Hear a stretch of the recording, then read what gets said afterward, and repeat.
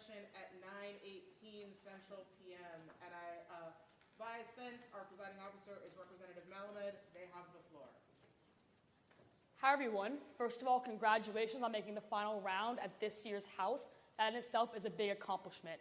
Just to get things going, I want everyone to be able to access my tiny URL. Just to make things easier, that is tinyurl.com/NSDA 2024. Please indicate that it works. Perfect. Just before we get started, I quickly want to thank everyone that has run tab and has judged this weekend. That makes this tournament run very smoothly, and it helps us a lot. And also, I just really want to reiterate congratulations to everyone that has broken at this tournament, especially those that have made it at this final round.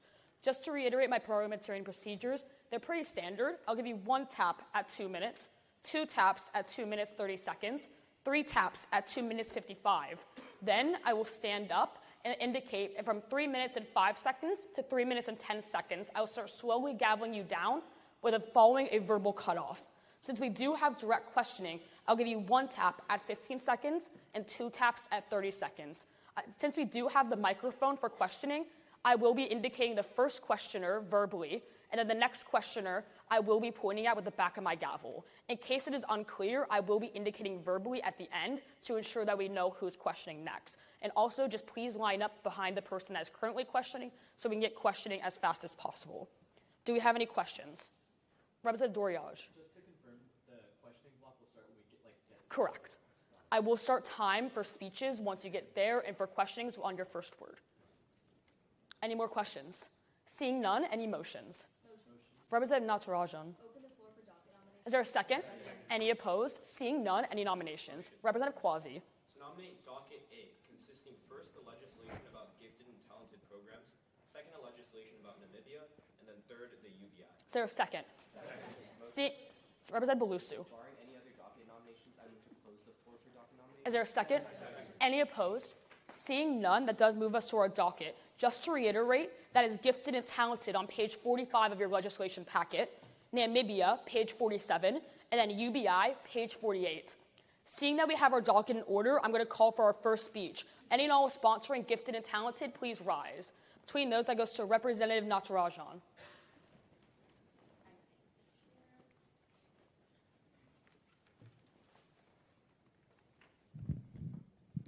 I thank the chair. That's Representative Natarajan, spelled Natarajan.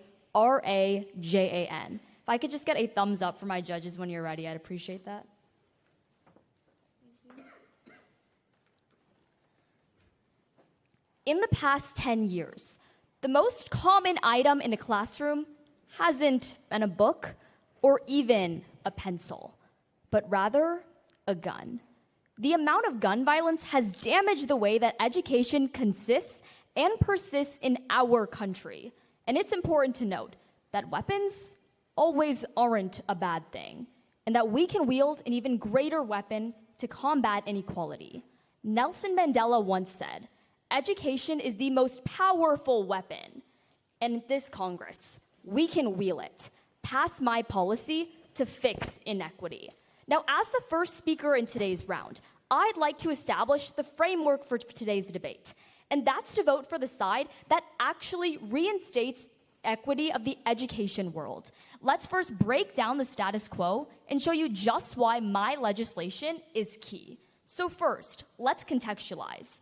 In our status quo, the National Association for Gifted Children states that underrepresentation is widespread, with African American, Native American, and even Latinos being underrepresented in 50% of gifted programs. But that's not all. Education Week in 2019 writes, while students with disabilities account for 14% of the population, they only make up 3% of the gifted program. Our founding fathers found this nation with ideals that all men are created equal. But it's apparent that our status quo doesn't value all education policies being created equal. Now let's go into how my policy changes the scope. Section 1 effectively removes the gifted program. This is vital, As the TFC in 2023 writes, there are about 700,000 kindergartners in New York fighting for 2,500 gifted and talented spots. The students that actually get these spots don't mirror the racial diversity of the city, with 70% of public school students being Black and Latino. But gifted and talented programs are 75% filled with Asian and white folks. We redefine equity and stop the segregation when you pass my legislation, because Section 3 upholds today's framework in two key ways. By having the Office on Well-Rounded Education be as an actor, we see an increase in diversity as they're able to properly establish where we have funding. But second, through research and the expansion of programs. But don't just take it from me. Here's your impact. It's equity. As through a Brilliant New York, an initiative that had a comprehensive approach towards the gifted and talented initiatives, we were able to see that kids were not just bound by one score that they took, but rather had the opportunity to explore their other talents. So when looking at today's impacts, it's clear that while all men may be created equal, all kids are not. Pass my policy. Speech time, 3 minutes, 7 seconds. Questioners rise. Otto. Thank you for that speech. Yeah. What I want to get into is gifted and talented programs. Right now, they're free to students, correct? Sure, in some So, instances. In the affirmative world, we'd be shifting that burden onto families to provide increased access. Okay, so here's the problem. First off, we can see that these initiatives don't have equity in our status quo. Sure, you're going to tell me that they're free and whatnot, but the main fact of the matter is that when kids can't access the resources to become gifted, But you're shifting the burden onto families to provide those resources for those not students, quite. correct? That's why we literally have through Section 3B funding and other Representative adequate Habiger. measures. Hey. Representative, great speech. Could you quickly explain for me the difference between equality and equity? Yeah. So with today's legislation, in terms of equity, we want to make sure that everyone actually gets the opportunities that So they deserve. equity, you would agree, is giving people what they need, regardless of Not it being quite. equal. I would argue that in terms of equity, what we're trying to say when you pass is that people are able to get what's best for them, but Can't not. we reform rather than abolish the gifted program? Here's the thing: through Section 3B, we're able to establish funding to actually look at elementary school measures. So that what are way, these we kids can currently in the properly- program that rely on this going to do because it fits their specific educational Okay, needs? so there's other initiatives like the Talk About Brilliant New York. This is a more comprehensive measure that measures Representative creativity. Xiao. Hey. Hi. Do children that enter the GT program see higher standardized testing results? Sure, but that's only for certain racial Okay. groups. We can So if we see get that rid of that's these, not. can I ask my question? If we get rid of these programs, do statewide testing results decrease? Here's the thing: it's already inequitable Wait, because it's a only yes or no certain- question. Do they decrease? for certain groups, but not for others. Right. But do we make school funding contingent on standardized testing programs? That's why we changed that through Section Wait, 3B. We added. So if results decrease, then schools lose funding, right? Not quite. Like I'm telling you, when we redirect funding, we're able to see where places need Representative it most. Lawal. What makes one kid more gifted and talented than the other? Well, there's a variety of factors. That's why Brilliant New York is able to establish a fundamental, comprehensive approach through creativity and other standards, not just one test. You're right. There's a variety of factors, meaning there's a variety of different GT programs that should be instituted for different students. Why are we getting rid of all of them when you have just told me that different students have different needs? Exactly, but we can see that GT programs in particular in our status quo only focus on the standardized test aspect. When there's Questioning time has elapsed. Speaker may be seated. Negation speakers, please rise. That goes to Representative Jamail. I thank the chair. Hi, everyone. That's Representative Jamail speaking for the first time in this legislative session on the negation of this legislation. J email if that helps you find me. There's a lot of you, so just let me know if you're not ready. Otherwise, I will begin shortly.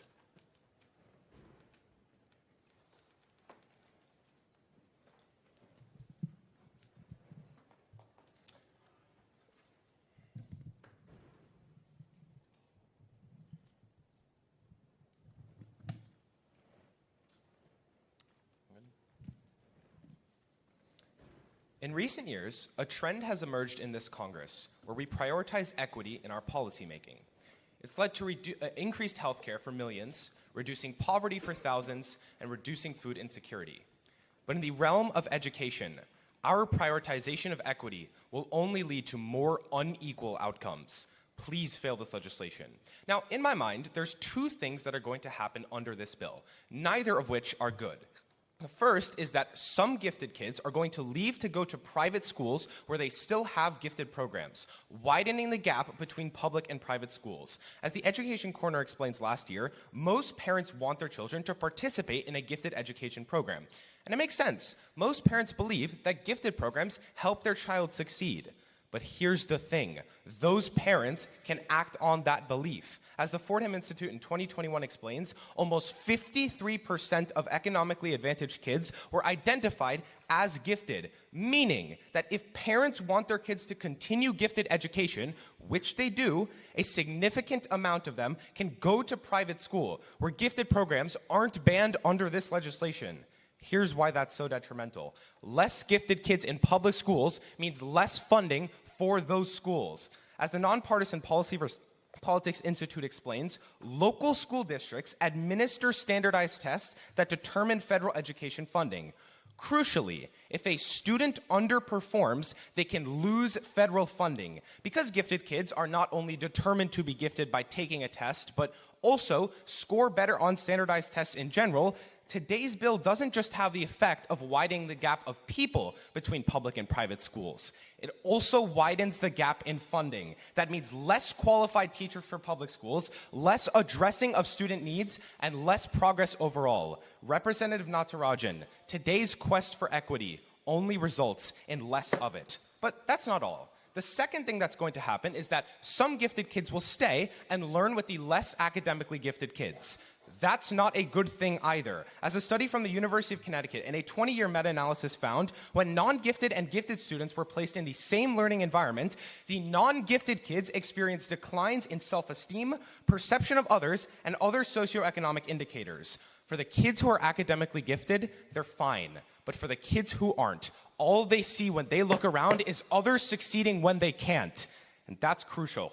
As a 2024 study from the Cognitive Therapy and Research Journal explains, low self-esteem and perception among children and teenagers can lead to major problems with anxiety and depression and even suicide. Representative Natarajan, there is no amount of equity that will change a fundamentally social problem.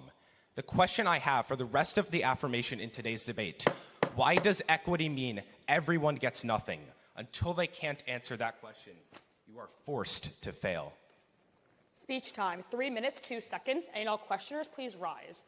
Between those, that goes to Representative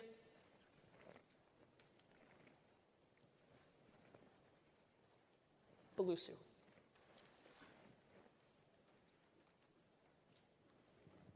Hey, how much does the average private high school or private middle school cost? Decent amount of money. Yeah, around $15K. Right. What types of students are paying $15,000 Economically simply for a advantaged. gift? Half of gifted kids are economically advantaged. Okay, then why meaning are they going to lower quality gifted and talented programs in public schools in the first place? A lot of them have other issues with private schools that prevent them from going. Okay, so they're not going to go to private schools. No, then. but one of their major concerns is So that they're their gonna kids pay is in a gifted program. $15,000 simply for gifted and This talented bill programs? changes a major factor for why people choose public schools. If a public school doesn't have a gifted program, that's their Representative main Dorairaj. draw. Why aren't richer Americans already going to private schools? Again, some of them have other issues with private schools. This legislation, What are those issues? like personal issues, stuff Like like that. what? I don't have any off the top of my head. Okay, so if there's no issues with private schools, No, they do have. Like what? One of the major factors in the reason people choose public schools is because they have gifted programs. If those, Wait, you just told me private schools have them too. Why aren't they already using them? because because it costs less. But if they're economically advantaged, they can go to private Why schools. aren't they doing that already then? Because some of them don't want to pay the money. Representative They will if they Tran. have to. Okay, so we're currently in a teacher shortage, right? Yeah. Okay, when unqualified teachers are overwhelming our workforce, how are GT kids being taught any differently from non-GT Yeah, so kids? I'd argue that actually gets worse because under this bill, the qualified teachers are going to go to private schools where the gifted kids I are. already told you that unqualified teachers are already filling even in GT programs, right? Sure. Okay, then they're not being taught any differently from non-GT kids. No, because the qualified teachers go to the place where the gifted kids are. But you just... Representative Binoy. Hey, Representative, let's talk about that funding argument, right? Yeah. Who funds public schools in the status quo? Federal, state, and local governments. Actually, the state government hands it over to school districts themselves, correct? No. No. That's... Like, it's 45% of the funding is directly from the state. Okay, hold on, but that means that the rest of it's distributed by their district. Yeah, when the other, private like, schools, When private schools aren't part of public districts, how does your private school funding argument still Because stand? their standardized test scores go down. That's the warrant for why funding How would decreases. other public school districts pay for private Question time has elapsed. Speaker may be seated. Affirmative speakers, please rise. Call again. Any and all affirmative speakers? Representative Dorairaj, unopposed. I thank the chair. For everyone's reference, that's Representative Dorairaj, spelled D-O-R-A-I-R-A-J. Speaking for the first time in this legislative session, let me get this mic set up because unfortunately I'm not that tall. Okay. All right, can everyone hear me good? All right.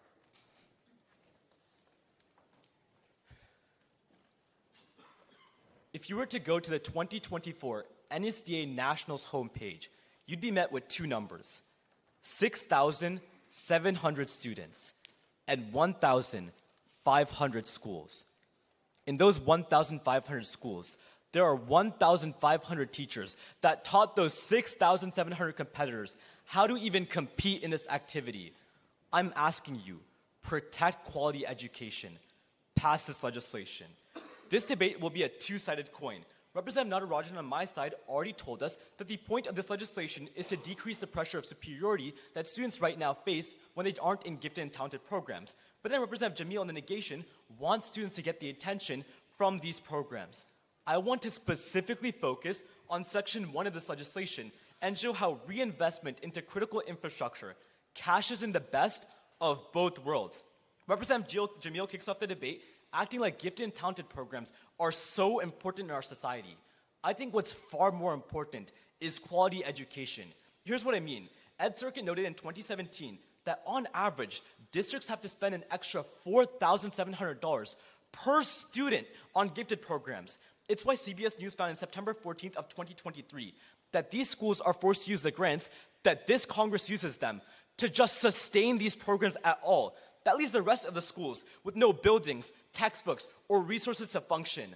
All today's legislation does is flip that spending around. Section 1 of this legislation stops gifted programs and transfers the grant to fund critical infrastructure. In other words, classrooms and textbooks. Why is investing in those things so much better of an alternative?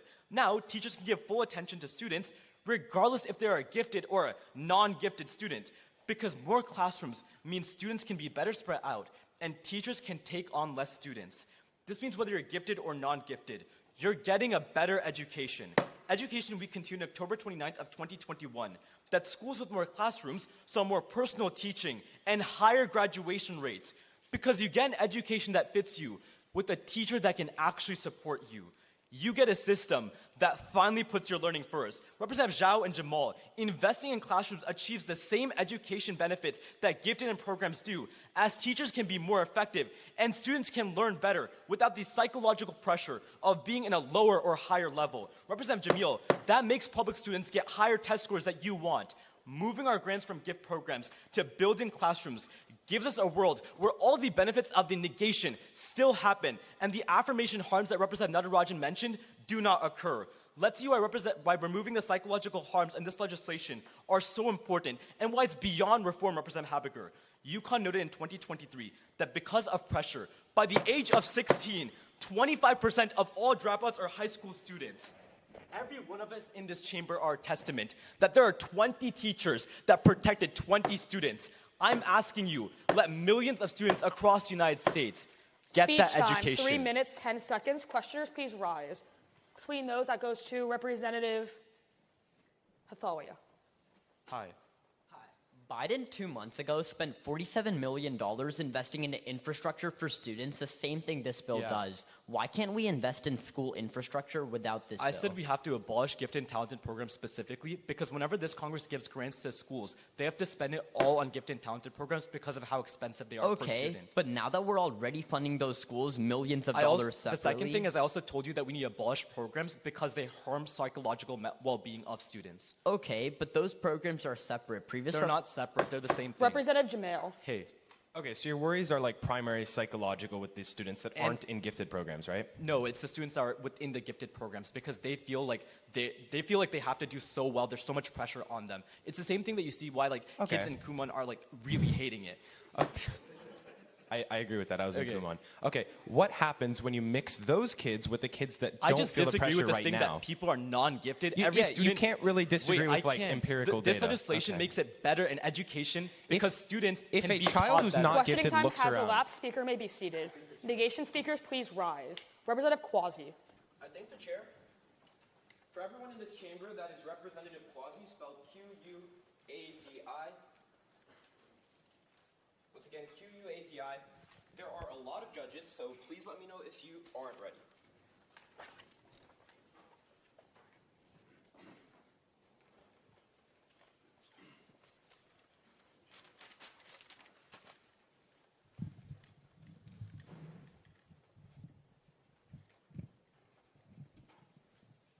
Great. Everyone all good? Sounds great. Quite frankly, public education has been a policy disaster for the last 60 years. Since 1965, this Congress has given $4 trillion towards every single public school in America, and it's resulted in a slow, steady, and inexorable decline in every single student requirement ever. Under this legislation, it's the same students that have been discriminated for decades that continue to fail access to education, and that's why you fail this legislation. First, Representative Natarajan and Dorairaj tell you that this legislation bans gifted and education programs. Thank you, but what even are these programs? Look towards Section 2. This defines gifted and educated programs as any education program that distinguishes some students as higher achieving than others. This is a significantly higher scope than what the affirmation has told you, because it consists of things like advanced placement or IB programs, because they distinguish students as higher achieving in schools, and you have to earn your spot in these programs. Understand that by passing this piece of legislation, you are hurting the same low-income students the affirmative advocates for. Look towards the College Board in June of 2021. They show you that 60% of low-income students who took AP exams in classes were 19 percentage points more likely to get into college. That's great. Public education and these advanced classes are their way to step out of poverty and into the real world. They can show colleges that they are getting ahead in their education and truly learning. Once you affirm this legislation, they can no longer display their advancements. They can no longer show to colleges that they have a level of knowledge that is higher than other students, because now you ban these programs altogether. Well, why does this matter? Well, Cassidy Paquette, a professor at Emory College, shows in April of 2022, lack of AP tests causes universities to weigh extracurriculars significantly more, because that's the next alternative when you submit a college application. Well, heck, now colleges are preferring the kids who maybe buy a suit, fly to Des Moines, and debate in a ballroom. Sound familiar? Yeah. The point is, these low-income students don't have these opportunities because they can't afford them. You passed this legislation, and now their college acceptances are weaker and lower. Look towards the Standardized Testing Task Force in January of 2020. This isn't just theory. It found that because of increased consideration of extracurriculars after banning standardized tests and advanced programs, it denied low-income students up to 25% more than the past for their college education. This is the difference between them changing their lives or being stuck where they are forever. Look towards the Brookings Institute in July of 2016. A college degree increases your chances to move out of the bottom 20% in income by 53%. This legislation strips that away. Our public policy has been a disaster. Don't let this legislation continue that. Speech time, 3 minutes, 9 seconds. Questioners, please rise. That goes to Representative Wijesekera.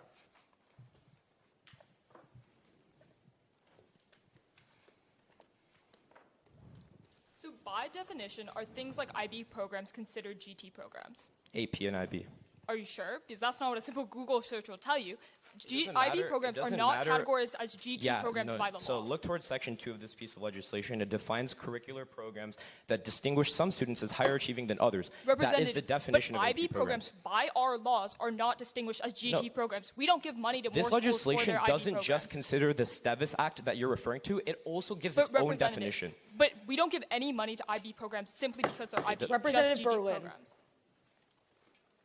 Good morning. So do I have to take a special test to get into like Calc AB, for example? You have to pass the class to stay in it. Yes, that is the same with almost every class. Yeah. Okay, I'm pretty bad at math. I still took Calc AB. I didn't have to Sure. take a standardized test to get there. No. That is the standard for a gifted program. That's I not- can register no matter what, right? Yeah, so you're contradicting your own piece of legislation. Section 2 states that gifted education No, programs... because anyone I mean, can you're register interrupting for a me while I'm Calc giving AB you the program. answer. You don't even care to hear my answer. Look towards Section 2. It's any program that distinguishes them as higher achievement. Question time has elapsed. Speaker may be seated.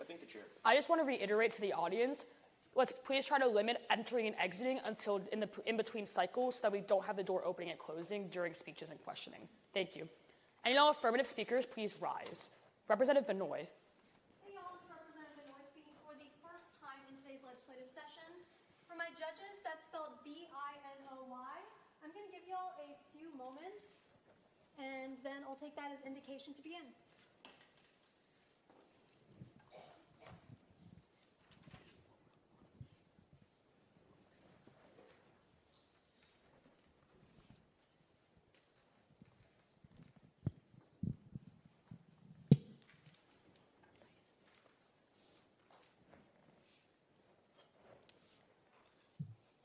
When it gets too hot in Denver and Baltimore classrooms, teachers send them home because they don't have air conditioning.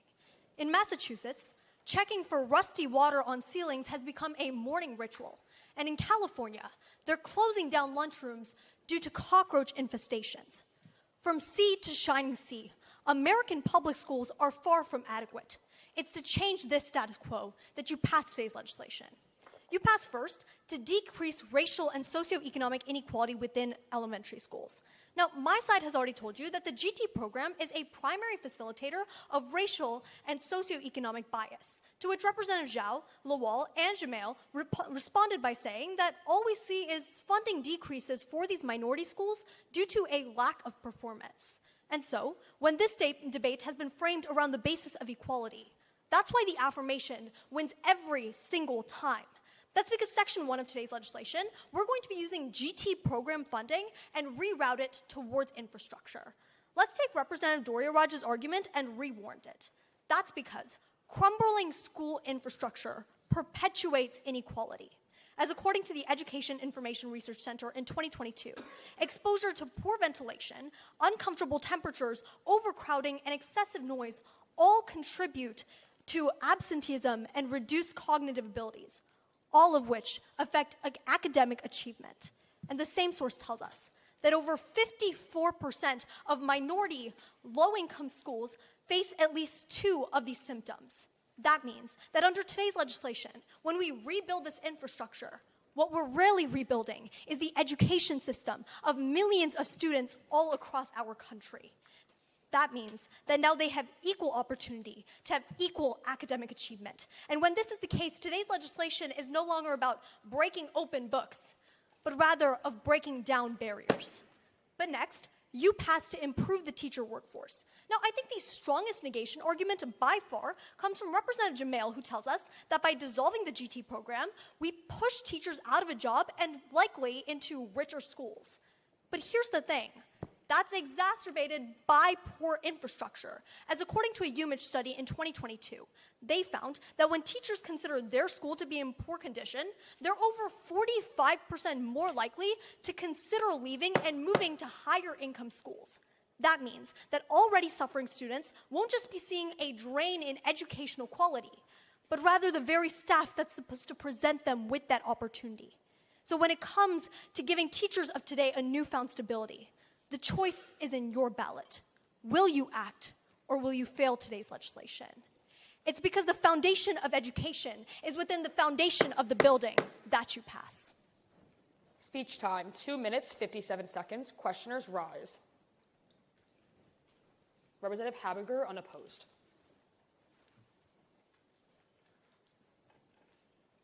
Hi, Representative. Hey. So a lot of people on your side have cited monetary costs and differences in curriculum as primary reasons that we should remove these GATE programs. Yet, should we also remove special education just because it costs double and uses different curriculum as well? Yeah, so I didn't cite, funding as an adequate reason to get rid of GT programs. It's primarily the fact that our infrastructure is being ignored and GT programs Okay, speaking of are inherently infrastructure, racist. How much of that infrastructure money actually comes from the federal government? I'm sure you can Representative Nichol.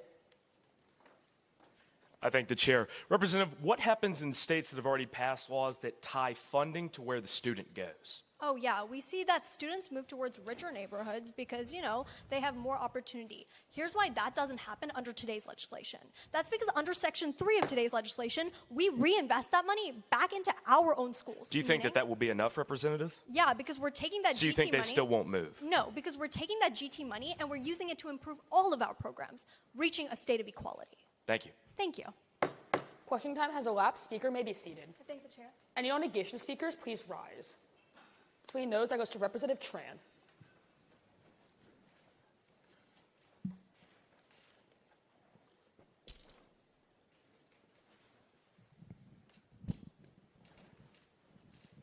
Hello, everyone. My name is Representative Tran, speaking for the first time today in this debate at the leisure of my judges. NPO, Habiger, judges. Former President Bush once said, "Every child can learn. It just takes longer for some." And he's completely right, because every child deserves the opportunity to learn, but just not in the same way. We prioritize everyone's educational needs, but remember, it's never a one-size-fits-all approach. Fail for the following two reasons. Because first, GT programs builds generational wealth, and second, this bill hinders future innovation. On to my first point, GT programs build generational wealth.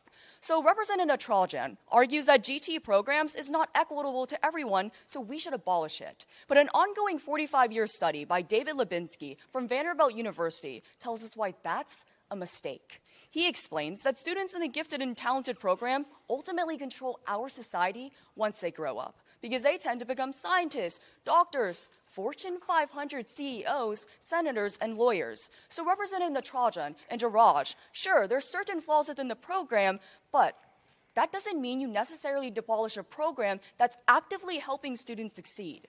Rather, you open up the access to more students. For example, Megan McConnell from Houston Chronicle, May 6, 2024, further proves my point. She tells us HISD, which is one of the largest school districts in the U.S., consists of 78% low-income children, and 50% of them are in GT programs. But how do they manage to achieve that? Well, it's all about how we approach the program. HISD moved universal testing from kindergartners to second graders to increase access. So Representative Natarajan, you want education to be more accessible, but when you pass this bill, you close the door on students who need it. Keep it open. On to my second point. This bill hinders future innovation. Chris Weller from World Economic Forum, September 16, 2016, explains if a parent notices a child is gifted, the number one path they should take is that they should never stop supplying that kid with challenging work, because over time, their strengths can develop into abilities that need to achieve future success. In fact, these kids are the ones that will go on to the future and invent life-changing medical devices. So Representative Dorairaj claims that students will learn better without GT programs. However, Emily Durig from Kansas City Star, February 8, 2024, tells us these kids desperately need a strong foundational setting, and GT program provides that. Because currently, Missouri kids are way behind. Rather than learning to read through phonetics, teachers are teaching them to guess at words. But it's not only Missouri, 38 states are doing that. So ultimately, children who are excelling and have a high potential to be more advanced classes aren't going to wait for others, because the affirmation wants to increase access, but they're just asking these kids to wait. Fail this legislation today, because every child is gifted. They just unwrap their giftedness at different times. Speech time, 2 minutes, 59 seconds. I need all questioners, please rise. That goes to Representative Natarajan.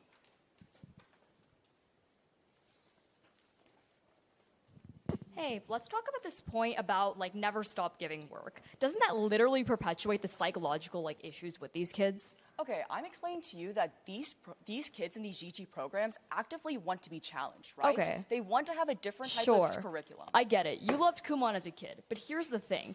When there is generational wealth, that means only the people that can afford it do well, correct? No, I explained to you in HISD, 50% of these people in GT programs are low-income students. Wait, it's not only but high I income. literally tell you that when certain braces don't have access Representative to programs, Dorairaj.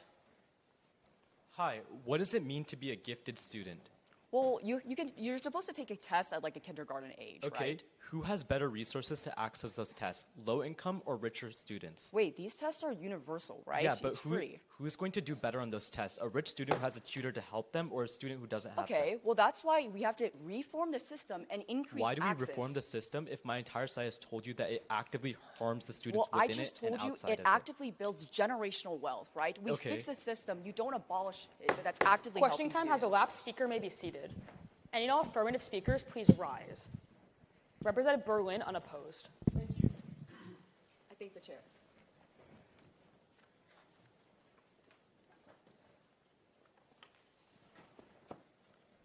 Thank you. My name is Representative Berlin. This will be my first time speaking today. There's a lot of judges, so just interrupt me if you are not ready. Again, this is an affirmative speech.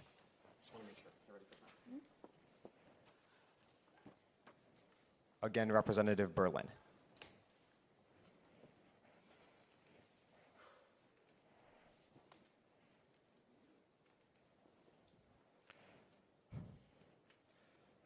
The concept behind the Latin American phrase, no more resedio, is about as old as warfare itself. From Greek myths depicting heroes saving their allies, to the Airman's Creed, I will leave no airman behind. This phrase has become ubiquitous in military circles, but it wasn't introduced into civilian life until the 2001 No Child Left Behind Act, which ironically established the standardized testing system we know all too well that has left millions of children behind. The primary reason you must pass this bill is to fix that system. Representative Binoy and Natarajan on my side improperly frame this bill. They tell you that these programs are inequitable, and unfortunately, they sort of treat gifted students as the other. I want to spend my speech showing you why these programs hurt both the students in the program and who are not in the program. First, gifted programs hurt students who are put in them. Education Corner in 2024 furthers that being put in a gifted program creates more pressure on students to achieve because there are higher expectations from teachers and students. This is the argument you just heard from Representative Dorairaj. But what's the consequence?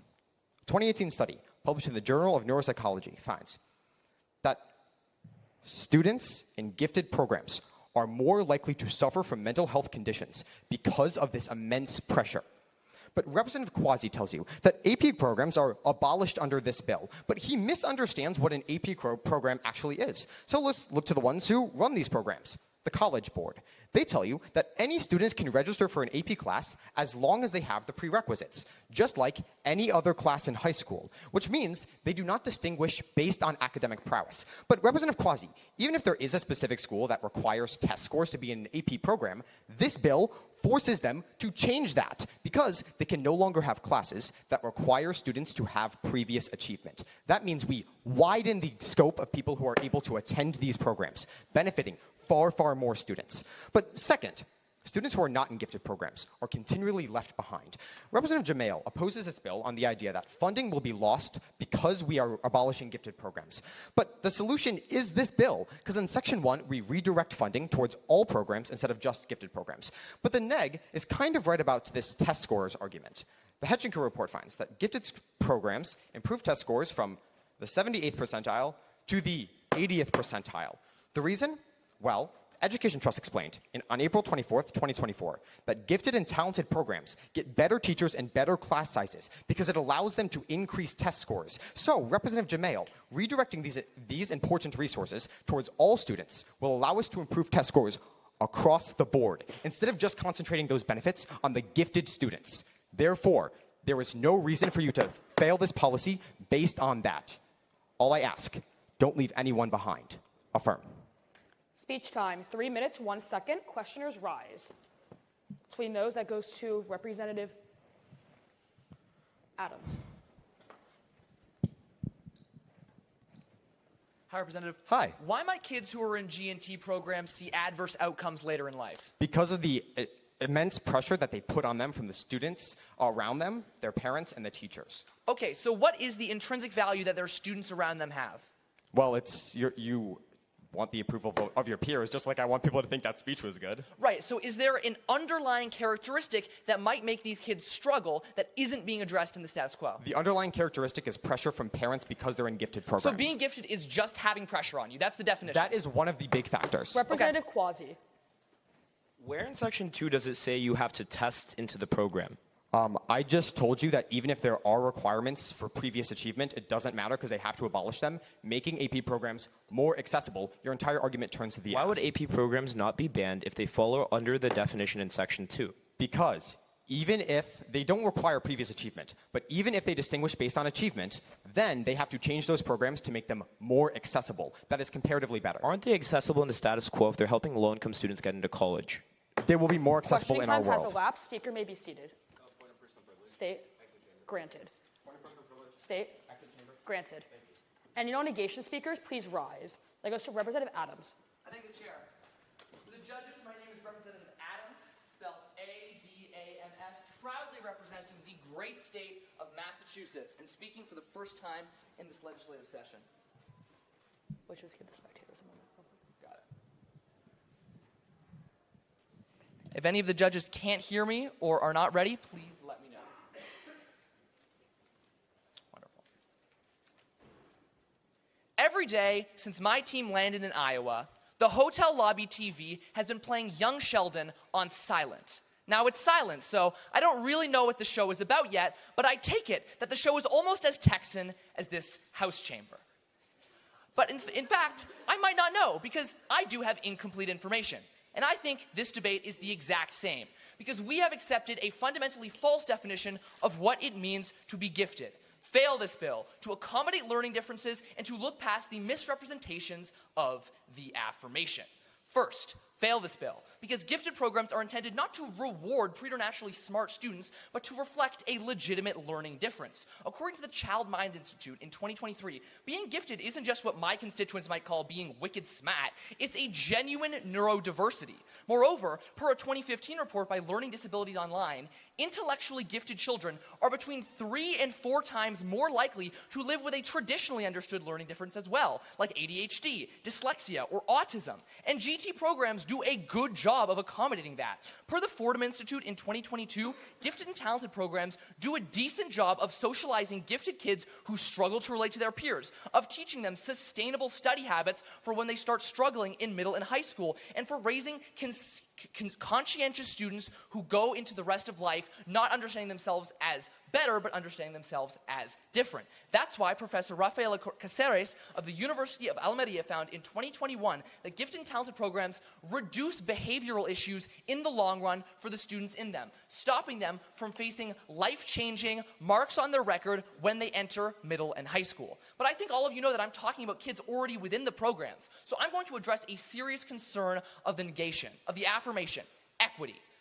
Pass this bill. Fail this bill because we need to understand that equity only survives in our world. Colin Seal, an expert in black educational equity, wrote for Teach America in 2021 that Natarajan's inequity impacts are not so cut and dried. He says that while we should address the disparities in who accesses gifted programs, eliminating gifted programs hurts disenfranchised students the most because low-income students, that is the only way that they can access respect for their neurodiversity. And for black and brown students, that credibility under their belt is the only way they can make a case to eventual racist interviewers and teachers that they genuinely have a learning difference. But let's dig into how that affects mental health and behavior, Representative Binoy. Law professor Jonathan Turley writes for The Hill in 2021 that removing G&T programs exposes gifted black kids to a harsh disciplinary system that they're not prepared to tackle. Representative Tran is exactly right to say that students develop at different levels because young Sheldon may have been a genius his whole life. For my folks at home, the same thing goes for Will Hunting. But ultimately, gifted kids are not savants. They're vulnerable constituents we have a responsibility to serve. Let's talk about racial inequity. There are racial inequities in healthcare. Is healthcare a bad thing? There are racial inequities in housing. Should we eliminate housing for the people who have it? No. Gifted programs for all who need them. Speech time, 3 minutes, 8 seconds. Questioners rise. That goes to Representative Balusu. Hey, I want to talk about this idea of hurting disenfranchised students. Do students in lower income schools have worse gifted and talented programs? Sometimes not, because the baseline is why higher. are the gifted and talented programs worse? At low-income schools? Yes. Because they're poorly funded? Yeah, they have less resources. So in this legislation, when we invest in critical infrastructure to build up those schools, Well, to your point, the gifted and talented programs do not have as much money that we would just be redirecting all these funds. The schools are already getting funds from the federal government through the Department of millions of dollars locally. Representative Palani. Hey, great speech, Representative. So if this legislation is abolishing the idea of inequality within lower income schools and higher income schools, where does your point stand? Your plan is to ban inequality? Yeah, but this is diminishing the inequality overall. Okay, should we ban crime? Should we ban racism? Well, this isn't Should we banning ban crime. sickness? Okay. You're completely misunderstanding my argument. We're banning the fact that some schools get worse gifted and talented programs and other schools get better We're banning ones. the fact that We're any removing it kids entirely. get any gifted and talented programs to accommodate their learning differences. But that their hurts learning black differences kids can be more. Questioning time with the has elapsed. Speaker may be seated. Any all affirmative speakers, please rise. Call again. Any all affirmative? State. Is there a second? Any opposed? Seeing none, starts now. We're on recess, you can enter. We're on recess, you could also enter.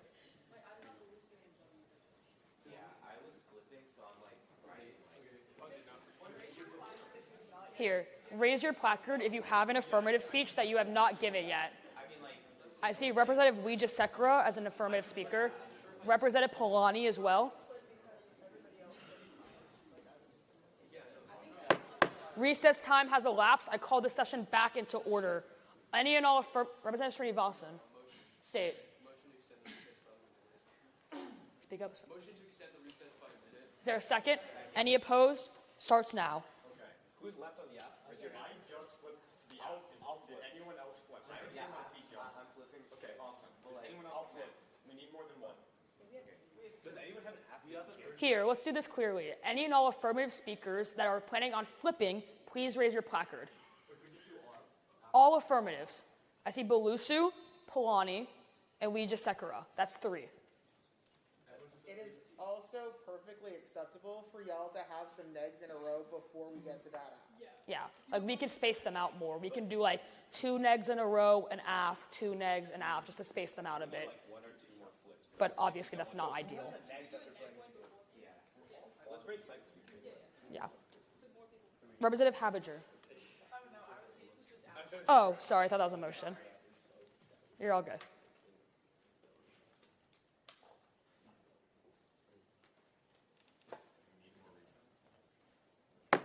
Recess time has elapsed. I'm going to continue on with session. Any and all affirmative speakers, please rise. Seeing none, we'll break cycle. Negation speakers, please rise. Between those, that goes to Representative Nichol. Thank you. That is Representative Nichol speaking for the first time in this legislative session, and of course for the first time on this piece of legislation. Just to clarify for the judges, this is another negation speech.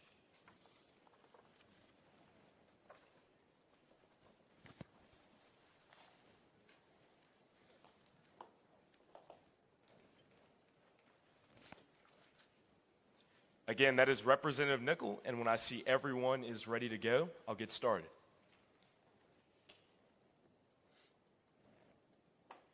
The first negation speaker of this round, Representative Jamal, made an incredible point.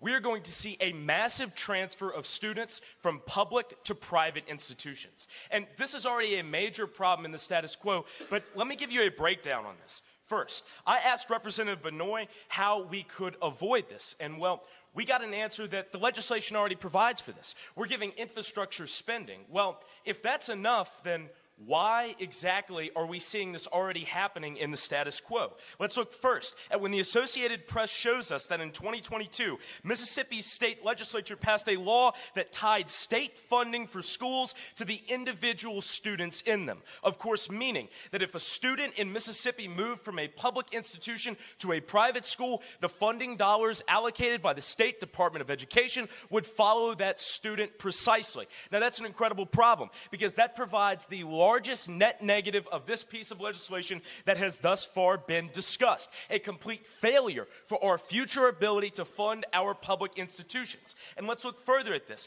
A 50-state comparison for K through 12 funding found by the Education Commission of the United States found that 21 states are pursuing similar legislation. This means in 22 out of 50 states, public institutions will be drained of most of their funding when all of these gifted students move to private institutions that continue to keep their gifted programs. Because we've already seen through other negation speakers, it has been proven time and time again that children that have these abilities, children that have parents that want to foster their growth, will send those children where the opportunity is. And let's make this clear. If we take the opportunity for these children out of public schools, they will move. They will go where the opportunity is. I need not remind this Congress that we are already fighting a war to keep the accessibility to quality education in public hands that's accessible to all, not just those that are rich enough to pay for it. And let's move on to something else. We've talked a lot about our comparisons for education between different groups of students. Let's talk about how the United States currently ranks in the world. Currently, the United States is not even in the top 10 on the world rankings for education. And granted, with how much we spend for education, that is insane. We are not getting a good return on investment because we're not running our schools correctly. The problem is not a over-stimulation of these gifted programs, it's a lack of it. Germany and all these other developed countries in Europe have incredibly specialized programs for all of their children, and that's why they consistently rank in the top 3 and the top 5, and that's why they outperform us in every single metric globally. And again, if the affirmation wants to access all of this equity, all of these impacts for all these low-income individuals, we need to stop tying school funding to zip codes. We need to stop tying school funding to property taxes. Do that. Make that change, and then we will make a better America. But until then, this bill only makes our country worse. Speech time, 3 minutes, 6 seconds. Questioners rise. That goes to Representative Binoy.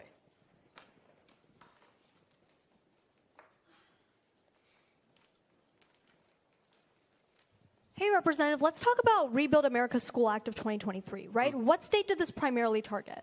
I'm not sure. I'm sure you can Yeah, Maryland got a lot of funding because of this. When they were facing a huge teacher flight crisis, and it was resolved by that legislation when they received more infrastructure aid, why don't you think that's going to happen when we pass today's legislation? Right, but unfortunately, that's going to do nothing for states like Mississippi and the other 21 states that are already making moves to tie funding to where the students go. Hold on, so we're going to see in almost half of the country, we're going to see funding for public education go down. Representative Dorairaj. When has the Department of Education ever funded a private institution? In Mississippi, in my state, they have. They've done it twice already. Our Governor Tate Reeves just passed a $10 million package to fund private schools. Is that a package directly in grants, or is that tying funding towards the It's in grants, leaving? and they already tied it in funding 2 years ago, as I told you in my speech, They tie it in Representative. funding for public schools. Private schools don't get that same education. They have tied the funding. That's what I told you in my then speech, why in Representative. California is there 0 instances of California isn't one of the 21 I mentioned, Representative. Then why Questioning time has elapsed. Speaker may be seated. I thank the chair. Any no affirmative speakers, please rise. Representative Wijesekera, unopposed. Howdy, y'all. This is one of the many Texas representatives, and Representative Wijesekera, or Representative W for short. I know there's a lot of you, so I'll just take a minute.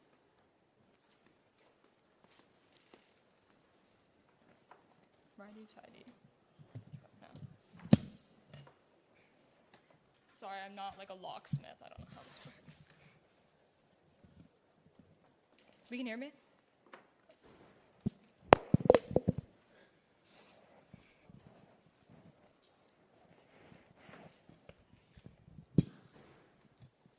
Does this work? Oh, good. Hopefully that doesn't mess anything up. Growing up, I was debating between becoming a doctor and a teacher. And you can probably assume what my brown parents wanted me to become. But they told me that if I was going to become a teacher, I needed to help those who needed help the most. So here I am, teaching this Congress a very important lesson. Ultimately, you have to pass today's legislation because I'm going to send us back to elementary school and tell you how passing today is the only option. Let's look at the ABCs for starters. First, A is for accessibility. Let's do a quick roll call on these GT programs. Who actually is in these GT programs in the first place? Black students? Absent. Hispanic students? Absent. Low-income students? Absent. Wait, they were never on the roster in the first place. Vanderbilt University tells us in September of 2019 that students from the top 20% of the income bracket are 6 times more likely to be in GT programs than those in the bottom 20%. So that's why you pass, to improve education for all students. I implore the negation to look your constituents in the eye and tell them that their children aren't smart enough, because I'm not willing to do that. First, with GT programs abolished, there will be an influx of the best teachers going to all students. Representative Jamal, Quazi, Tran, and every negation speaker and questioner all assume that the quality of education goes down. But it doesn't. That's the thing. Teacher certification degrees tells us that GT teachers are more likely to have a master's degree and higher levels of education. That's why test scores are so high, because the best teachers are going to these GT programs. But here's the thing. When you abolish GT programs, all of these teachers go to all of the students, making sure that you don't just prioritize those who are wealthy and who are rich and can get into these GT programs. You can prioritize everyone. But second, you improve general education elementary research. See, this is something my side hasn't talked about, but B is for beginnings. Passing increases opportunities for all students. Representative Tran and Balusu, education improves when you pass today's legislation. Let me be the first to explain why. The Center for American Progress tells us in July of 2019 that this research under this legislation includes solving obstacles for low-income students, finding out the best ways to teach students across low-income divides, across socioeconomic divides, and across race. That's the solvency for the affirmation. Because while Representative Adams says that when you pass today's legislation, you won't be able to help those with special needs, you can. That's what this education research goes to. But why is this so important? Because C stands for care. When you provide care to those who have historically never gotten care, we change the narrative. This Congress has clearly missed a very important lesson, because you can't spell inequality without GT. Well, you can, but not really. Representative Adams, nothing says we can't prioritize special needs when you pass today's legislation. Representative Jamal, test scores don't decrease in the first place because now you have better teachers going to all students. I'd say it increases because every student can get help.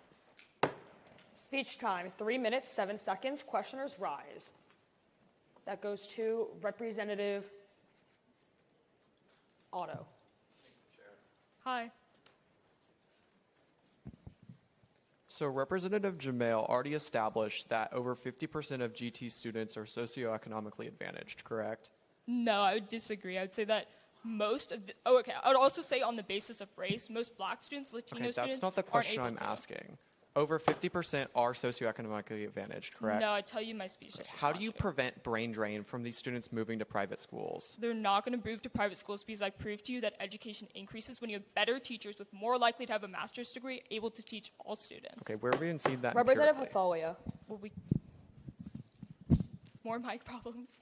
How do schools admit students into gifted and talented programs? There's a test, there's attendance, there's a lot of metrics. Right, so before it was all teacher recommendations that was pretty biased. Now they've moved it into things like cognitive tests that you can't really prepare for. Why is that so bad for low-income communities? Because it's still things like attendance, it's still tests. I would No, say a it's test, not attendance. Representative, I would say a test you take at the age of 5 or any metric at the age of 5 not at the age of shouldn't 5, and deny it's you any behavioral opportunities. questions. Why are behavioral At the end of the day, I would bad? still tell you I'd rather improve education for all students and not just a GT Right, program. right. But that different helps when you people have need Question students time going to has these elapsed. Speaker may be seated. Negation speakers, please rise. State. Granted. Negation speakers. Between those, that goes to Representative Wang. This is Representative Wang, spelled W-A-N-G, speaking for the first time in today's debate on the negation. If I could just get a thumbs up from my judges when all you guys are ready, that'd be great. Good? Yeah. Perfect. All right.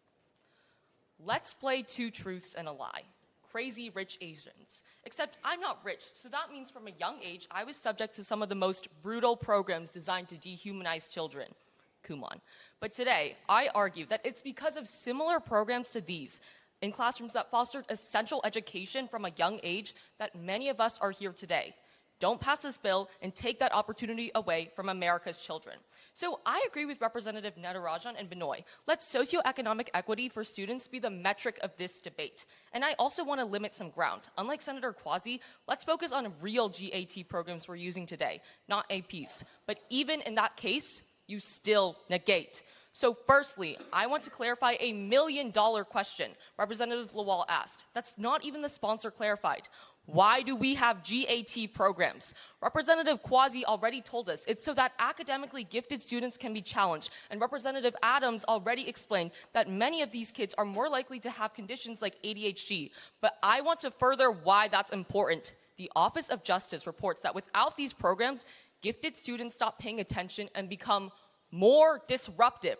Representative Binoy and Wijesekera, that exacerbates the very factors why teachers are leaving the industry. But I also want to address this claim that GAT programs are harming students who aren't in them.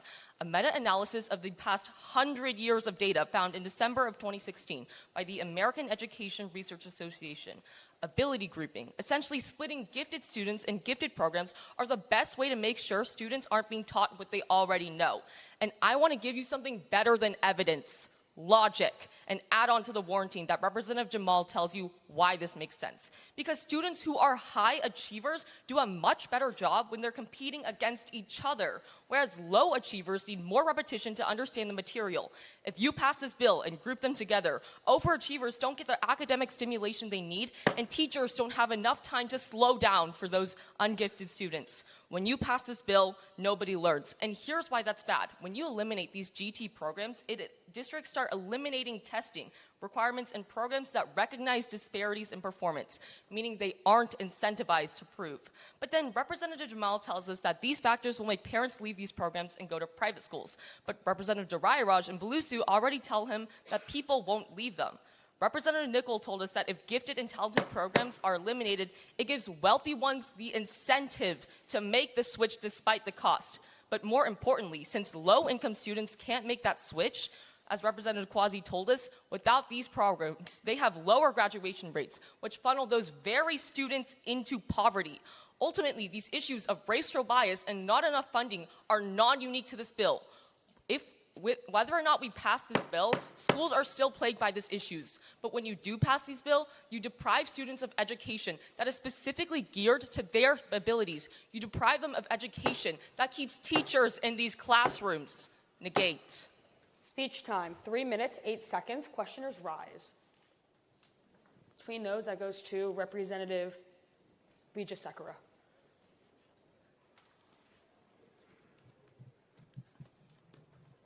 So you talk about the incentive to go to private schools. If my side has already addressed that you improve critical infrastructure and you get better teachers to all students, how does that incentive exist? Okay, I just don't buy that, because if having more funding was a solution to every single school It's not problem, more we would have funding, already done that. It's critical Okay, infrastructure and Representative it's more Hathalia teachers. already told you that Biden already approved a plan designed to specifically What fund about in my critical speech? infrastructure. Why eliminate What GT about programs? in my speech, I tell you that these high-quality teachers end up going to all students. Doesn't that address your concern? Okay, wealthy schools still offer gifted and talented programs. Okay, That's why but there's a free Natarajan. switch and schools get less funding. Hey, is talent solely intelligence? No, but gifted and talented programs are designed for academic intelligence. Okay, sure. But that allows children to learn from one another, correct? When they're placed together?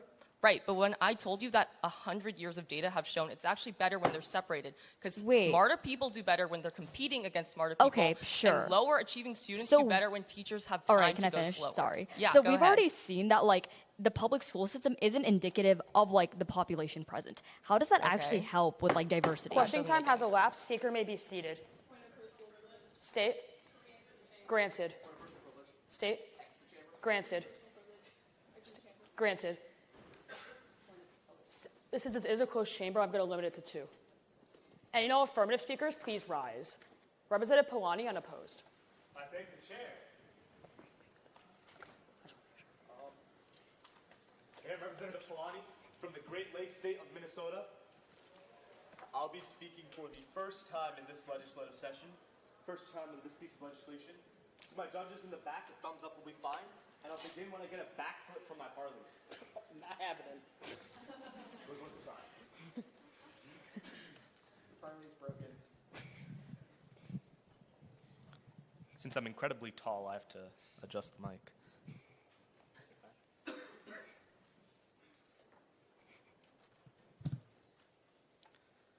street poet and philosopher Drake once said, "Life is like a confused teacher. They give you the test, then teach you the lesson." Unfortunately, the only person more confused than Drizzy's teacher has to be the negation here today, because simply speaking, everything they've said thus far has been fundamentally false. So allow me to be your teacher and teach you some lessons. First lesson, this one goes to Representative Jermail, who tells us that gifted students should not be in the same environment as non-gifted students. Wow, that sounds great, until you realize that the effect that this has on non-gifted students. As the Institute for Educational Advancement finds, that GT programs cause kids not in them to feel less on education, focus less on schoolwork, and feel diminished overall. So Representative Jermail, let's leave the fairy tales back in kindergarten. Now, Representative Quazi brings up AP classes and IB classes. Why has no one on my side touched on this yet? Because it's completely false. Let's look at the bill together.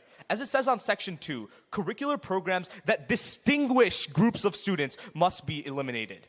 Are AP and IB programs selective? Well, as told to us by College Wine, they tell us that AP classes aren't selective whatsoever.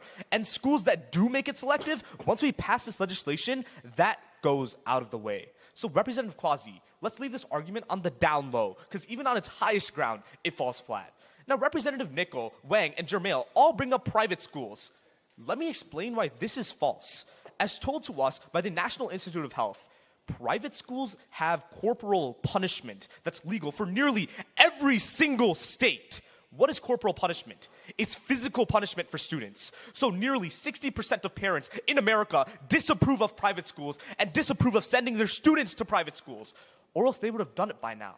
So this argument of sending students to private schools won't exist because of how violent teachers can be in these schools. Simply speaking, this argument doesn't exist. Now, I've heard the word funding so many times in this debate, I'm honestly sick of it. So let me address this. As told to us by researchers of Stanford's Educational Opportunity Project, they found that lower income areas have lower average standardized test scores. This means that they have decreased funding compared to higher income schools. But how do higher income schools get higher test scores? GT programs. As the American University found in 2020, the low income schools had a lack of $10,000 per student in Chicago. 10,000. That's almost as many times my Indian mother has yelled at me this week. That's how you know it's a pretty big number. Now, representatives, I might not say that I'm gifted exactly. I mean, while all the other kids were learning calculus in 6th grade, I was playing Fortnite with the boys. But I don't think you need to be gifted to know that the negation's impacts are fundamentally false.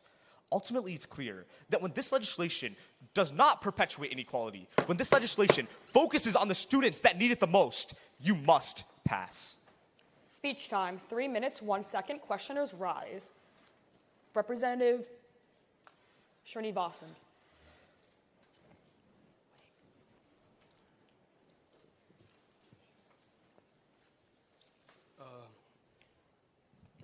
Hey, Representative.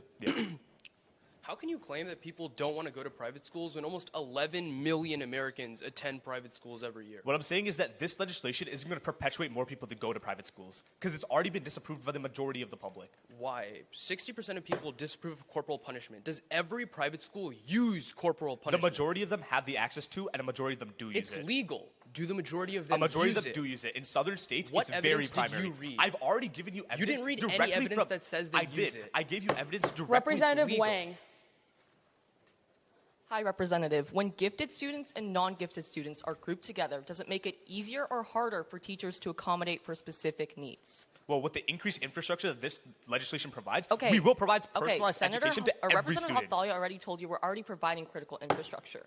But but principally, when you group them together, the gifted students get bored and the non-gifted students We provide fall critical behind. infrastructure to directly GT programs. Critical Now we give it to infrastructure every student. doesn't change the fact Giving they're it to every falling student behind. is so I don't much think better. a building helps a student learn more than a building teacher that houses. can accommodate their Questioning needs. time has elapsed. Speaker may be seated. I think the chair. State. Granted. State. Granted. Any no negation speakers, please rise. State. Granted. Okay. Between those, that goes to Representative Hathalia. That's Representative Hathalia speaking for the first time this legislative session. Once again, Representative Hathalia. Just give everyone a second to say that. Yeah.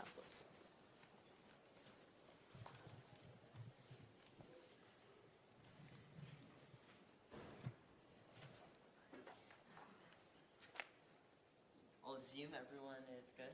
Yeah, great. Growing up, the first thing I learned in school was the golden rule. Treat others the way you want to be treated. Yet when those schools supposed to teach the golden rule are so often overruled by the rule of gold, I'm asking you, take the time to protect those who can't protect themselves. This debate comes down to one question. Which side better helps our low-income constituents? The affirmation advocacy centered by Representative Natarajan and Wijesekera tells that minority students are historically underrepresented in gifted and talented programs. Yeah, they're right. Historically, gifted and talented programs haven't looked at lower-income constituents. That's all changed. In fact, most school districts now have moved away from the parental recommendations, from the biased teacher recommendations, and GPA inflation Representative Natarajan says hurt. eSchool News, in an analysis of 81,000 students in both Alaska and Texas, found in 2022 that with new established universal screening, 25% of all gifted and talented students were disadvantaged coming from Title I schools. That's amazing because it means the bias in the referral system perishes and every disadvantaged student flourishes. Your New York program, Representative Natarajan, accounts for the same creativity gifted and talented programs are now implementing. But Representative Wijesekera, the National Bureau on Economic Research finds that now, because of new universal screening, the proportion of Hispanic students in the program has increased by 130%, and the number of black students has increased by 80% following the implementation. That's amazing, Representative Palani, because it means test scores still improve in low-income areas because those are the same areas getting into the programs. But Representative Dorairaj, Binoy, and Balusu tell us passing helps increase investments into infrastructure. Remember my first questioning block, where I tell you that President Biden already invested $47 million into improving the same infrastructure. You don't have to remove gifted and talented programs to finally care for our education system. But Representative Berlin talks a lot about stress. Two things here. One, Representative Tran already told you that students in gifted and talented programs want to learn more. But two, I completely agree. Stress is a big deal, but that's why reform exists. The Washington Post found in 2023 that new policies are helping reduce stress. That looks like decreasing homework, more counselors, and that's really important because our low-income constituents finally have the resources when you need. When you take those programs away, you limit the massive amount of opportunities for minorities. Education Week finds that more minorities, more low-income constituents need better resources. That's why gifted and talented programs were even created in the first place. Please, don't punish the constituents that need our help the most. Speech time, 3 minutes, 3 seconds. Questioners rise. Between those, that goes to Representative Berlin.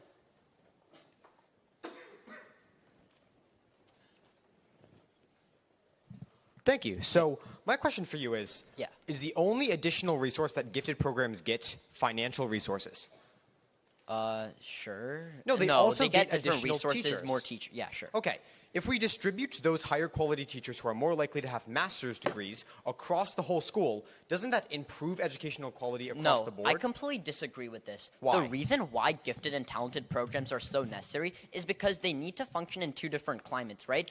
Why do we have to separate students at all? Different students need to work with different Representative resources. Palani. Hey, Representative. Hey. So you agree that we should have personalized learning for students, right? Sure.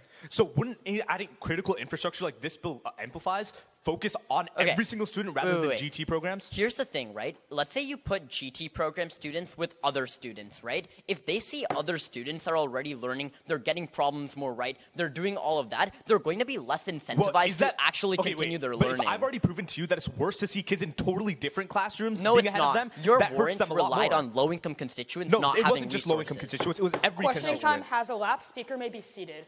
Affirmative speakers, please rise. Representative Balusu, unopposed. I thank the chair.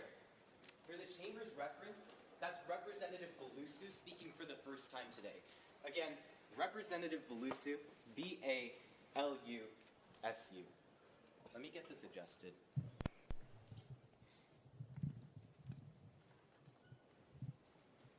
All right. Wait, very quickly. State? Granted. Just let her sit down real quick. Yeah, for sure. If everyone can hear me all right, let me know and I'll get started. Good. Great. I love Congress. I mean, back in high school, I averaged a 1.7 GPA. But hey, I'm a 60-year-old white male, so of course I still got elected here. America truly is the land of opportunity. You know, given the fact that I'm serving in Congress, you probably already know that I was rejected from my school's Gifted and Talented program. But I promise, I'm not salty. I actually have reasons for passing this legislation. Let's learn the facts that I never could pass. Now, 7 cycles into this debate, I want to do something really crazy. Finally set the framing and burden for the affirmation to actually win this round. Here's the thing, Representative Lawal. To win this round, the affirmative doesn't have to say all gifted and talented programs are good. All we need to do is prove that on balance, gifted and talented programs do more harm than good. At that point, it comes down to a really simple comparative. What's more important, the harm that these programs do to our most low-income constituents or the marginal benefit that they provide to our most privileged constituents? Because as the National Bureau of Economic Research finally concludes for us, across the nation, when lower-income students were put into gifted and talented programs, their outcomes were 30% lower than all of their counterparts. Here's the really simple thing that no one's mentioned. Inside of all of these lower income areas, they have less resources and less qualified teachers. That's where their outcomes are worse in gifted and talented programs. It goes further. Representative Adams, I agree, we need programs for marginalized students, but at the point that more than 75% of minority students report feeling bad about gifted and talented programs, it comes down to really simple weighing. On magnitude, if we care about our citizens, if we care about our most marginalized students, we have to pass this legislation. Representative Hathalia, that's the answer to your question to Representative Dorairaj in cross-examination. We can't fund infrastructure on top of having these programs because these programs aren't doing an active good. So with that part of the affirmation burden met, the only thing left to answer is does passing this legislation specifically increase equity? Yes, it does. Representative Jamail, there won't be a mass exodus from public school students to private schools because no one's willing to pay $15,000 simply to access a gifted and talented program. Representative Quazi, even if this legislation does include AP and IB programs, I honestly would argue it doesn't matter. As the Progressive Policy Institute reports, even if students have no AP courses, they won't be put at a disadvantaged college admissions process. They literally compare students to other people at their schools. You can't access your impacts on college admissions if they're being compared to other people that also aren't going through AP admissions. Representative Tran, you talk about the quality of school programs, but this legislation finally solves that problem by investing in school infrastructure. Because as the Texas Association of School Boards finally explains in February of this year, as building conditions improve, education outcomes like test scores increase by 17%. Our students are finally given the resources they need when we pass this legislation. 3 minutes, 10 seconds. Questioners rise. Between those, that goes to Representative Tran. Hey. Okay, so as a local district, right? And when I'm given funding, nothing's stopping me from directing it to only high-income schools. No, it says critical infrastructure. Critical infrastructure is always lower-income Sure, schools that actually need but it. when you put the funding into the hands of these districts, right, they want to look good and want to have results.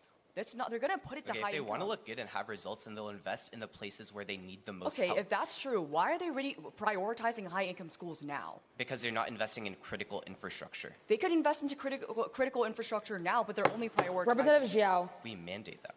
Hi, let's talk about critical infrastructure. Yeah. You're saying we take out funding from GT programs and divert it to infrastructure, right? Yeah, exactly. We're also saying low-income schools have underfunded GT programs, right? Mhm. If that's the case, and there's not a lot of funding for GT programs, which means there's not going to be a lot of funding that's going to be directed to infrastructure, what's the tangible impact? Here's where you're getting wrong. We're not taking all of the funding from low-income schools' GT programs. We're taking all of the funding from all GT programs. So even these higher-income programs that are getting a lot of funding from GT, all of that gets redirected towards lower-income Questioning time schools. has elapsed. Speaker may be seated.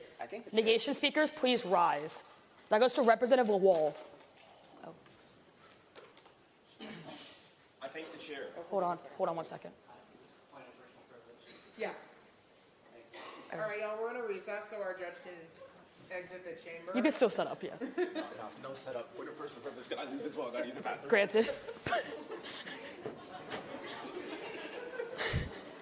That's a new one. Yeah. Granted. We're already on indefinite recess. We're on indefinite. Don't worry about it. We have 2 judges missing and a speaker missing. Okay, track start.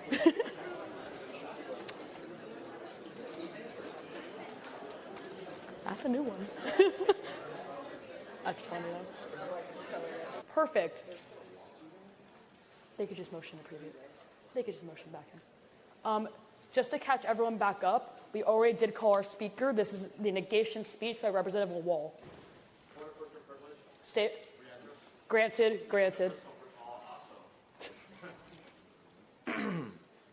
Hello, everyone. I'm back.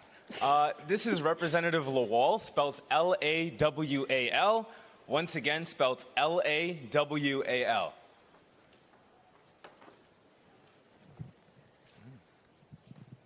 Assuming we're all good to go, I'll go ahead and get started.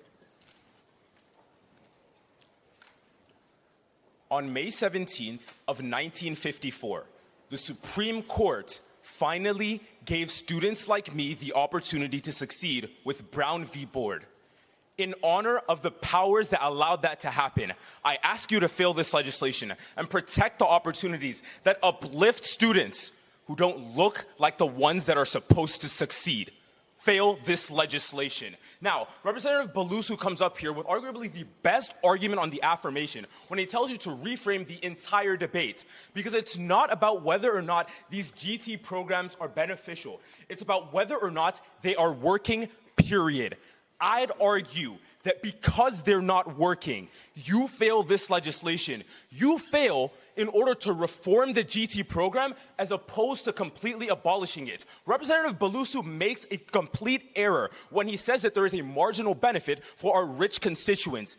That means there is a benefit for GT programs. It's just that that benefit isn't being found in low-income communities because the resources to do so don't exist. If you want to fix GT programs, give them the funding they've been asking for. It's really not that hard. On top of that, our sponsor, Representative Natarajan, Representative Dorairaj, Representative Binoy, and Wijesekera all tell you that we should abolish because of racial inequality. I'd argue that because our country is racially unequal when it comes to success, you fail this legislation and protect the GT programs that allow our students to succeed. You protect GT programs because they finally give students an opportunity to fight against marginalization. The benefits of GT programs is that it allows you to learn better, to learn how to be a better student and to get better results. That is extremely important for students that are not expected to succeed.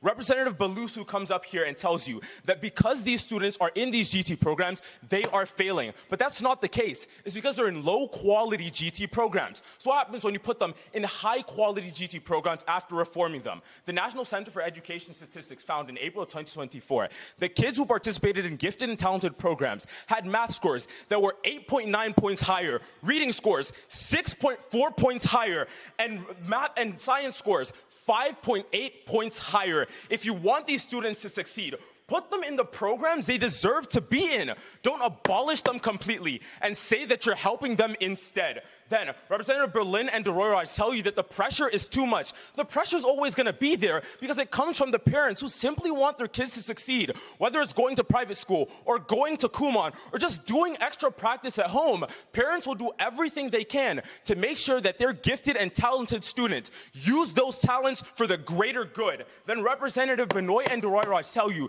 that the economic benefits of passing this legislation outweigh. If you want to fix infrastructure funding, pass legislation that fixes infrastructure funding. Don't mask fake empowerment with this legislation. Uplift and Speech fail. time, 3 minutes, 10 seconds. Questioners rise. Between those, that goes to Representative Balusu.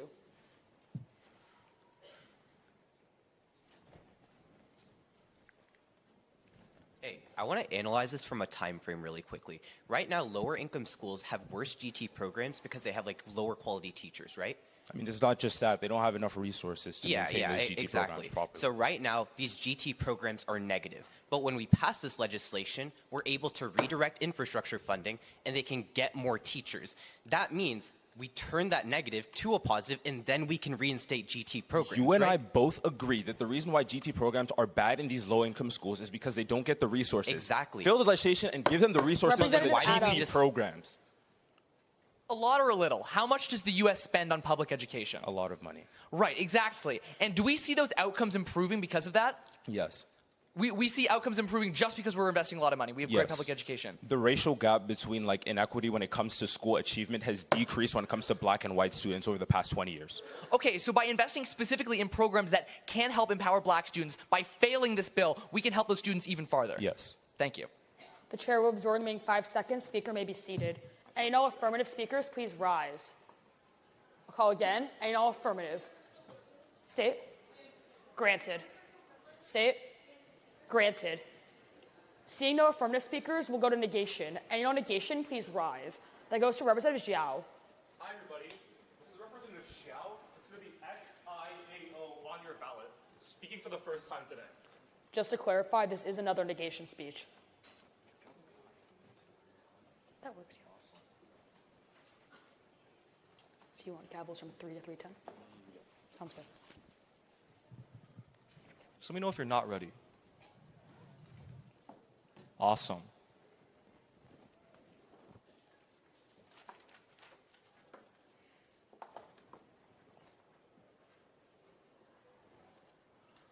Whether it's been President Bush's No Child Left Behind or President Obama's Common Core, America's educational policy has always centered around the goal of pushing our students to the forefront. But 23 years later, 2 legislative overhauls, and thousands of funding cuts later, all we have done is pull our schools behind. Don't let this legislation repeat the same story for the next generation fail. At this point in the debate, we've boiled it down to 3 critical questions. First, which side actually improves racial equity? Representative Dorairaj, Natarajan, Binoy, and Berlin all tell you racial disparity is affecting the GT program. I agree, but it's not an inevitability.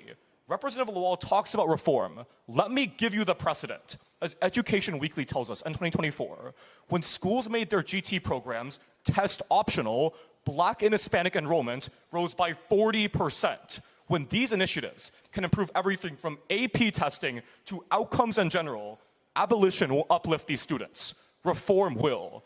Don't throw the baby out with the bathwater. Strike this argument off your ballot. But second, where do students go in the first place? Representative Jamal gets it right in the first cycle. Without GT programs, high-income students go to private, charter, or magnet schools. The affirmative has given you 2 responses. First, Representative Palani tells you that corporal punishment is going to push students away. I don't know about you, I never heard of a stats teacher spanking me. But second, Representative Binoy asks a better question. Why haven't they already left? Let's settle this debate with empirics. Because the National Alliance for Charter Schools explains in 2023, in the past 3 years, as states like California have started cutting GT programs, 1.5 million students left the public education system entirely. Representative Balusu, regardless of the price tag we put on education, parents are willing to pay any price to get their children the best outcome. The negation wins in every aspect. But finally, what about funding? My side has already told you we decrease funding from public institutions. But the best answer the negation has given you is it's not that much. I disagree. Don't let them turn this debate into a wash. Because Representative Jamal tells you about test-based funding. I'd argue he's missed the biggest threat, school vouchers. Because the Texas Education Agency explains in 2023, when demand for school choice rises, conservative state governments start slashing public funding and pushing them to private vouchers. That's why my district of Spring Branch, Texas, lost $35 million this year. Because my state senator chose to sign the dotted line. Fundamentally, school vouchers are the biggest reason you fail because it flips the affirmation's diversity impacts completely. Because the American Association of College Education tells us 70% of vouchers are taken by white students. Don't let the advocacy drown out this room. Fail. Speech time, 3 minutes, 7 seconds. Questioners rise. That goes to Representative Binoy.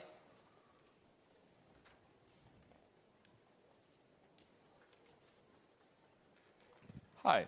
Hey, Representative. Let's look towards your California example, right? During Right. what years did we see that major flight? In the past 3 years. Yeah, primarily in 2019, right? That's like 2021, but sure. Okay, it started in 2019. Okay. When that's the case, over the past 3 years, when we've seen millions of dollars of increase in California public education aid, why do you claim that we decrease public assistance when we pass? Right. That public education aid isn't going to the programs that parents want, specifically GT programs. Because optically, schools with stronger GT programs Where's see that higher quality. Dorairaj? Hi. Are private schools better than public schools right now? I mean, on educational metrics, mostly, Okay, yes. you just told me parents will do anything to pay for better education. If private schools are better right now, why aren't they Wait, already there? just because private schools are better on average doesn't mean well-funded public schools don't exist. Wait, Plenty okay. of high-income Americans Okay, still but go to public schools. You just spent your entire speech telling me that people are going to leave the public schools to private schools because they're better. If the public schools are already better, as you tell me, why would they ever The leave? reason why people stay in the public schools because some of them still have well-funded Why won't GT they do that programs. Questioning time Get has rid of that elapsed. with a bill. Speaker may be seated. Affirmative speakers, please rise. I'll call again. Any and all affirmative. Stay. Second. Any opposed? Starts now.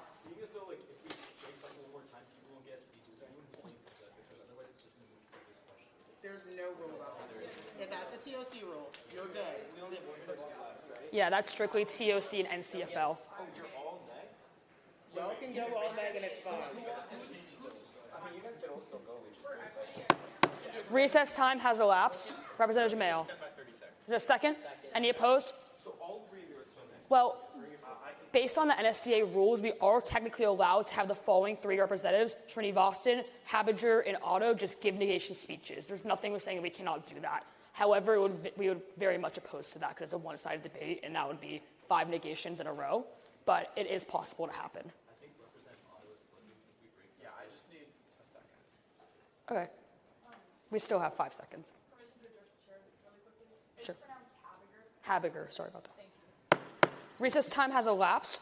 I'm going to call again. Any and all affirmative speakers, please rise. Seeing none, any and all negation speakers, please rise.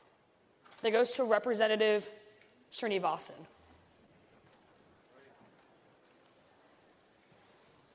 Just to clarify, this is another negation speech.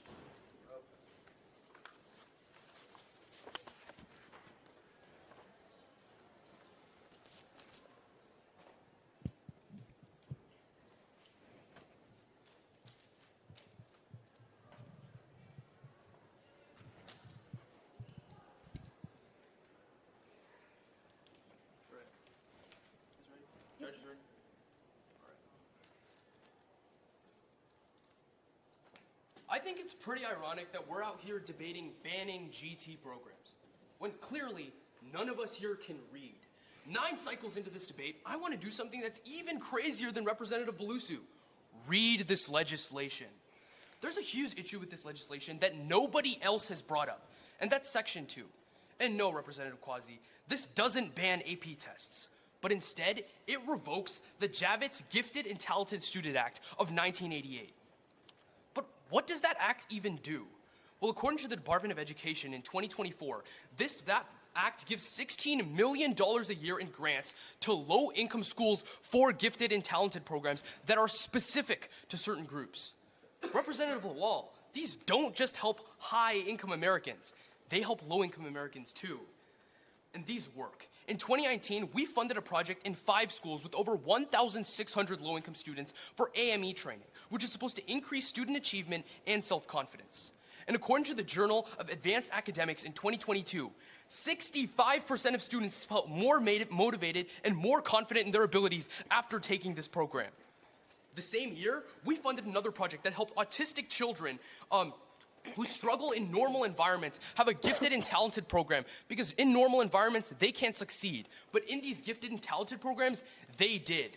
That's why the Javits Act is so crucial. This is definite proof that well-constructed, specific, gifted and talented programs are a good thing. When we pass this bill, we ensure that none of those programs can exist at all. The Javits Act should be expanded, not revoked. But you know what? Representative Balusu, I'll concede that most gifted and talented programs are unfair. But that's not the reason that they're intrinsically bad. I mean, would you say the Javits program is intrinsically bad? What's bad is that the selection process is based on myopic test scores that don't tell the full story. But as Representative Hathalia and Representative Xiao have told you, that is changing. Representative Natarajan, there's no reason to ban gifted and talented programs in order to put into effect the holistic review systems that you champion, like in New York. Reform the current system. Invest in programs like the Javits Act, making gifted and talented programs that are specific to individual children and groups of children's needs. Play to their strengths. And you want to know why this works? It's because of Representative Nichol's speech. He tells you that Germany and the United Kingdom have these programs. That's why they're so much better at child education on the world stage than we are. Look, I believe in equity, not equality. And while that might make me sound like a little bit of a communist, everyone should be given the right to deserve based on what they need. In your misguided quest to achieve equal for all, you're leaving all our children behind. Speech time, 3 minutes, 3 seconds. Questioners rise. Between those, that goes to Representative Quazi. Everyone's putting this to the side because it catches the debate off guard. Why does Section 2 not include AP programs? Right. I just don't think that AP programs require you to take a test to get in. Where does it say take a test in Section 2? It specifically says that it separates people who have higher academic achievement. Anyone can take an AP test. It distinguishes people based off of them being smarter No, it under does not. Section 2. Anyone can take an AP test. Even if you're not in an accelerated track, you can still take an AP test. You have to stay in the class by passing, no, you right? don't. You have no evidence. The only evidence is literally on the Representative Natarajan. Hey, if we've had the Javits program in the past, then why are Right. minorities underrepresented like 50% of the Okay. GT programs? The Javits program right now only has $16 million in funding. I think that's the problem. I think the fact that we spend $200 billion on our education budget, but we can't Quick spend more than follow-up. $16 million With that $16 million, on that. why haven't we seen any reduction or increase in diversity then? I mean, we definitely have. No one has provided any Wait. evidence that diversity is when we literally decreasing. see like 50% of underrepresented communities like not being exposed to these programs, that doesn't sound like a net benefit. I mean, yeah, because the Questioning Javits time program has is elapsed. underfunded. Speaker may be seated. Affirmative speakers, please rise. That goes to Representative Otto, unopposed.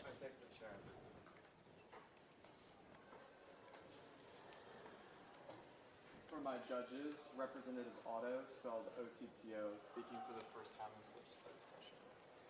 Let's just give the spectators a second to sit down.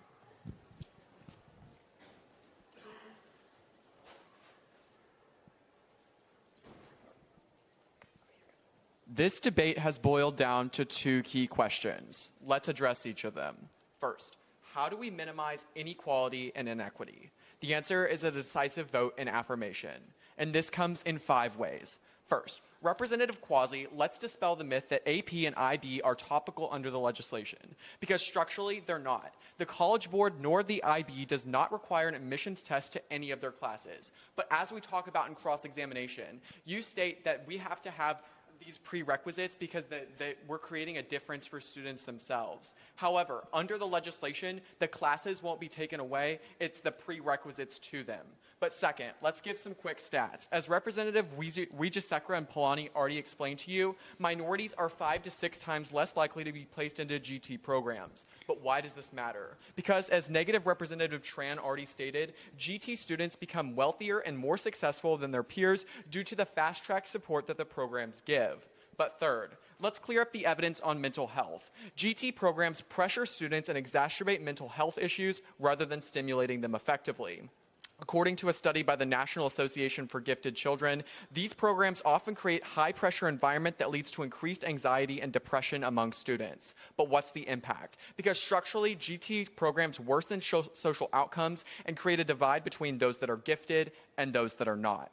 Fourth, Representative Lawal, you state that we need to reform GT programs, but what you fail to recognize is the very examinations that marginalize students, IQ and diagnostic tests that are designed to help white, rich students. As Rosales and Walker explained in 2021, since their inception a century ago, diagnostic tests have been instruments of racism and a bias system. And as the Brookings Institute explains, it has narrowed since 1970, but the typical American black student still scores below 75% of American whites on almost every standardized test. But why does this matter? Because these tests continue to perpetuate inequality by systematically disenfranchising minority and low-income students, thus preventing them from accessing the same opportunities and resources that their wealthier white students' peers enjoy.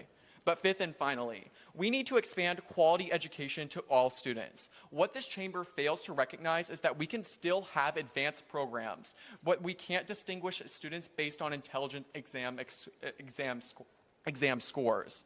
And this leads me to my next key question, the quality of life of the students themselves. All negative speakers have explained that by abolishing GT programs, they will hinder the development of high-achieving students. Here are a couple of responses. First, we can still stimulate gifted students, but we don't need to test them in. Opportunities for advanced learning can still be integrated into regular classrooms without creating separate exclusive programs. Differentiated instruction, enrichment activities, and personalized learning plans can ensure that all students, including the gifted, are challenged appropriate. But second, let's talk about normal students. What gifted and talented programs do is commodify success and exacerbate the divide between students. It's for these reasons you affirm. Thank you. Speech time, 3 minutes, 10 seconds. Questioners rise. Representative Lawal.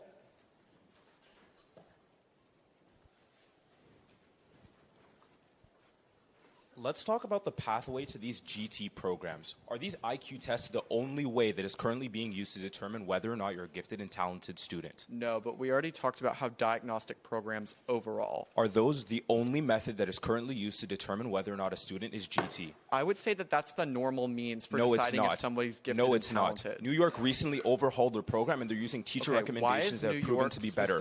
Why not reform? Why not reform to do it the same way that New York did it, but across the country? Because we can still stimulate gifted kids Representative Jamil. without those programs. Okay, you said that GT programs cause a divide, right? Yes. Why does that divide not get worse if instead of the kids that aren't in these gifted programs not being able to see they're falling behind, are now with them falling behind instead? Because what we're seeing is we can still stimulate these children without the GT programs not the gifted kids. The non-gifted kids who now have to deal with seeing others succeed while they can't instead of not being able to see that. What about that psychological effect? Okay, they're already experiencing the psychological No, they're effect not. They of don't them have to not see being other placed in kids the succeeding program. where they Question time has don't. elapsed. Speaker may be seated. Any non-engagement speakers, please rise. Because Representative Habiger. For my judges, this is Representative Habiger speaking for the first time in today's legislative session, last but not least, hopefully. That is spelled Habiger for all of my judges.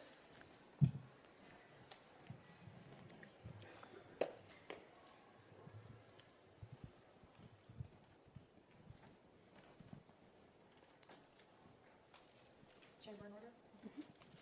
My judges good to go? Okay. Eleanor Roosevelt once said, "The future belongs to those who believe in the beauty of their dreams." It is because the affirmative has been standing on a pipe dream that passing this piece of legislation will solve educational inequality that I am proud to negate. But let's get into it and look at some of the affirmative's main arguments. First, let's look at that infrastructure argument. The affirmative states that by getting rid of these GT programs, we will be funneling all of this extra money to solve for our crumbling infrastructure. But let's look at the facts. The United States government spends $145 billion, yes, billion with a B, on just preserving our infrastructure in the first place. That doesn't mean making it better. That is just preservation. Furthermore, it will cost $72 billion only to update school ventilation. Literally just the air ducts will cost $72 billion. Now, I don't know exactly how the affirmative is going to stretch that $16 million from Javis grants into all of that billions of dollars, but let's see them try. So because of that fact alone, you completely dismiss that argument of improved infrastructure. But secondly, let's look at that idea of funneling better teachers with more degrees into the over amount of students. When we're looking at GATE programs specifically at schools, There are only a handful of teachers who are actually certified to teach these.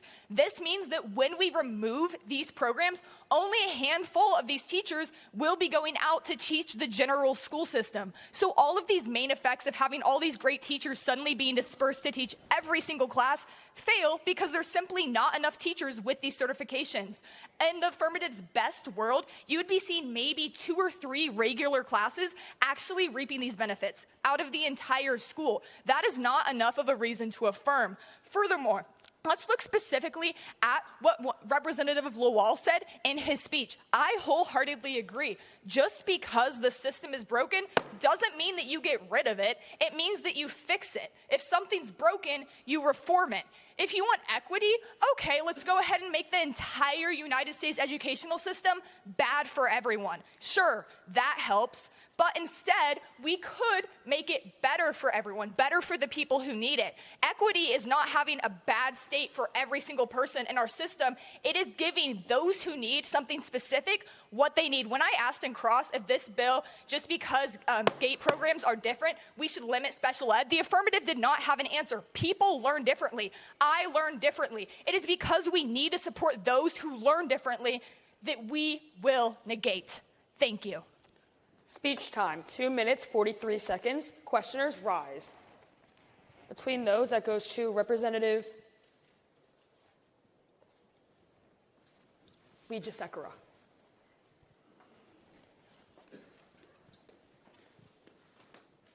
Hi, so you talk a lot about this critical infrastructure. Where's the money also going to under this legislation? Yeah, so under this legislation, the money could be used for other programs, but What I does it believe it would specifically be say? better used. What do I tell you in my speech? General education research. That makes Yeah. sure that teachers are able And to cater to $16 different million types of is students. not nearly enough to For produce any research? tangible, How any much are you tangible spending on benefits. research, Representative? We spend a lot of money on research. So you If you don't look think at it, we that all spend this billions money- of dollars. Look at the Department of Education's fiscal year 2023 report. Okay, Representative. Either way, you're saying that all this money Representative could at least solve Palani.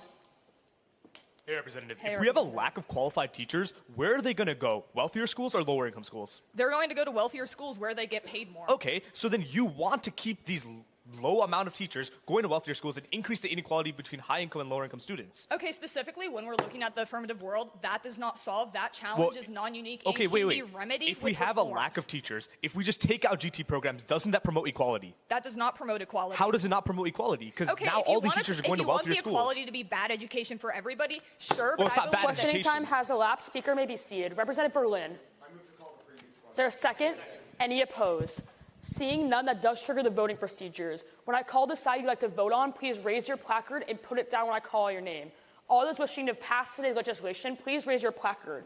Palani 1, Dorairaj 2, Natarajan 3, Berlin 4, Binoy 5, Balusu 6, Wijesekera 7. All those wishing to fail, please raise your placards. Quazi 1, Jamail 2, Habiger 3, Otto 4, Lawal 5, Srinivasan 6, Nichol 7, Wang 8, Adams 9, Xiao 10, Hathalia 11, Tran 12. Any all abstentions should be none. On a vote of 7 to 12 to 0, this bill does fail. My apologies to the sponsor. Do we have a motion? Representative Palani. Move to a 5-minute recess. Is there a second? Any opposed? Seeing none, please be back here at 10:15 p.m. Or can I just extend it? Very quickly, what all of the competitors like to do splits real quick. Okay, all competitors that are any and all affirmative speakers, please raise your. I honestly can't see y'all. Can we disperse out of the middle real quick? Okay, affirmative, please raise your hand. I got 1, 2, 3, 4, 5, 6, 7, 8, 9. Negs? 1, 2, 3, 4. All right. Just to reiterate, our second piece of legislation is regarding Namibia, which is on page 47 of our legislative packet. Really quickly, I know we're missing a couple of people, but because we have, can we take splits right now? Is that okay with you, Yeah, Parley? that's fine. Okay, seeing it's okay with the Parley, I can run splits real quick. Do we have a sponsor to begin with? Perfect. All those that are AF on the Namibia bill, please raise your placard. 1, 2, 3, 4, 5, 6, 7, 8, 9, 10, 11, 12, 13, 14. Whatever happened to polarization? All those that are neg, let's see the Let's see those distinct 5. 1, 2, 3. That's not 5. 4, 5. So that's like a. What are supposed for Space Force? Wait, Here, very quickly, let's just keep this quick. Let's just redo splits to include the people that said they were going to flip. Yeah, wait, I have bad recency anyway, so I'll just flip to neg and I'll give like a later speech on neg, but we probably need a couple more people. Correct. Who among the speakers is ready to go early? Okay. Very quickly, just so we can keep formality, let's just redo splits one more time, and then we'll continue on with round. All those that are aft, please raise your hand or placard. 1, 2, 3, 4, 5, 6, 7, 8, 9, 10, 11. All those that are neg, please raise your hand. 1, 2, 3, 4, 5, 6, 7, 8. That's 11 to 8. That is better than before. We will move with it. Okay. Also, a note before we get started, for my judges, remember to give the presiding officer speech scores for approximately every hour that we are in round. So far we're at about 2. Yep. We should have another one before we leave for lunch, and then we'll have another 2 or 3, depending on how things go when we come back. Thank you. Yes. What is the lunch? I'm just curious, like what that recess time is. It's 11:30, 11:45 approximately, and I think we're back here at 12:30 or 12:45, so it's about an hour. I'd like to try and make sure we get as much of that hour as possible, while also paying attention to the live stream and what's going on. And a few notes to the chamber. A, we have hit our 2-hour mark. And B, seeing that we have 2 more legislative items on the docket, as requested by TAB, I just want to remind everyone to not go into graphic detail or content. If you are planning on doing that for any of your speeches, please give a warning ahead of time so anyone that is uncomfortable with the subject matter is able to leave the room. Thank you. Seeing that we're going to move to our second piece of legislation regarding Namibia, all of those that were wishing to sponsor, please raise your placard. That goes to Representative Wang, unopposed. I thank the chair. The judges and chambers reference, this is Representative Wang, WANG, speaking for the second time in today's debate on the Namibia topic.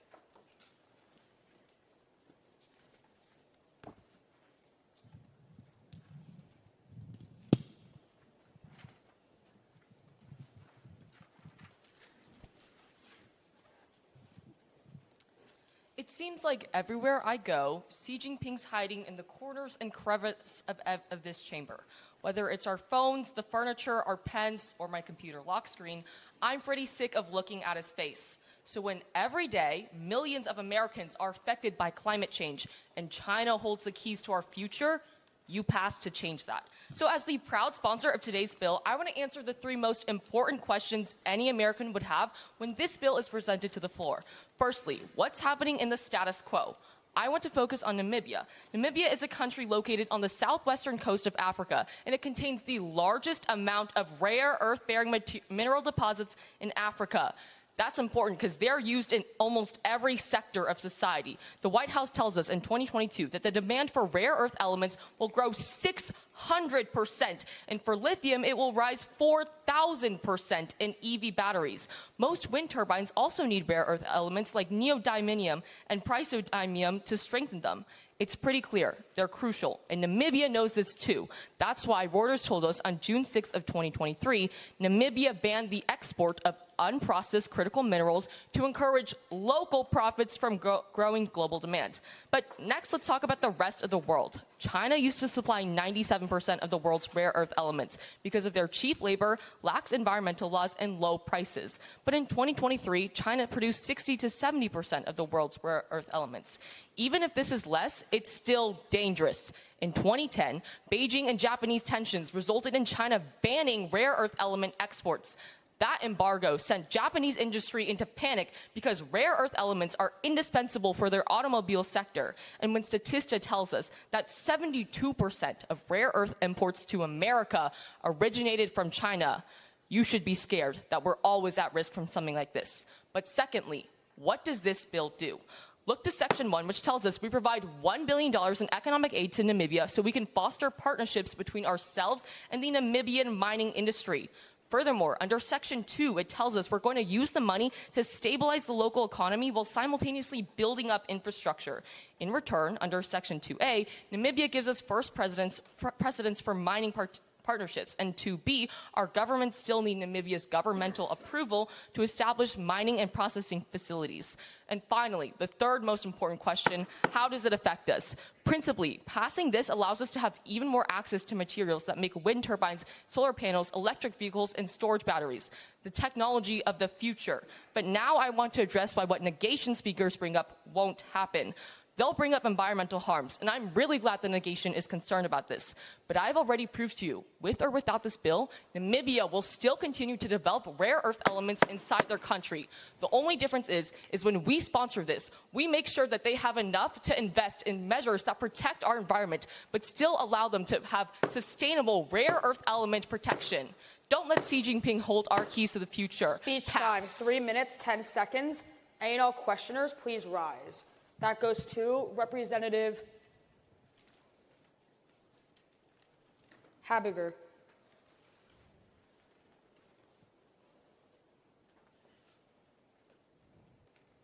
Hi, Representative. Great Hi. speech. So Section 2 of the bill states that aid will be utilized to subsidize local Namibian businesses, and a portion of the aid will be allocated to infrastructure. Who's to decide which portion goes where, what money goes where? This Congress. Okay, so how exactly can we be sure that this money goes to its Because we're intended? Congress, and we decide where this money goes, and I'm the sponsor. I'm telling you it's going to this, and it says it in the bill. Okay, but how exactly can we prove that there will be enough money in this bill to create the Okay, do you have existing evidence that it doesn't? $1 billion is better Otto. than zero in the status quo.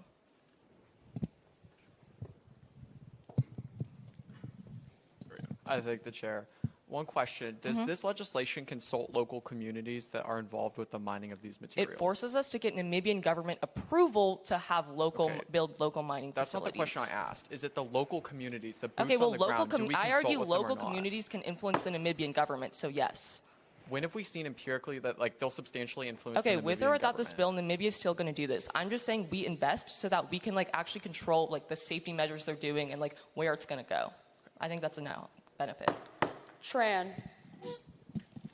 So you want to counter Chinese monopoly on rare earth elements, right? Yeah. Okay, so even when you mine in Namibia, China is still the #1 country that processes rare earth elements. Okay, and at least we're taking measures to decrease that and reduce How are our we country. decreasing it when we're Okay, still significantly reliant on them Okay, processing it? Namibia has the most rare earth minerals in Africa. But that When we doesn't invest in matter them, if that it's not reduces our processed, reliance right? on China. Right, that's why we invest $1 billion to help them process But those China has a minerals. monopoly on these technology to Okay, process so it. why don't we take steps to reduce that? Under the legislation, is it saying that Namibia has to provide full approval for these companies, or that these companies will get full approval? Under 2B, it says the companies will need approval from Namibian Yeah, no, government. they shall receive, meaning that Right. the Namibian government has to provide approval regardless Okay, of whether or not I it argue violates that their it doesn't. It regulations. doesn't. We're not a dictator. It's not China. We're not coming in and forcing them to do this. That's exactly we what give them shall $1 billion means. to incentivize this. What does shall receive approval mean? Okay, if either not way, give Questioning them time has happens? elapsed. Speaker may be seated. Negation speakers, please rise. That goes to Representative Otto, unopposed.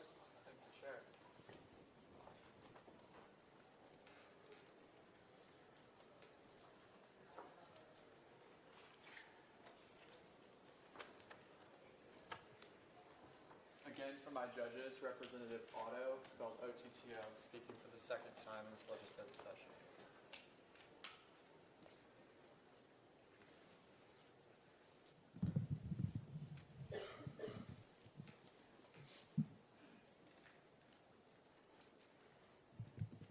There is a difference between good sound reasoning and reasoning that just sounds good. Today's legislation is the latter, fail for 3 reasons. First, look to Section 2 of the legislation. It states that we will subsidize local businesses and infrastructure investment. However, it does not establish any safeguards to ensure the aid reaches intended recipients. Why does this matter? Because, as the House Committee on Oversight and Accountability explained themselves last year, the United States Agency for International Development and the State Department lack comprehensive accountability mechanisms for tracking foreign support once it departs from the United States. Contractors and grantees are rarely vetted to make sure foreign assistance is not ending up in the hands of bad actors.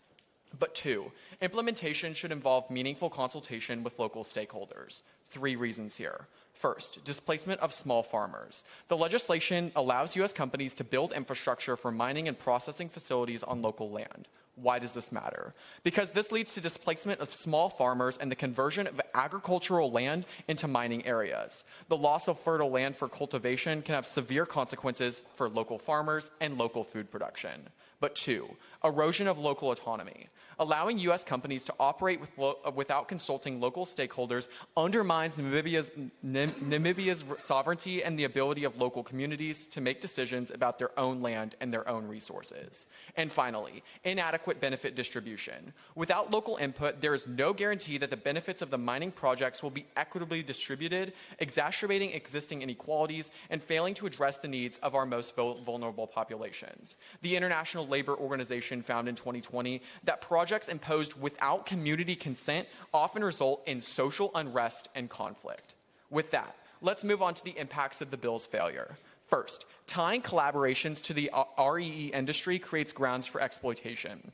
The legislation's focus on U.S. companies and partnerships prioritizes their interests over local Namibian communities, which would perpetuate a pattern of unequal economic relationships. But why does this matter? Because when the United States prioritizes our interests over local communities, we perpetuate neocolonial dynamics and the creation of dependencies on external actors. To put it bluntly, proponents of the bill rely on rhetoric that makes underdeveloped nations a venue for spectacle and U.S. saviorism.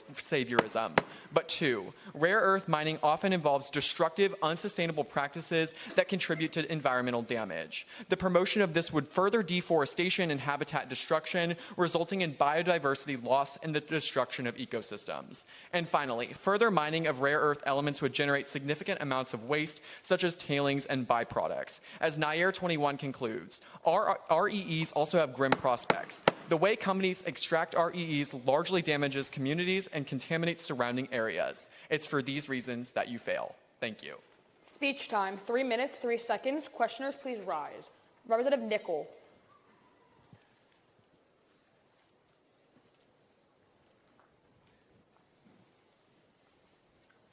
Hey, so what is government? I'm sorry? What is government?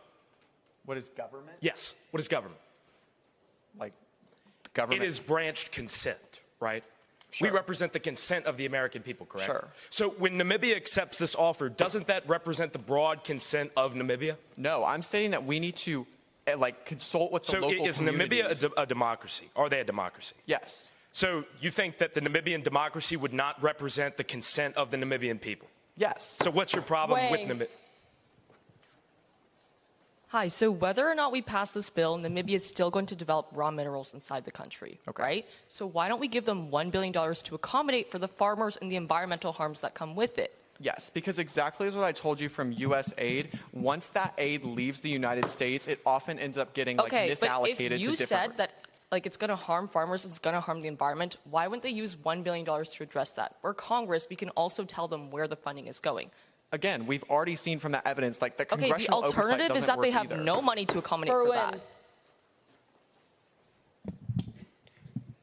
Good morning. So you tell me that there are a lot of big problems in Namibia's mining industry, right? Yes. I completely agree. Does U.S. involvement improve those problems? No, because it perpetuates neocolonial dynamics, because it states in the legislation that they have to prioritize U.S. interest over all other countries. Okay. Historically, does private involvement from the United States in mining industries improve or worsen the conditions of the mining industry? I would say in some situations it improves, in some situations Then why it shouldn't we do it worsens. again? I'm sorry? Why shouldn't we do it again? Hathalia. Who are we giving money to? The government or small mining industries?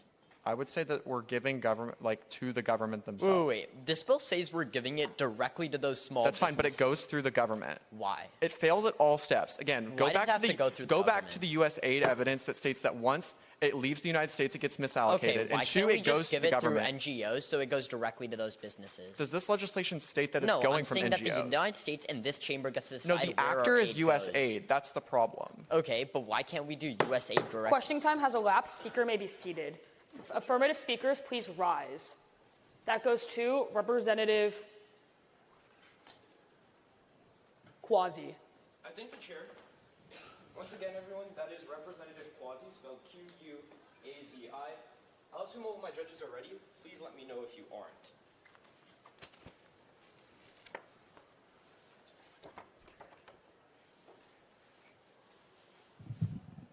Seems fine.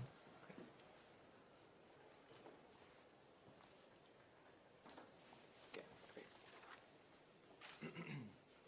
Everyone good? Sounds great. Namibia's 24-year independence war came to an end in 1990 when the United States proposed a justice plan that stopped South Africa when they realized Namibia's regional autonomy. Since then, the beauty of our relationship with Namibia lies in the fact that it thrives off of the quiet strength of mutual respect. Turn this silent symphony into an opportunity to bring progress to millions of Americans by passing this piece of legislation. First, Representative Otto brings up a very good point. He tells you that this legislation causes abusive corporate overstepping because we're giving companies a lot of power. But there's a lot of ways in which we stop this that are under this piece of legislation. First, this bill is a choice. Under Section 3, the Namibian government can consult with locals and choose whether or not they believe we should be in the region and work with them, or we shouldn't. But even more so, Representative Otto, if you're citing evidence that this Congress knows that this is happening in their region, if you're citing evidence that you want to stop this Congress has the power of the purse to stop companies, make them give better contracts, and make them follow laws. And finally, even if none of those work, even if the government is oblivious to local people, even if this Congress doesn't decide to help them, Namibia still has the power to revoke these contracts if we violate local laws. In fact, the Reuters explains in October of 2023 that Namibia has canceled licenses and contracts just like this legislation with China when they violated governmental laws. Because they are governmental laws. As long as we are not violating any laws, this piece of legislation can work. But even more so, you affirm in order to create an agreement that both countries want. The global data shows on February 15th of this year that 57% of Namibia's mineral mines aren't in operation. However, just recently, the country is trying to readjust their operations to now take advantage of the fact that they have so many rare earth minerals. This legislation steps in at the perfect time. They're missing infrastructure. This bill makes up for that. Under Section 1, we propose a plan to the government that gives $1 billion through United States companies. What this does is tell Namibia that we're willing to aid them in their path to progress to ensure they can get these rare earth minerals and sell them to other countries if they need to. But even if this plan works, and I prove to you that there won't be any interference or any problems, why should anyone in this room care?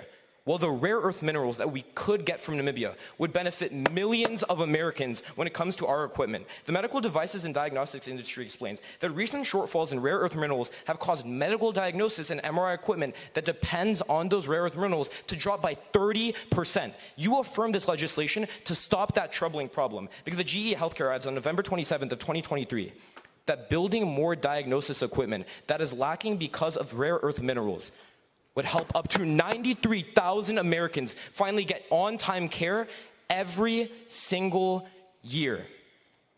Our relationship has thrived off the fact that we sit by and watch progress happen. Do that. Affirm this bill. Speech time, 3 minutes, 10 seconds. Questioners, please rise. That goes to Representative Jamail.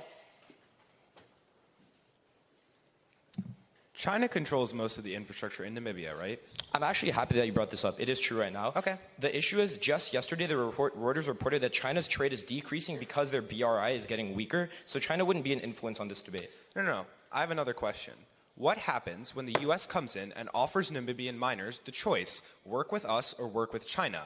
What does China do in response? China can't do anything in response because they still control the majority of infrastructure. I'm trying to answer. Their economic leverage has been decreasing recently because of BRI. They still have leverage. No, it's decreasing. That doesn't mean it's gone. Hey, I want to talk about China more. Would China be upset or happy if we went into Namibia? They'd be upset, but they can't do anything about it. Exactly. If they're upset and they're the only ones that can process rare earth minerals, wouldn't they just stop us from being able to refine them? So they can't do anything about this because their economic leverage is decreasing. Also, we can process rare earth Wait, no, minerals if we their invest. economic leverage may be decreasing on the whole, but on Yeah. processing rare earth minerals, they still have 90% of the monopoly. If we can no longer Their refine investment- our rare earth minerals, we can't access any Their of those investment has impacts, been right? decreasing recently. China doesn't matter for this piece of Question they still time have a has elapsed. 90% Speaker may be seated. Negation speakers, please rise. That goes to Representative Binoy. Hey, all, it's Representative Binoy for the second time in today's legislative session. My judges, that's still spelled Binoy. And while I'm fixing this mic, I'll give you all time to stop me if y'all aren't ready.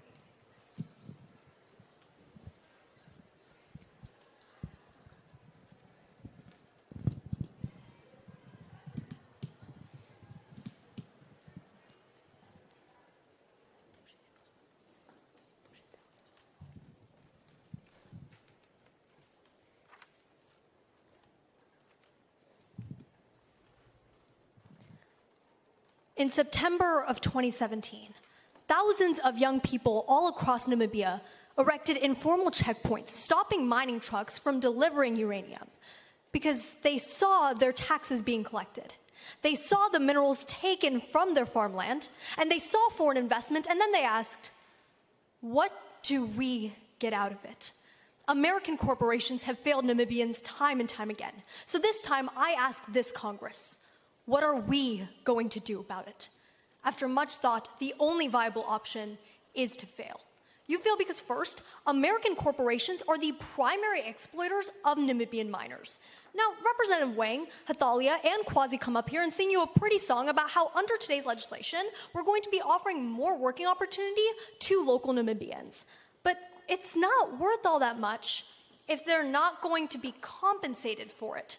As according to Section 2 of today's legislation, U.S. companies shall receive full approval from the Namibian government to build infrastructure for mining on local land. This lack of oversight creates opportunities for U.S. corporations to exploit local resources without giving proper benefits back to the people who own them. So here's where I'd like to distance myself from Representative Otto on my side, because we don't create Namibian overdependence, because we don't give them anything to be dependent on. As according to the Council on Foreign Relations just 2 days ago, over 85% of miners who worked with U.S. energy companies in Namibia either got paid less, next to nothing, or were completely uncompensated. So what Representative Wang doesn't understand is that the extraction of rare earth elements occurs by economically draining the people who own the land in the first place. And so when this is the case, it's time that this Congress ask themselves, who do these jobs benefit? Our U.S. corporations who benefit from cheap labor, or Namibian miners who are struggling to make ends meet? But next, you fail because local communities won't see any of the benefit. Now, Representative Wang and Hathalia goes on to tell us the benefits of collaboration amongst American corporations and local miners. But Section 2 doesn't highlight any criteria for that collaboration, thus freeing up opportunity for large Namibian businesses to lobby to receive economic aid unfairly. Now, this isn't an even unheard of topic either, as according to the Organization for Economic Cooperation in 2022, over 32 Walvis Bay businesses have been caught in lobbying scandals in recent years, particularly in the energy sector. This leads to lobbying Namibian businesses having increased influence in future nationwide rare earth policy in favor of themselves and for their demographics. And when that's the case, today's legislation is no longer for the people, but rather for U.S. and Namibian big businesses. Now, I've already told you why you need to fail. And so for my final question of today's speech, what is your ballot going to say about it? Speech time, 3 minutes, 6 seconds. Questioners, please rise. It goes to Representative Quazi.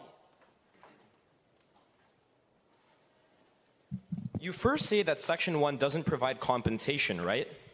I'm saying since we hand over all that control over to U.S. corporations, no, they don't have to compensate. What does Line 2 do, or Section 2 do, with the government's funds? Yeah, I'm sure you can tell me. We compensate local businesses and give them free money for aid. That's exactly what my second point was about. We don't define what local means, meaning that as long as you're stationed in Namibia, you can... But that was focused on infrastructure. I'm saying if you aid businesses and help them have grassroots initiatives, when we're only like it aiding says. large businesses, it doesn't matter. When we invest in small businesses, don't we reduce the power of large corporations in the area? So here's the thing. By the language of today's legislation, it says local businesses, meaning any corporation located in Namibia. Do you think larger U.S. corporations want to work with local it says businesses? We're subsidizing grassroots efforts for companies that are just trying to get out there. That's No, not that's large not the language of corporations. today's legislation. And when that's not the language of today's legislation, we see that larger U.S. corporations... Do we have power to figure out where our aid goes? I mean, sure, but when you hand over our control to U.S. Questioning time corporations... has elapsed. Speaker may be seated. State. Granted. Any all affirmative speakers, please rise. That goes to, between those, that goes to Representative Berlin. Thank you.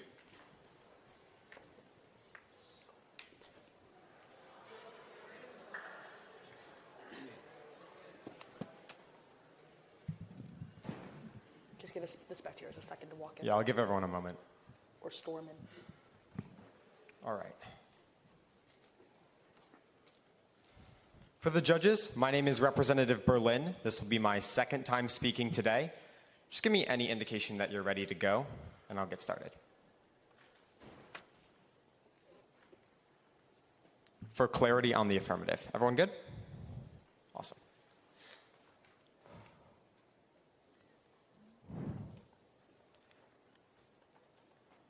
The storybook of U.S. foreign policy is riddled with failures.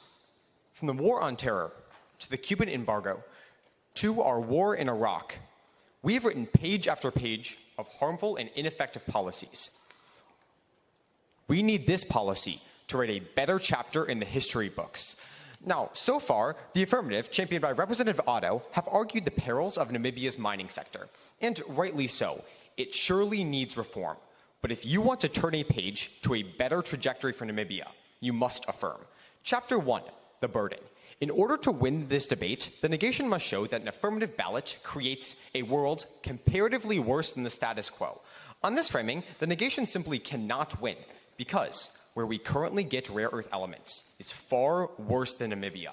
Just last month, Statista found that 72% of the rare earth elements we import come directly from China. The impact on Chinese civilians is treacherous.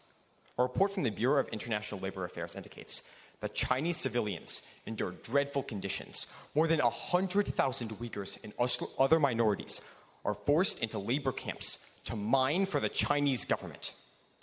In the negation world, we continue to rely on slave labor and build our technology off the backs of innocent people. We need an alternative, and Namibia provides it. Here comes the rising action. Our most recent Department of State report on labor conditions found 0 reports of union interference in Namibia, and collective bargaining was a widely practiced thing in the mining industry. We have a choice between a country that uses slave labor and a country that gives their workers rights. A story that starts with injustice doesn't have to end with one. Pass this bill. But Chapter 2, the solution. We fix any existing problems with this legislation. Representative Otto and Binoy make a fantastic point. U.S. involvement has the potential to negatively impact Namibians. Note, the example Representative Binoy gave you was about non-regulated involvement in Namibia. Unlike this bill, because under Section 1, we facilitate the partnerships and have oversight. But even at the most charitable interpretation of this argument, it still pales in the comparison to private involvement in the past. Washington University explained in 2016 that during the civil war in Sierra Leone in the 90s, blood diamonds fueled conflict, resulting in widespread human rights abuses. American involvement improved conditions. The U.S. Department of State explains that following the 2003 introduction of the Kimberley certification process, American companies worked to empower fair labor practices. In fact, the UN discovered that this was responsible for halting 99% of the abuse in the diamond mining industry in Sierra Leone. U.S. involvement writes a better story for the mining industry in Namibia. At the end of this debate, when you raise your placard, you're signing your name on a book. The next chapter shouldn't be a testament to terror. It should be the pinnacle of peace. That's why you pass this policy. Speech time, 3 minutes, 5 seconds. Questioners, please rise. It goes to Representative Srinivasan.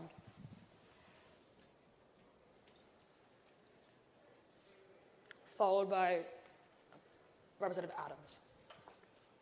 Hey, Representative. Hi. So this legislation says that these companies are going to work with local miners, correct? Exactly, and that's what we did in Sierra Leone, and we saw it reduce abuse by 99%. Right, but we previous negative representatives have told you that these local miners are the ones who are committing these violations. Exactly, that's the problem. The reason why is because they are unregulated involvement. This Does bill this provides bill oversight. have any regulation? Yes, because we It are does not facilitating the stipulate- partnerships. And Section 1 explicitly says Just we facilitate facilitate the partnerships.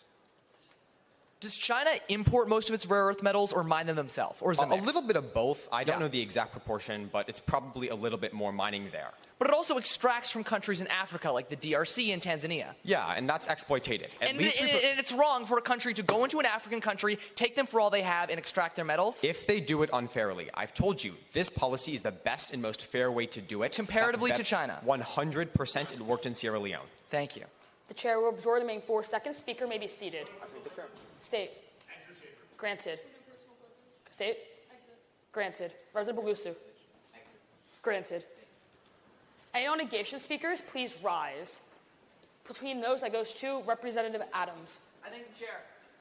The judges, my name is Representative Adams, still spelled A-D-A-M-S. Speaking for the second time in this morning legislative session. Let's just give a second for all the spectators real quick. All right. While that happens, if anybody can't hear me, please just raise your hand. All right. Let's just give one more second. I see some people still leaving. That's all right. Come on, guys, it's going to be good. Okay, I think we're good. We have a saying in Boston. Export-dependent countries in the global south will never achieve the requisite fiscal diversification to raise standards of living so long as neocolonial trade policies incentivize export heterogeneity. I promised it was in The Departed. Look it up. Representatives who claim that we have any shot of doing away with child labor and forced labor don't understand the dynamics of extraction colonialism. I understand the optimism of the affirmation to say that modern slavery is a bug of our country's raw material supply chain. My fellow Americans, it is a feature. I'm going to give you 3 layers of analysis as to why you fail this bill. First, the myth of local mining. Second, the monopolizing highway robbery that is Section 2A. And third, the enemies this bill makes us. Even Representative Otto on my own side concedes that local Namibian miners don't have enough power under this bill. Fail, because there are no such miners. Per the USGS in 2023, roughly 3/4 of mines in Namibia are owned by the apartheid-era company De Beers. Representative Quazi wants to consult with the Namibian companies that control rare earth minerals. But Junior Mines reports in March that the region of Namibia with rare earth mines in it is 95% owned by a company headquartered in Halifax, Canada. Unfortunately, the mom-and-pop mainstream lithium mines you tout are getting shuttered, Representative Hathalia. Thanks, Biden. But second, you fail because this bill encourages monopoly. Section 2A grants U.S. corporations priority access to mining and infrastructure deals. And my exploitation alarms are going off because the USTR tells us in 2022 that policies disproportionately allocating roles to U.S. businesses not only weaken those businesses in the long run, but also lead to labor violations and gender-based violence in the workplace due to the advent of monopolies. I'm not comfortable voting to expand any foreign direct investment until the U.S. makes our labor laws apply to mining companies and companies like Nestle, which right now we don't. Representatives are right to say that the Belt and Road Initiative entails debt traps, but the London School of Economics found in 2019 that the U.S. did the exact same thing with American debt traps in Iraq when we tried to rebuild the country. Xi Jinping might be hiding in Representative Wang's walls, but let's shed the rank arrogance that American debt traps and American modern slavery is so much better than Chinese ones. But finally, you fail this bill to stop a wave of pro-Russian sentiment. According to the U.S. Institute of Peace in 2023, Putin's homicidal terrorist paramilitary Wagner group is rapidly gaining leverage in Namibia. And per The Hill last month, the reason they're so popular is because African countries are tired of exploitation by American allies, i.e. Russia's enemies. Now, Russia is obviously way worse than these mining companies, but across the oppressed nations of the world, when Russia is synonymous with stability and America is synonymous with Representative Binoy's impacts of forced labor, then I don't blame folks for choosing to ally with the worst dictator in the world. This debate could be about any natural resource and it wouldn't matter, because to U.S. extraction colonialists, the only word that comes to mind is mine. Fail this bill. Speech time, 3 minutes on the dot. Any and all questioners, please rise. Between those, that goes to Representative Wang. Hi, Representative. No worries. Okay, I'm going to take you at your highest ground. If we pass, we use Namibian exploitation. But if we don't pass, we still rely on Chinese exploitation. At least Namibia is less likely to threaten our rare earth element supply. China is invested in mines across the African continent as well. Right, exactly. It is apples so to apples. apples. So if you don't pass, you leave it up to them. But I'm saying the net benefit is that at least and Namibia if we do pass, won't... we're leaving it up to this Congress, which wants to At least the exploit net developing benefit countries. is that Namibia won't threaten our supply like China does. Namibia won't use that to manipulate this Congress. But Namibia's a Russian ally. Xiao. Hi, China's already in Namibia, right? And Not really. China's another. They have a $100 billion investment into the country. There are Yeah, companies. that was an investment in infrastructure. Their Mines company- are owned by wait, U.S. allies. Wait, can I ask my question? Sure. But their companies are still going to commit abuses as well, right? Yes. What's worse, a world where China commits abuses and we don't have a say, or at your very highest, American companies commit some abuses, but we have American oversight and companies are regulation? also less efficient because when American companies have monopolies, but they we get can still sloppy regulate and them, perpetrate right? That's a net gender-based positive. violence in the workplace. Wait, we can still Gender-based regulate violence those in the abuses in the workplace. future. Question time has elapsed. Speaker may be seated. Thank the chair. Both granted. All right, very quickly, I just want to reiterate, due to the fact that we have 2 mics going at the same time, let's try not to overlap speaking and questioning at the same time so that people here in the audience and watching the live stream back home are able to hear both the question and answer. Any all affirmative speakers, please rise. That goes to Representative Natarajan. I thank the chair. That's Representative Natarajan, spelled N-A-T-A-R-A-J-A-N, speaking for the second time in this session.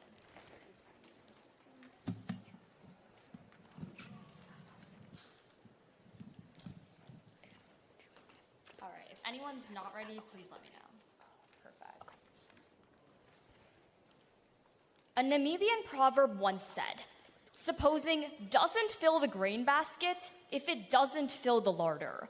Now, while this may essentially make no sense, the outcome is actually pretty simple, in that what we seek isn't attainable without concrete actions. And similar to this proverb, today's legislation are those actions that our Congress is in dire need of, past today's policy. Now, the main area of contention in today's debate is championed by Representatives Otto and Binoy when they try to tell you about local miners.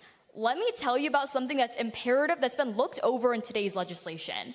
That has to do with grassroots stabilization. That is absolutely key because these forms of stabilization actually look into marginalized communities, meaning that any impacts that they try to tell you fail to materialize. But now, let's go on to the main premise of today's debate, and that's understanding what's better for Namibia, a world with the US or a world with China, because it's imperative that one is going to happen. Let's break down why it's the United States. Now, Representative Otto on the negation championed sustainability. Let's break down why that's better when you pass. The China Daily in 2023 wrote, "China's plans to further grow and industrialize Namibia's economy through the Belt and Road Initiative isn't sustainable."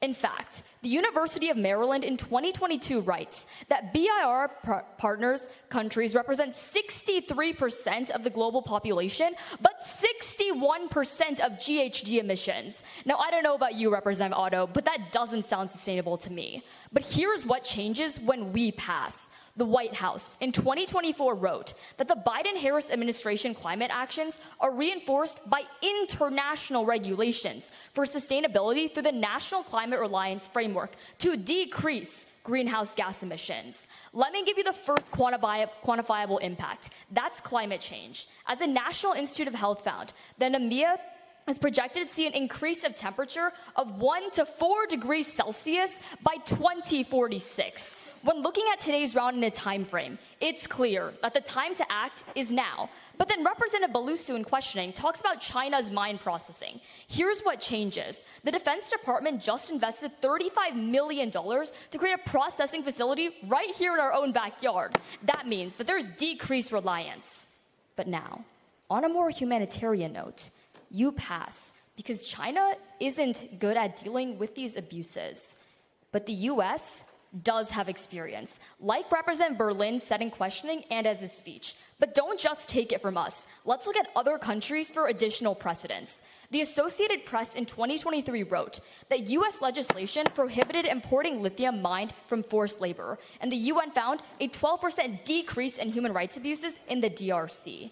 Now, it's apparent that supposing doesn't fill the grain basket. Let's take concrete changes and affirm.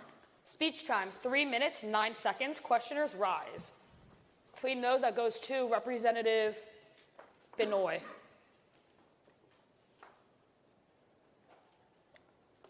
Followed by Representative Otto. Hey, Representative, China has contracts with Namibia in the status quo, right? Sure. There's also like 150 countries in the BRI, so Hold it's on, escalation. Representative. Let me Yeah, finish. go It's ahead. not about the BRI. Yeah. When Namibia violates their contract by working with the U.S. under today's legislation, what makes you think that the fees that they're going to have to pay won't economically drain the country? Okay, here's the thing. When actually weighing like what's better for Namibia, you can clearly see that they would side with the U.S. What's because better of is the... poverty? Wait, but you're not seeing poverty through like the grassroots Representative initiatives. Otto. Hey. Thank you. I just want to take a quick look at Section 3 of the legislation where it Yeah, states that the United States has precedence over all other contracts.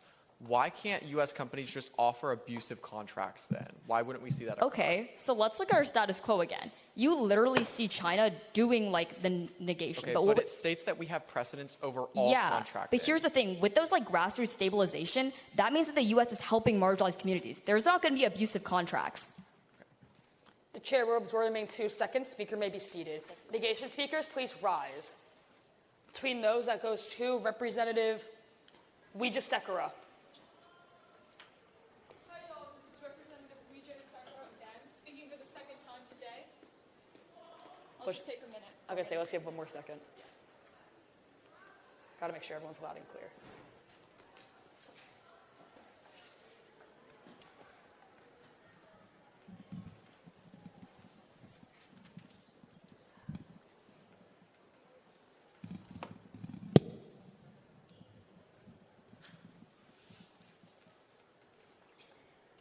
Assuming we're all good. We as representatives love to compete. I mean, look at us. We're all competing just right now. Yet as we race to the top of our professions, Namibian civilians are racing against the ticking time bomb of time, trying to see if they can live for another day. And as we compete for a chance for a better tomorrow, they're simply competing to see if they can stay alive today. The affirmation will promise you that they solve this dire dichotomy, but as the story goes, Representative Berlin, today's legislation will fuel more injustice and leave it so we cannot continue to forget the lives of those that we should protect. Representative Berlin talks about the storybook of American policy, but let's make the plot of the negation very, very clear. The negation's main protagonist is Representative Wang. She tells you in the sponsorship speech that you decrease reliance on China. But through fleshing out this plot points of the negation, let's tell you how the affirmation is really just a fairy tale. Fail today's legislation, since rare earth mineral extraction breeds conflict in the country. See, Representative Wang focuses on the rising action of our plot, but the Namibian lack of governance, combined with local and regional instability, will lead to much more injustice and lead to more violent breakouts. Look to the International Institute for Sustainable Development in August of 2018, which tells us that countries where governance in the mining sector is very lacking, it leads to more violence, more conflict, more human rights abuses. That's the key link my side has missed. So when Representative Wang and Representative Berlin all try to downplay the concerns, that's the problem, because the rest of the country and the rest of the world already know the script they try to sell you. Look to the African Law and Business Publishing Houses, which reported in February of 2024 that Namibia was added to the International Financial Action Task Force gray list for a failure to address the risk of terrorism financing. These mines fund terrorism, meaning that the Namibian government's actions regarding terrorism are careless at best and abusive at worst, meaning that the star of your story, representatives, is a terrible circumstance. A 44-year analysis by the National Consortium for the Study on Terrorism in 2015 tells us that terrorism is directly linked to increases in mining. because these terrorists end up going to the mines, taking money, hurting miners, more exploitation. More money, more exploitation, more complacency do not pass. But the finale of the story is a very crystal clear impact, because I'm not willing to sacrifice the stories of miners. EY Accounting tells us in September of 2023 that miners are easy targets by these big corporations. Representative Berlin, Representative Wang, they will all tell you and point to things like Sierra Leone and say, well, we solved the problem. No, we didn't. Blood diamonds still fuel conflict within Sierra Leone. Nothing got better. Now the story is flipped. America should not forget the lives of those we're supposed to be protecting. This legislation is one that you forget. Don't let them forgive.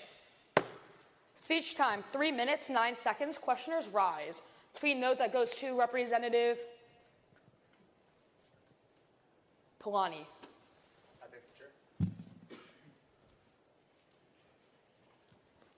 Hey, Representative. Hey. What's better for Namibia? Having Chinese authorities taking over or American? I would say exclusively America is worse. America's worse? How? We've seen in past precedent that Chinese Your rare past earth mining precedent is is just horrible. not true, Representative. The only one Chinese we hear, rare earth Representative, the only one we hear is Sierra Leone. I tell you, blood diamonds still fuel conflict Wait, within but the in region. Chinese rare earth mineral mining, how much detrimental is it to their Oh, environment? you're talking about you, I'm like talking about Namibia mining or China. specifically. Oh, sure, yeah. I'm saying I mining would say that specifically. I wouldn't want to torture and abuse these miners in the first isn't place. that what China money's does on for our their hands. miners? It shouldn't be our funding. Hey, I literally just told you that we saw a 12% decrease in human rights abuses. Okay, when I the looked US at your got statistic, involvement. Representative. That was a 12% decrease overall. Hey, it's not that was causation. in those mines. That's a good thing No, when no, US no, got no. involved. Your statistic talks about, in general, human rights abuses those decrease were in the in country. those mines. So we No, saw it doesn't US talk about the involvement mines. decreases. I disagree with the premise of your question. It Sure, doesn't then say why the does the mines. US involvement not decrease violence? Because I tell you that there's more abuse because terrorists simply go to the mines and hurt people. What's worse? What would be worse, under China or the US? Question time has elapsed. Speaker may be seated. Affirmative speakers, please rise. That goes to Representative Jamail. Hi, everyone. That's Representative Jamail speaking for the second time on the affirmation of this legislation, Jemail.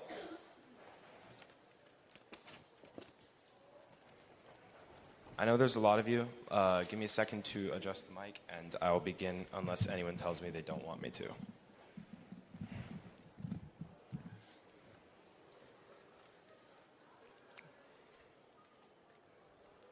In Namibia, there are direct English translations for the words mining, minerals, and even corporations. But ironically, there's no direct English translation for the word hope, because for decades, Namibia has had none of it. At the end of the day, all I am asking is that we restore hope to a country that has been deprived for so long. Now, I want to begin my speech by talking about the neg advocacy, which centers around abuse and exploitation. Now, Representatives Berlin and Quazi on my side have already given you some compelling reasons why abuse won't happen. But I think my side has done a very poor job of explaining the alternatives in the status quo, specifically in Namibia. As the Global Witness report on November 15th of 2023 explains, hundreds of abuse cases have been filed against local Chinese-owned mines, including sexual abuse, racism, and forced labor. In Namibia, abuse is already going on. But my side has basically countered this by citing examples from other countries. But like the negationist pointed out, those examples can be faulty. So let me give two compelling, logical reasons for why abuse does not happen. First, US corporations are beholden to international law, while Chinese corporations don't even bother following it. Now, every negation representative that has brought up something bad that US corporations have done conveniently ignore two things. First, we know about those abuses because they were held accountable. Second, Chinese corporations are committing abuses right now, and they are not being held accountable. At the very least, in the AF world, we get US corporations under the rule of law. Second, US corporations do not get protection from the government. As Big Data China explains, China provides a disproportionate amount of state support for companies, usually including preferential access to public procurement. They protect Chinese corporations against public scrutiny. The reason we were able to find Representative Adams that Nestle did so much damage is because public scrutiny existed. But then, I think that extends even further. Representative Binoy says that this bill isn't for the people. I completely disagree. Kingsley and Kingsley Lawyers in 2023 explains that U.S. laws that apply to corporations means that victims are allowed to apply for damages. This legislation doesn't just deliver accountability, it delivers justice. So that leads me to the two comparisons that I think this round needs. First, on abuse. If we fail this legislation, abuse continues to happen and we cannot hold them accountable. At the very least, in the AF world, US corporations can be held accountable for their abuse. But second, and overall, if we do nothing, China tightens its grip on the Namibian market. And in 10 years, when we are having this conversation again, China has infinitely more leverage over the minerals and we have infinitely less time to fight climate change. At the end of the day, you restore hope to Namibia and the entire world when you pass this legislation. Speech time, 3 minutes, 1 second. Questioners rise. Between those, that goes to Representative Wijesekera.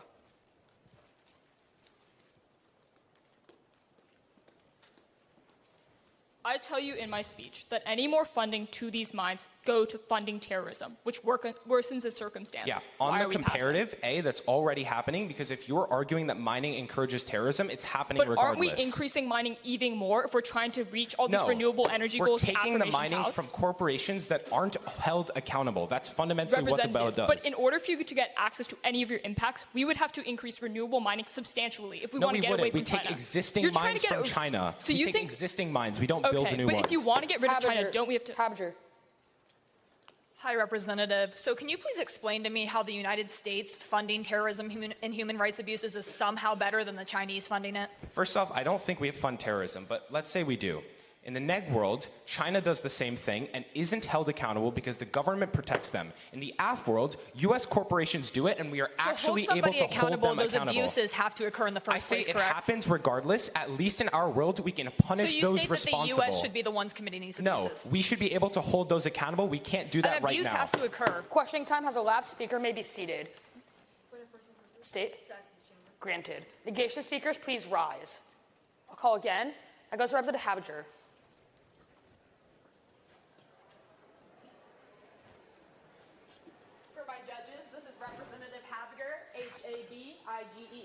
speaking for the second time in today's legislative session.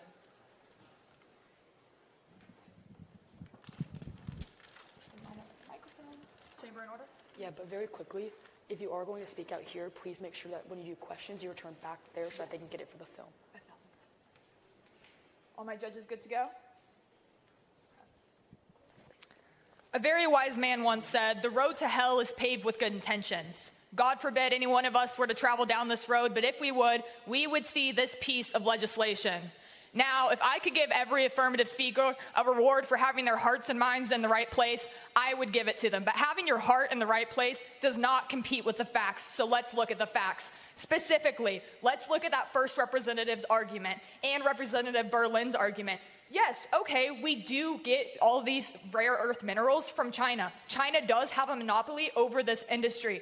But when I asked in questioning, is it better for us to be the ones to complete these human rights abuses or China to do it? Representatives were unable to answer, citing only accountability measures.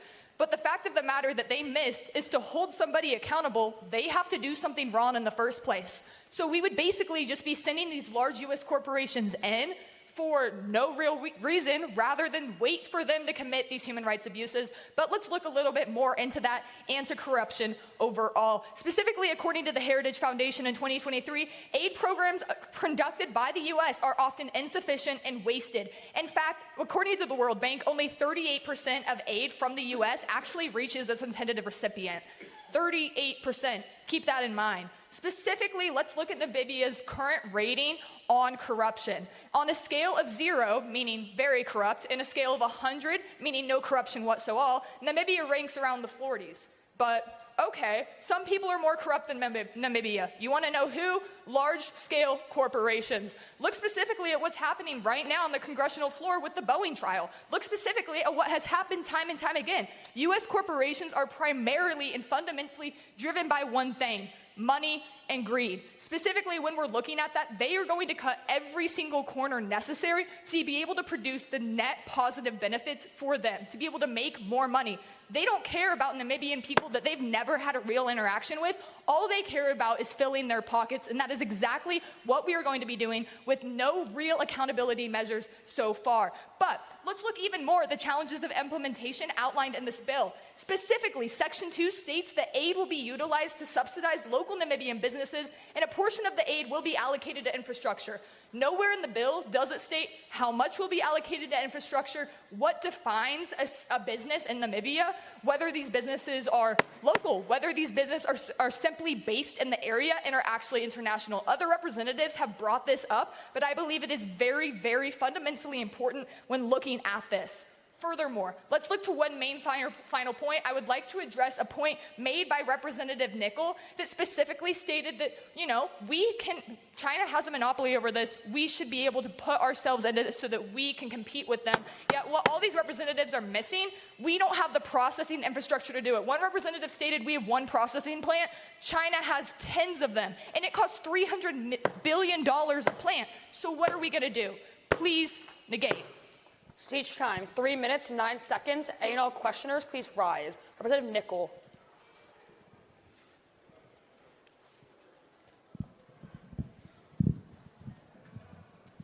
Hey, Representative, when did I say anything about China? Hi, Representative Nichol. I might have misspoken and said your name was right next to another name on my paper. Okay, so we're talking about the effects on local Namibians, right? That's what a lot of this debate is about. Yeah, local Namibians, and we will then be the ones harming them. If you want to talk about local... Are we holding them at gunpoint? Are these corporations going to hold them at gunpoint? That brings me back to your democracy point. Look specifically at our current democracy and who is running for president in the 2024 election. The democracy does not always reflect the word of the people because the majority of Americans do not want to vote for Biden or for Trump. That abundantly shows that this democracy being the will of the people. Dismiss. Does abuse happen in the status quo? Yes, abuse happens in the status quo. The difference is, will we be the ones doing it? Can I ask a follow-up? Even if abuse happens in the AF world as well, is it better that we can hold those accountable for abuse versus in your world, we cannot? Yeah, so specifically on that issue of accountability, there's no actual center in either the Senate or the House that specifically has something that overlooks corporations. Not in the Senate or the House, by international and national law. Yeah, by international and national law. Other representatives have stated it. China ignores it, we Question time has elapsed. Speaker may be seated. Granted. And all affirmative speaker... State... Granted. Affirmative speakers, please rise. There's a Representative Dorairaj. I thank the chair. Once again, Representative Dorairaj, spelled D-O-R... Still hit it. A-I-R-A-J. Speaking for the second time today. When my judges are ready, if you want to give me 15 jumping jacks, let me know you're good to go. Kidding. I know it's still early for that. Let me know if anyone's not ready, though. All right. Fairness has never been one of America's strong suits when profits are on the table. Whether it was child laborers during the industrial era, or even prison laborers in today's era, our idea of always having fairness as a pillar is something we've lost. I'm asking you, where is the fairness? So far, this debate has just been the negation saying exploitation everywhere. I'd argue our influence isn't exploitation insofar as it creates a fair exchange between U.S. companies and Namibians. And I'll be honest, I currently hate my side's response to the negation here. We're just saying China sucks, so let's suck a little bit less. I want to contend that U.S. contracts will always be good. First, let's talk about the neocolonialism and exploitative contracts that Representative Otto is worried about. Representative Srinivasan told us that when U.S. companies enter Namibia, they'll be left unchecked. The best part about today's legislation is countries and companies hold themselves accountable. Two ways. First, the U.S. Customs and Border Office notes that for the past 100 years, the Tariff Act of 1930 has been forcing all U.S. companies engaging in our government contracts to follow our rigorous working regulations, to follow our minimum wage laws, our labor standards, and our working conditions. That's the nuance Representative Jamil missed. We're not looking at international standards when it's our contracts. U.S. companies with our contracts have to follow our working conditions. And Representative Wijesekera, Namibia isn't just this terror-ridden country that you tell us. In fact, Namibia is one of the safest countries in Africa, one of the least corrupt countries in Africa, and one of the best democracies in Africa. Let's start looking at the real reality. But then Representative Otto is worried about what happens to people being displaced and that farmers are going to be displaced in today's legislation. The point of this legislation, though, is that make sure the local populations can also hold our companies accountable. Here's what I mean. The National League of Cities found that contract-based companies in foreign nations need the support of both local workers for staffing and local businesses for having any customers. I mean, it's why Reuters find that Namibia's oil giant Chevron, when they offshored to Namibia, 80% of revenue came from local populations. If companies are exploitative, they lose workers and they lose profits. Companies are money hungry. That's why contracts are going to be good. And Representative Adams, the point of today's legislation is to make sure we end the monopolization. There's currently 2,000 local miners. That's who we're funding. U.S. companies are going to comply, but what's in it for Namibians? With Section 1's developmental aid, it creates new jobs. And when companies go to a new region, that also creates new jobs. It's why the University of New Delhi found in 2020 that poverty would decrease by 26% because people now have final income sources. The bottom line is when poverty decreases, people can afford things like food, medicine, and water. UNICEF noted that decreasing poverty in Namibia could prevent 6,000 lives. 6,000 people with stories, faces, and names asking you to pass. I'm begging you, dig deep today in your humanity so they can dig deep tomorrow. Please, Speech pass. time, 3 minutes, 10 seconds. Questioners rise. Between those, that goes to Representative Adams. Hi. Followed by Representative Binoy. What is the highest political authority in the United States?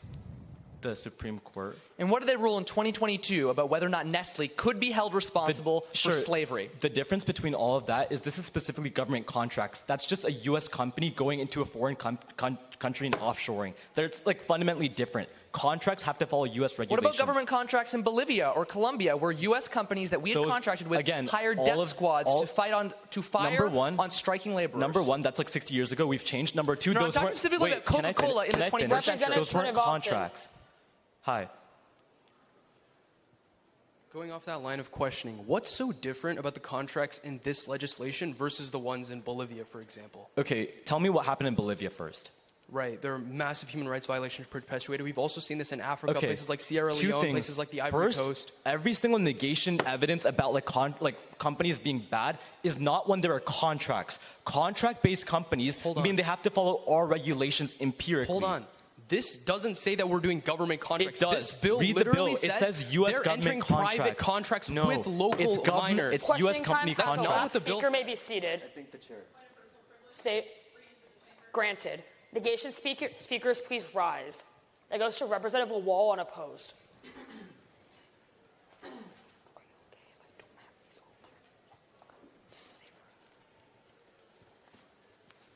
This is Representative Lawal, spelt L-A-W-A-L. Once again, spelt L-A-W-A-L. Assuming we're all good to go, I'll go ahead and get started.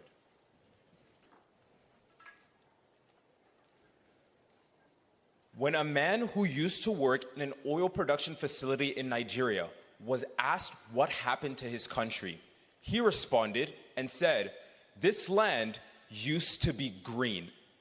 Our government has a habit of exploiting African countries without considering what exactly the long-term impacts of our actions will be. This legislation is just another example of America taking, and taking without giving back. Fail this legislation. I want to rewrite this entire argument that the affirmation has told you when they said that today's legislation provides Human Rights Watch and makes sure that the Namibian people are not being taken advantage of.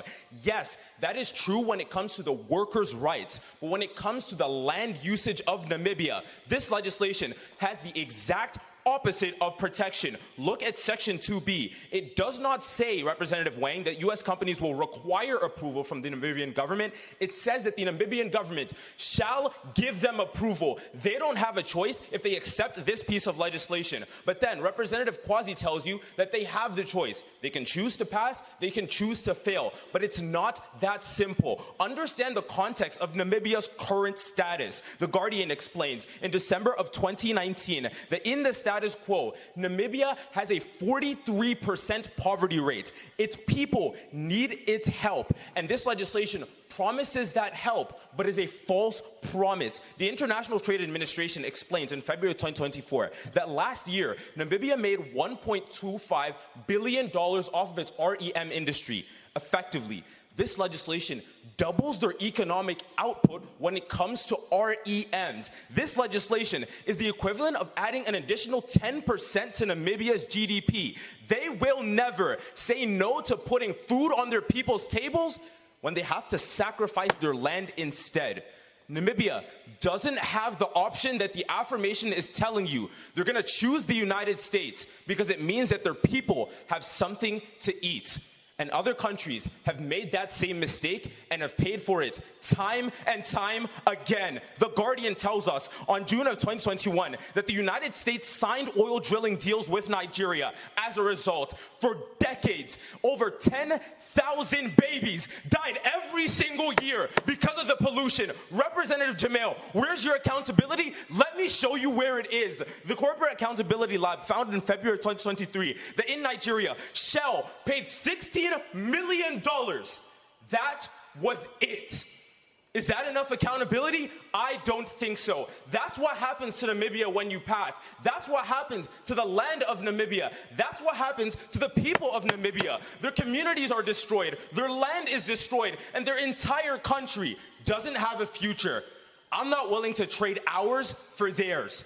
Their skies deserve to be blue just as much as ours do. Negate. Speech time, 3 minutes, 10 seconds. And all questioners, please rise. Between those, that goes to Representative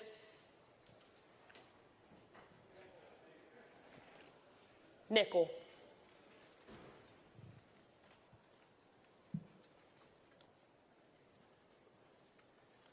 Hey, Representative, what do you think this bill is trying to accomplish?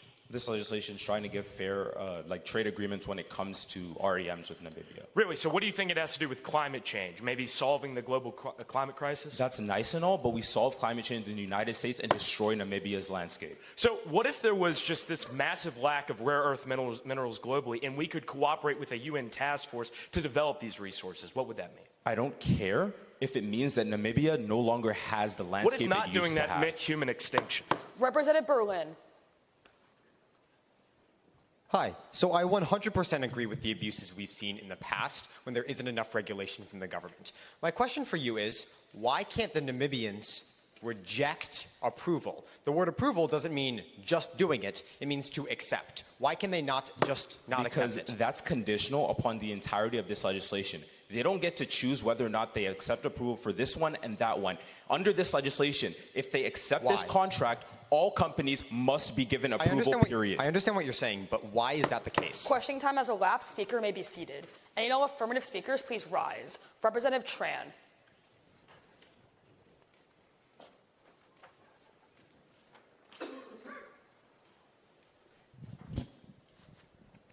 Hello, everyone. My name is Representative Tran, speaking for the second time today for this debate.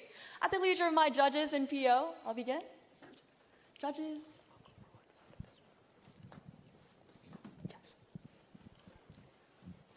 In the Live Aid concert for Africa in 1985, they united the greatest artists to sing, "We are the world. We are the children. We are the ones who make a brighter day. So let's start giving." There's a choice we're making, and we might not have a Live Aid concert today, but we have this legislation to make a better day for the people in Namibia. Pass for the following two reasons. Because I'm going to refocus this debate on two questions. One, how does infrastructure benefit Namibia? And two, are Namibia and China relations strong? On to my first point. This bill helps Namibia combat blackouts. Section 1 of this bill gives Namibia $1 billion in economic aid, and part of it will be going to infrastructure. Representative Wang in Berlin lays out the foundation telling you, oh, we're going to be enhancing infrastructure, but they don't tell you how, so I will. A February 2023 report by the World Bank explains why it's important. They tell us political stability is surrounded on the reliability of energy. And nearly half of Namibia's population does not have access to electricity. Representative Binoy in Lawal argues that no, communities aren't going to be benefited. But Habiger from New Era News, February 9, 2024, explains why it's crucial to address blackouts. They tell us Namibia loses up to $1 billion every couple of days because they frequently face blackouts and power outages solely due to their poor infrastructure. And then Representative Otto argues you fail because this harms the locals. Well, NBC News, May 31st, 2024, states that we actually prioritize the locals when you pass, because businesses and residents of Okahonta tells us when the power goes off, they cannot do absolutely anything in the dark. And the number one problem is that people are stealing, hidden from behind the shadows. And we should understand them, because even in the US, we have power grid failures too. So let's turn on the lights and light up Namibia. But on to my second point. This bill increases U.S. influence into Africa. It is the perfect time to pass this legislation today, because Reuters on October 24, 2023, tells us Namibia's mining commissioner literally ordered the police to stop illegal Chinese lithium exports. But it's not the first time, because the entire negation absolutely neglects the fact that Namibia is actively clashing with the Chinese government for years. And the EU has already recognized these tensions, because the African journalist from Reuters and BBC in October 2023 says the European Union has made Namibia a key part of a major infrastructure plan to counter China's Belt and Initiative Road, and they've invested over $300 billion already. So Representative Adams argues that we need to stay clear from Namibia, but let me be the first to establish, when Namibia is shifting away from China and the EU is already involved, we have the perfect opportunity for the U.S. to solidify its influence in this region. The time to act is now. So, we might not be in a Live Aid concert right now, but when you pass this legislation today, you make the ones have a brighter day for their future. Speech time, 3 minutes, 10 seconds. And all questioners, please rise. That goes to Representative Lawal. Representative Tran, go back to the Yeah, please go back to the mic stand so that they can get the film. Thank you. Why do we have to mandate full land rights in order for this legislation to work? We don't necessarily have to mandate land Then why rights, are we right? doing it? Because it's actually up to the locals. No. Under this legislation, we have to give, or Namibia has to give us full land rights in order for them to get the $1 billion And then under this ultimately, legislation. it's up to the locals, No, right? it's not up to the locals. Yes, because we're asking for... How is it up to the locals if they're giving up their land rights? It's no longer okay. theirs. If we're asking the locals for local lands, right? But when you increase infrastructure, they don't have to accept these agreements. What does infrastructure matter if the... Because you give them stability. Hey, where does Namibia get most of their energy? Well, from their, what, are we talking about country-wise or like grid? Yeah, they have to import it from their neighboring countries because they don't have enough space to generate electricity. Okay, Seeing as these countries so already... they don't have enough space to generate electricity. When you invest in the infrastructure of their grid, it increases the capacity. You can't expand their borders by investing in a country. Yes, you can expand their electric grid. We've done this before. They don't have enough space to create these things. Yes, they do. When you invest that's why they're importing from other countries. That's no, the they're main importing problem from right other now. countries because their Question grid time has can't elapsed. handle Speaker may be capacity. seated. State. I move to call a recess for lunch. Is there a second? Any opposed? Seeing none, we are now on recess. Please be back around 12:35-ish so that we can have everyone here prior to the round starting at 12:45. Everybody? Perfect. Hi, everyone. Welcome back from break. And seeing that we are in the middle of a bill, just to reiterate, we are on our Namibia bill. For everybody that's following along, that's page 47 of our legislation packet. Seeing that we did end on an affirmative speech, all those wishing to speak on the negation, please rise. That goes to Representative Balusu. I thank the chair. For the chamber's reference, that's Representative Balusu speaking for the second time this session. Again, Representative Balusu, B-A-L-U-S-U. I know we all just came back from lunch, so I'll give you all a second, but let me know if you're not ready. Oh, okay, cool.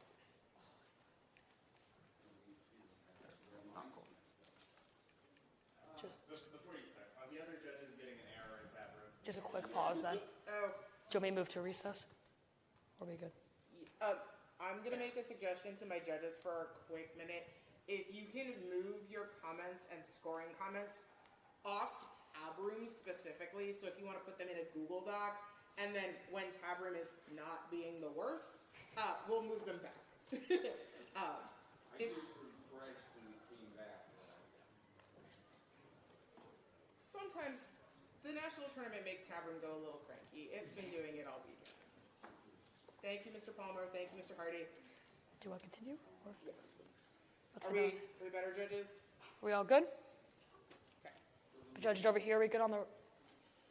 Perfect. You can continue, Representative. Okay, great. Yeah, so if everyone's ready, then I'll just get started.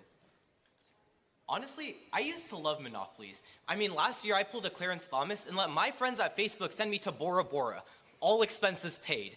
And all it costed me was selling like 300,000 of our constituents' data, all in a day's work. But then Facebook stole my data, and all of my private conversations with Representative Dorairaj suddenly got leaked to the public. Now I hate monopolies. At this point, everyone in this debate needs to realize one thing. Monopolies are the worst. Fail this legislation.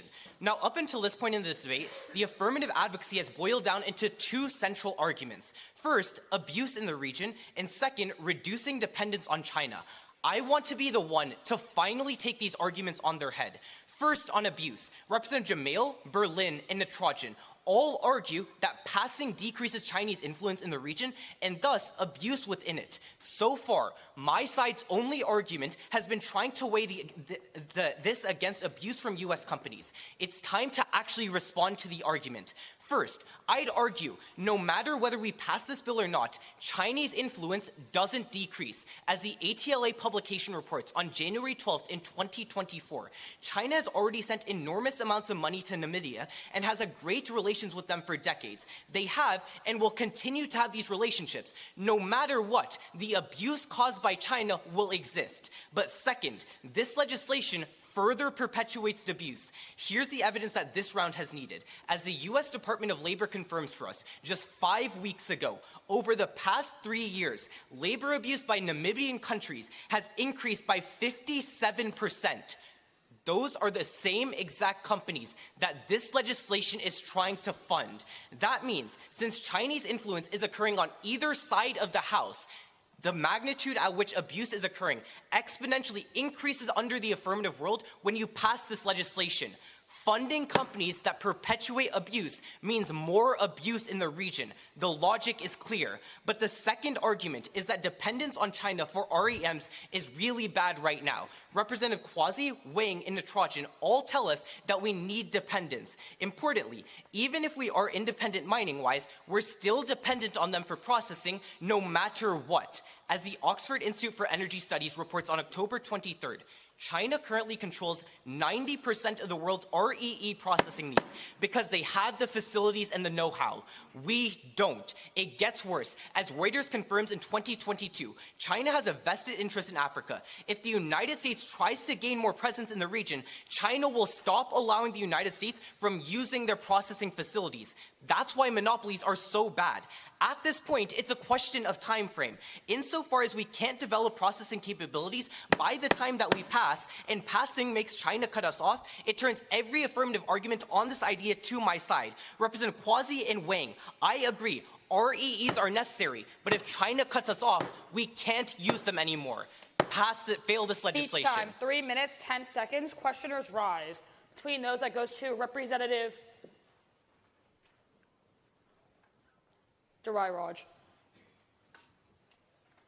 followed by Representative Hathalia. All good. Hey. Hi. Why won't U.S. contracts still be better than better than Chinese contracts? Like, why is it inevitable that our contracts will be bad? Wait, I'm saying that the abuse is occurring at Namibian countries. We can't solve for that abuse. Okay. Insofar as that still exists and Chinese influence still exists.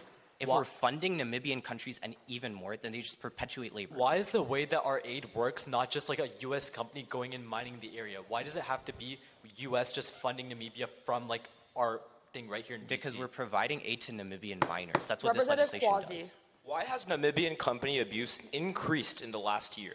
Because their government is becoming more corrupt. It's also because China continues to fund them and makes predatory contracts. If you affirm this great. legislation, go ahead. Yeah, the point is that China influence occurs on either side of the house, insofar as no side can change. But on the affirmation, we have more influence and China has less, right? No, not at all. Why? I told you that China's already sent them billions of dollars. If And then we that's the send case, more. sending them $1 billion doesn't change They anything. sent 4.6. If we send $1 billion, Exactly. Questioning time has elapsed. Speaker may be seated.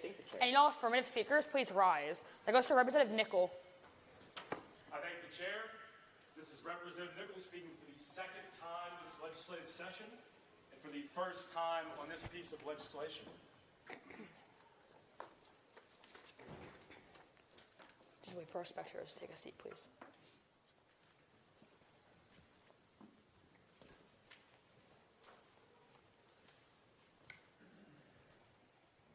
And of course, I see that everyone is ready. I will begin.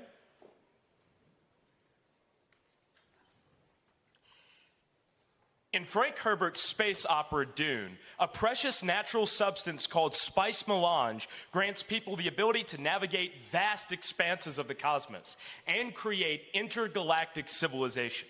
In real life, here on Earth, rare earth metals are our spice. But before we understand just how important this bill is, let's go through some ideas against it.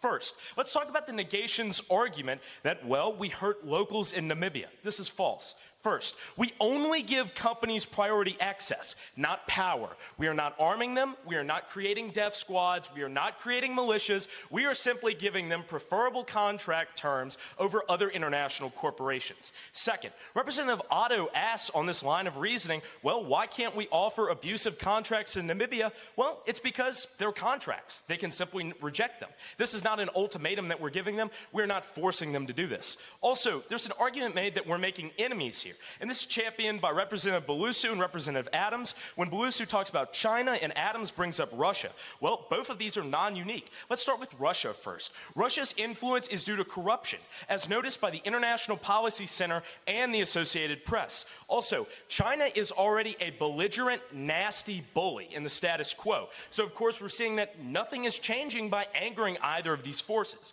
Also, let's look about how we actually solve for neocolonialism. Representative Adams brings up the point that, well, we're going to be continuing neocolonialism. No, we're actually going to be correcting it by this piece of legislation. But that's where we really get into what we're missing in this round, and everyone throughout this entire debate hasn't even brought it up yet. Representative Balusu says that there are two affirmative arguments. Let me give you a third. First, the spirit of this bill is to combat climate change. The International Energy Agency knows that, which is why they already told us that clean energy technologies require a vast amount of rare earth minerals. That's why they asked this Congress just last year to cooperate in international extraction methods for rare earth minerals. And looking on that, they want us to be a world leader in this. In fact, just last year, UN Secretary General Antonio Guterres wrote to this Congress asking us to lead the way in a greener future. Now listen, passing this piece of legislation is exactly how we do that. It is how we acquiesce to the wills of the people of the world. And listen, remember, no man is an island. We must cooperate globally, and we must realize that our future is shared with everyone else across the planet. This legislation will help for that.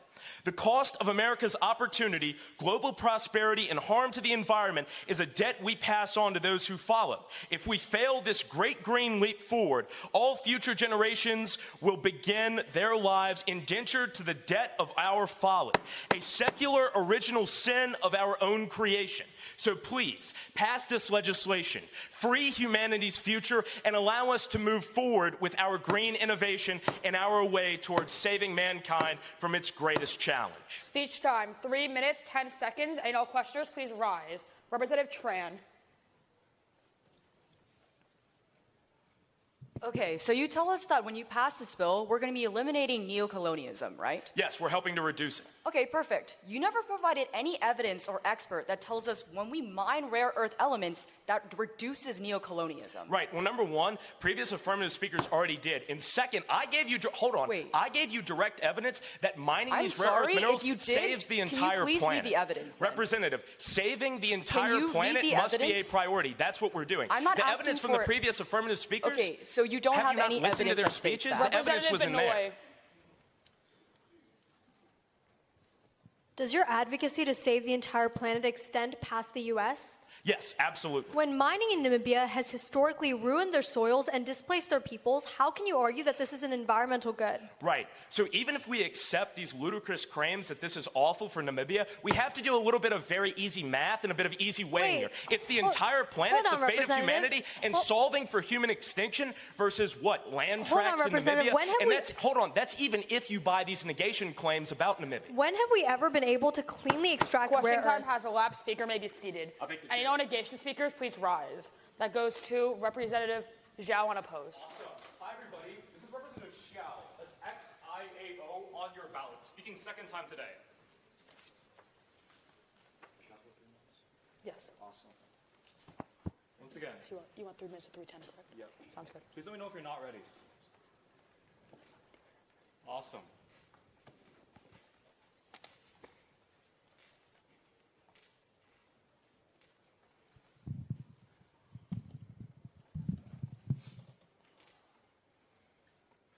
Heads or tails?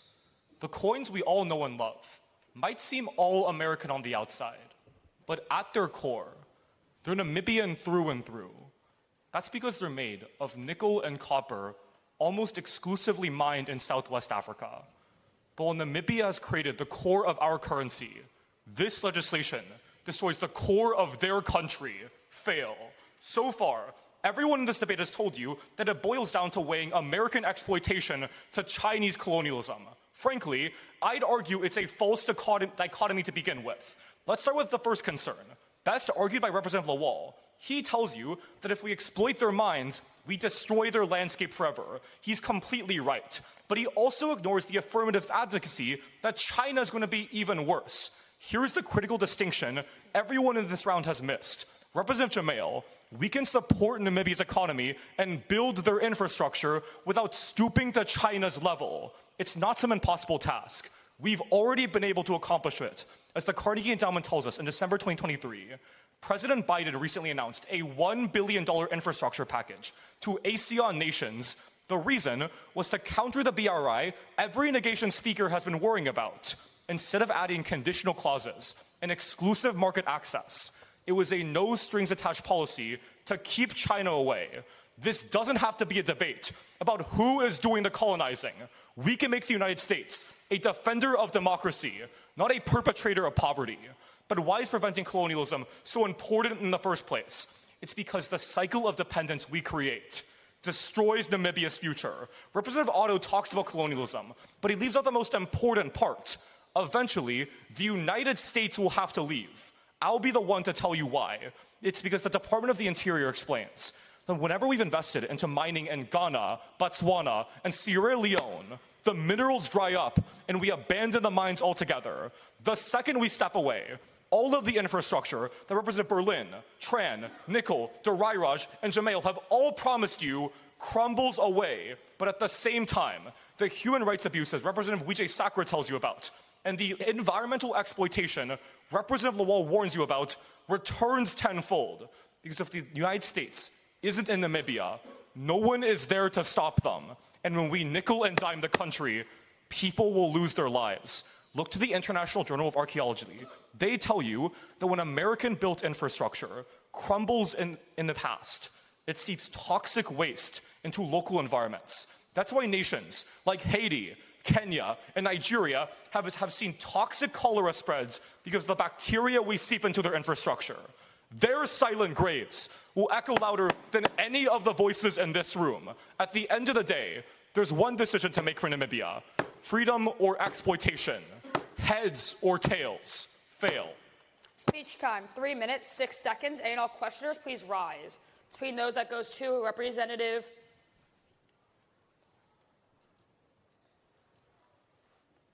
Jamail. followed by Representative Nichol. Hi.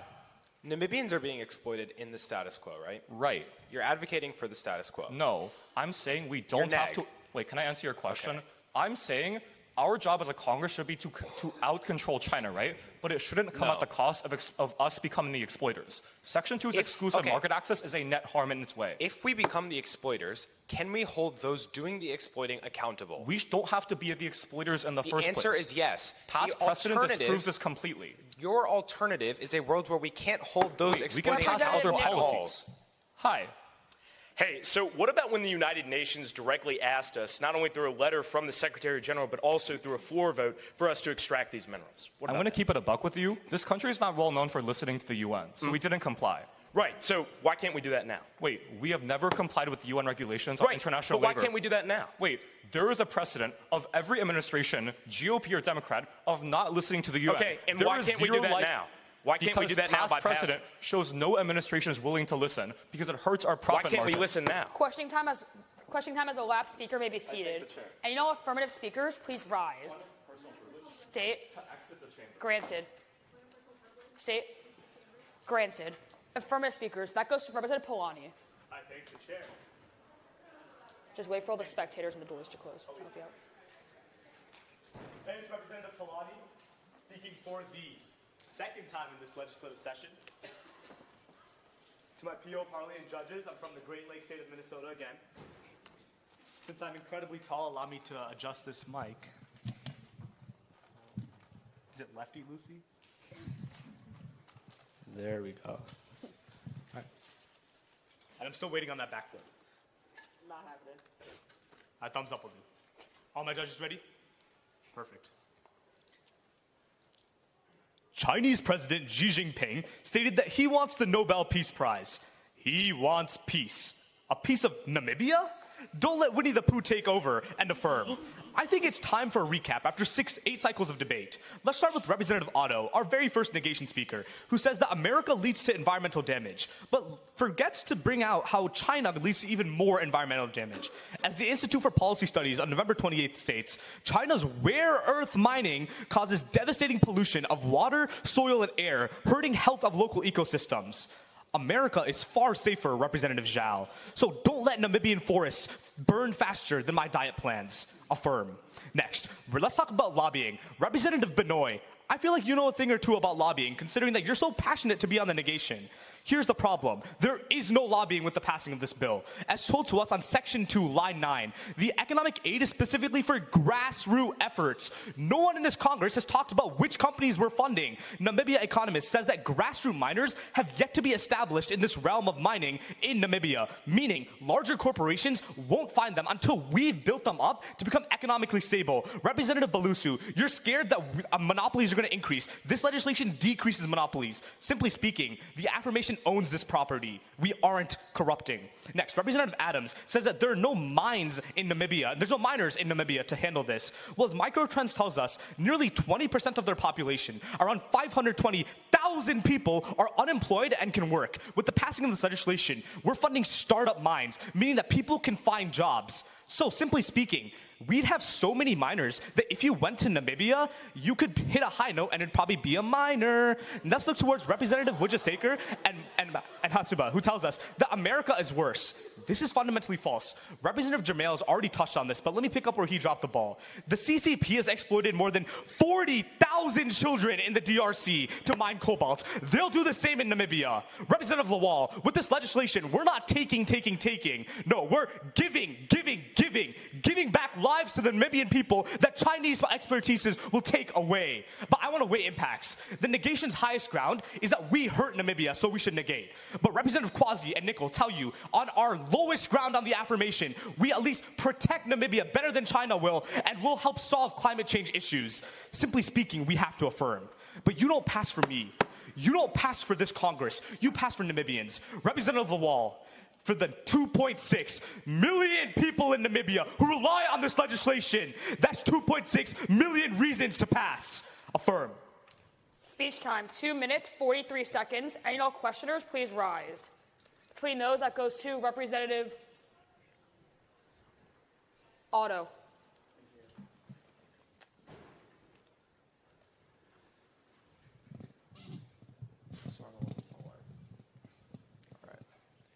So in the status quo, does China have full access to the country of Namibia to support those mining infrastructure? No, Yes, correct? which is exactly why we need to remove that with the passing of this legislation. Okay, where does it say that they have full access? They don't have full access, but we're working on startup companies and building them to beat the large corporates. But the passage of this legislation indicates that the United States will have full access to the country to build infrastructure. Yeah, but isn't building infrastructure a good thing? Okay, but if China doesn't have full access and the United States does, then how does that not turn the if climate we don't change work impact within that you talk Namibia, about because we China have full will access? take full access. Srinivasan.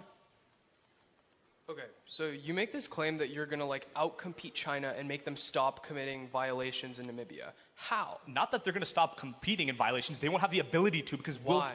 Because what we're going to do is we're going to build smaller companies to grow. That way we can make sure that there isn't child labor being used. Okay, but We their can make sure that they're violations safe. still stay. How are you stopping their violations? You're just We're making stopping more their violations. No, we're stopping their violations because we're not letting them take access of these smaller companies. We're helping them. We're building them infrastructure to compete but we against still larger commit corporations. violations, so it's just if less we build violations. smaller corporations to become better, we can help solve this issue. Questioning time has elapsed. Speaker may be seated. State. Granted. Any all negation speakers, please rise. There goes to Representative Srinivasan unopposed.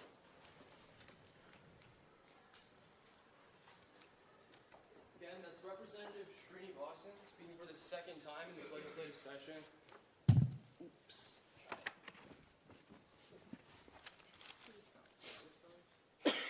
All right. Let me adjust this real quick.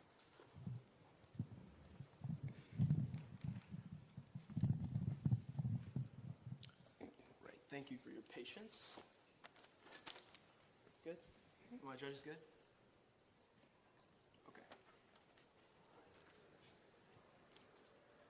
I'm gonna be real, I haven't been feeling that good today. I've thrown up 5 times in the last 4 days. And you know what? 4 of them were because I have a massive fever. But the last one happened 30 minutes ago at lunch, when I thought about the prospect of this bill passing. Because if this bill passes, it won't just be vomit on our hands. It will be blood. Every single affirmative senator says that we have to stop the supply chain risks associated with relying on China. And you know what? I agree.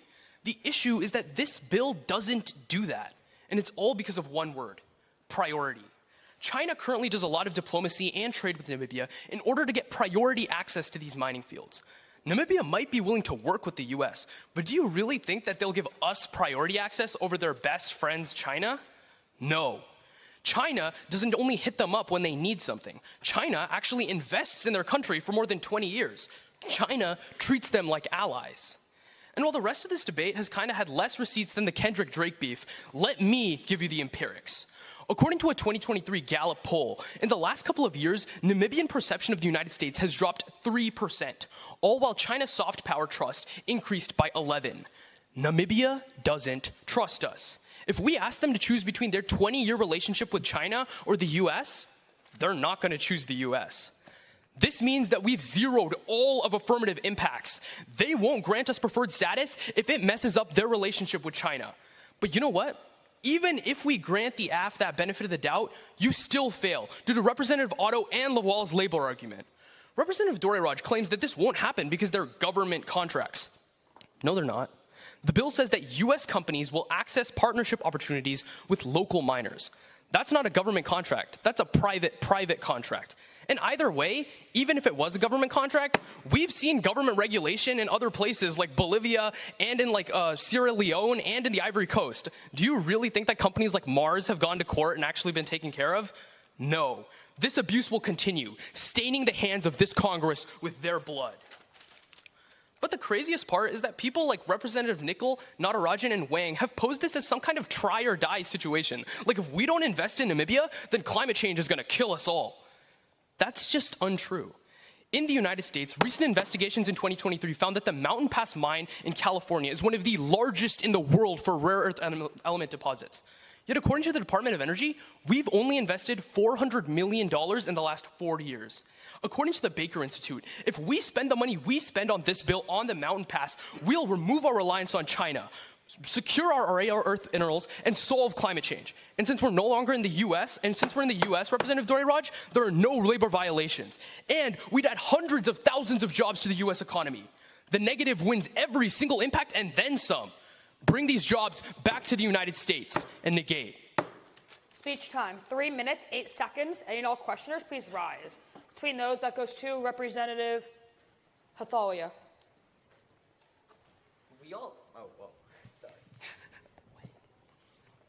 We already have things like humanitarian aid in Namibia. When we show them the economic benefits that come when we suddenly invest billions of dollars, why would they say no? Right, so I just told you that, first of all, I think it's been pretty clear that China wouldn't exactly appreciate us outcompeting them in Namibia. Okay. So Namibia has to choose between the United States and China. We save millions from poverty in our grassroots. Do you really think that Namibia, who has declining trust in the United States, plus hasn't had any real relationship with the United States for 20 years? Of course the government's going to say yes in their crippling You think that Namibia is going to switch up like that? Like, you think they're that much of a fake friend?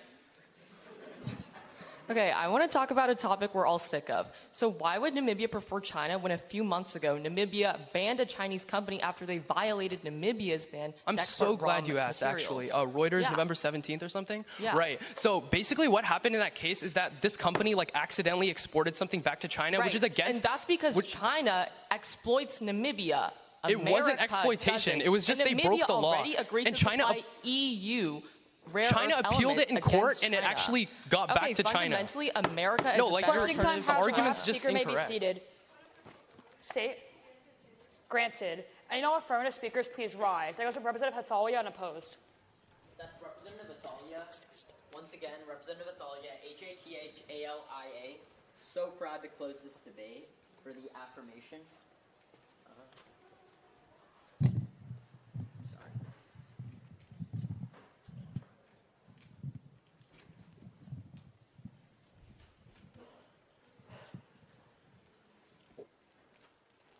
Are all my judges good? Yeah, perfect.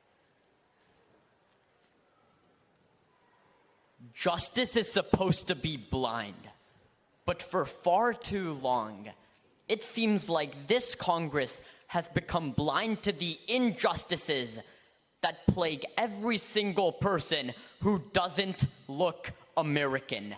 Economic crises in Namibia have lasted for decades.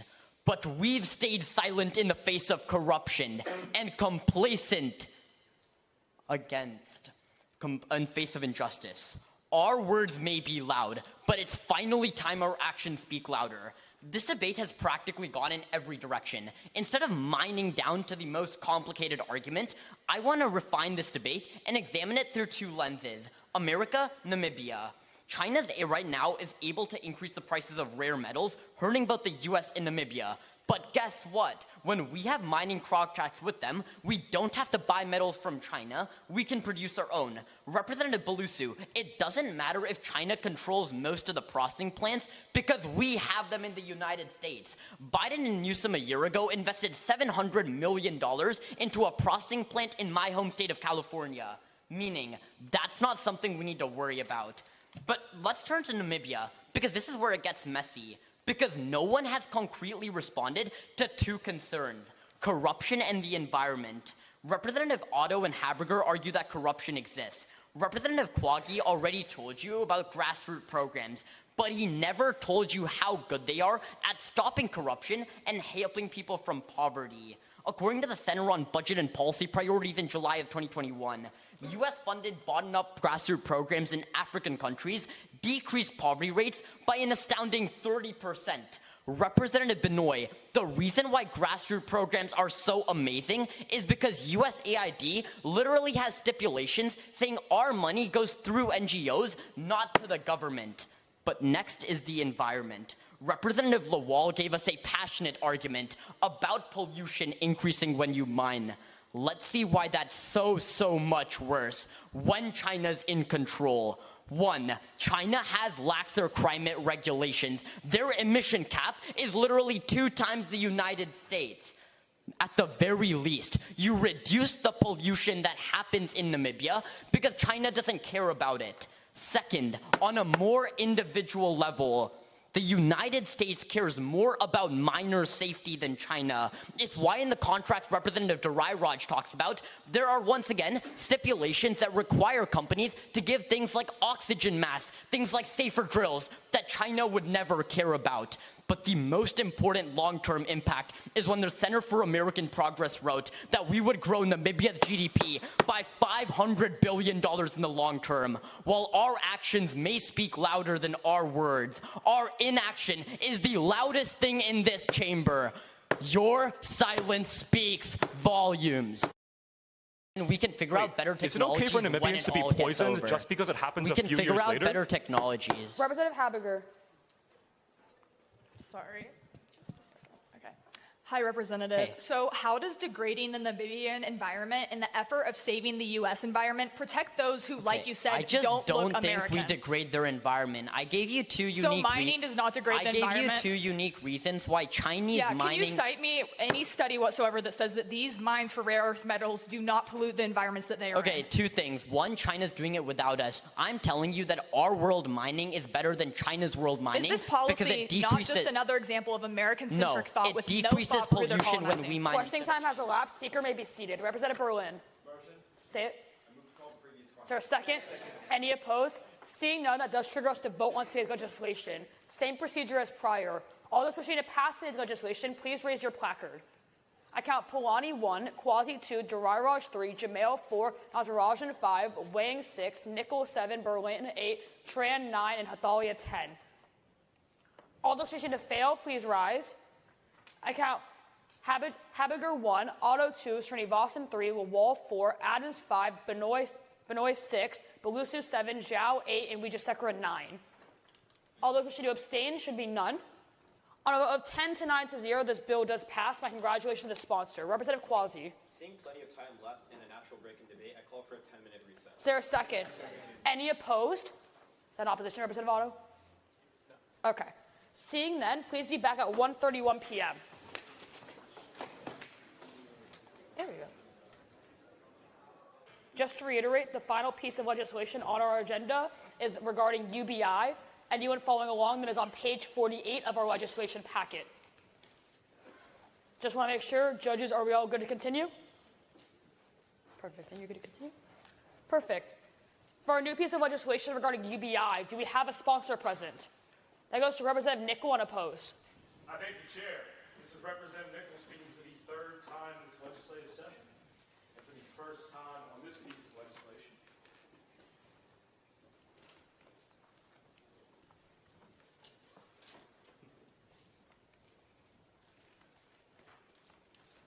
And as always, I'll wait until I see the chamber is ready, then I'll begin.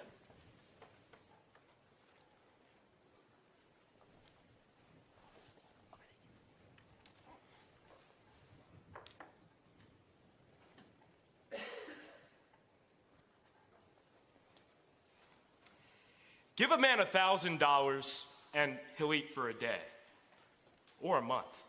Depends on the economy. Give a man $1,000 per month and he'll grow the U.S. economy beyond our wildest imagination. Giving our citizens money means they'll spend it. It's pretty logical. I have $1,000, I'm buying grocery, paying utilities, and maybe getting a new Funko Pop. Don't worry, I'm not weird. Or, well, we can invest in our economy. And that's exactly what this bill does. Because the genius of this legislation lies in every United States citizen and the way that they'll interact with my piece of legislation. First, let's talk economy. The U.S. Currency Education Program gives us a report that shows that since 2015, they've tracked a 9% decrease in our rate of currency exchange growth, meaning the growth in the amount of money that circulates in our economy has been decreasing for almost a decade. That is a decrease in growth. We're a country of supposedly exponential growth. This should be, well, hypocritical. But here's where we fix this, and here's where we stay true to what we always boast about ourselves. This matters because the export of currency outside of the United States and the slowdown of money moving inside the U.S. leads to economic stagnation and unemployment. The U.S. Treasury, in a comprehensive report filed to this chamber just last year, told us that we, quote, must increase the domestic supply of currency circulation to avoid a recession by 2026. But There is also another exponentially important reason to pass this legislation, and that is to fulfill our constitutional obligation as representatives and as bearers of our country's consent and prosperity. In the preamble of the Constitution we were sworn in on, it includes a clause to provide for the general welfare.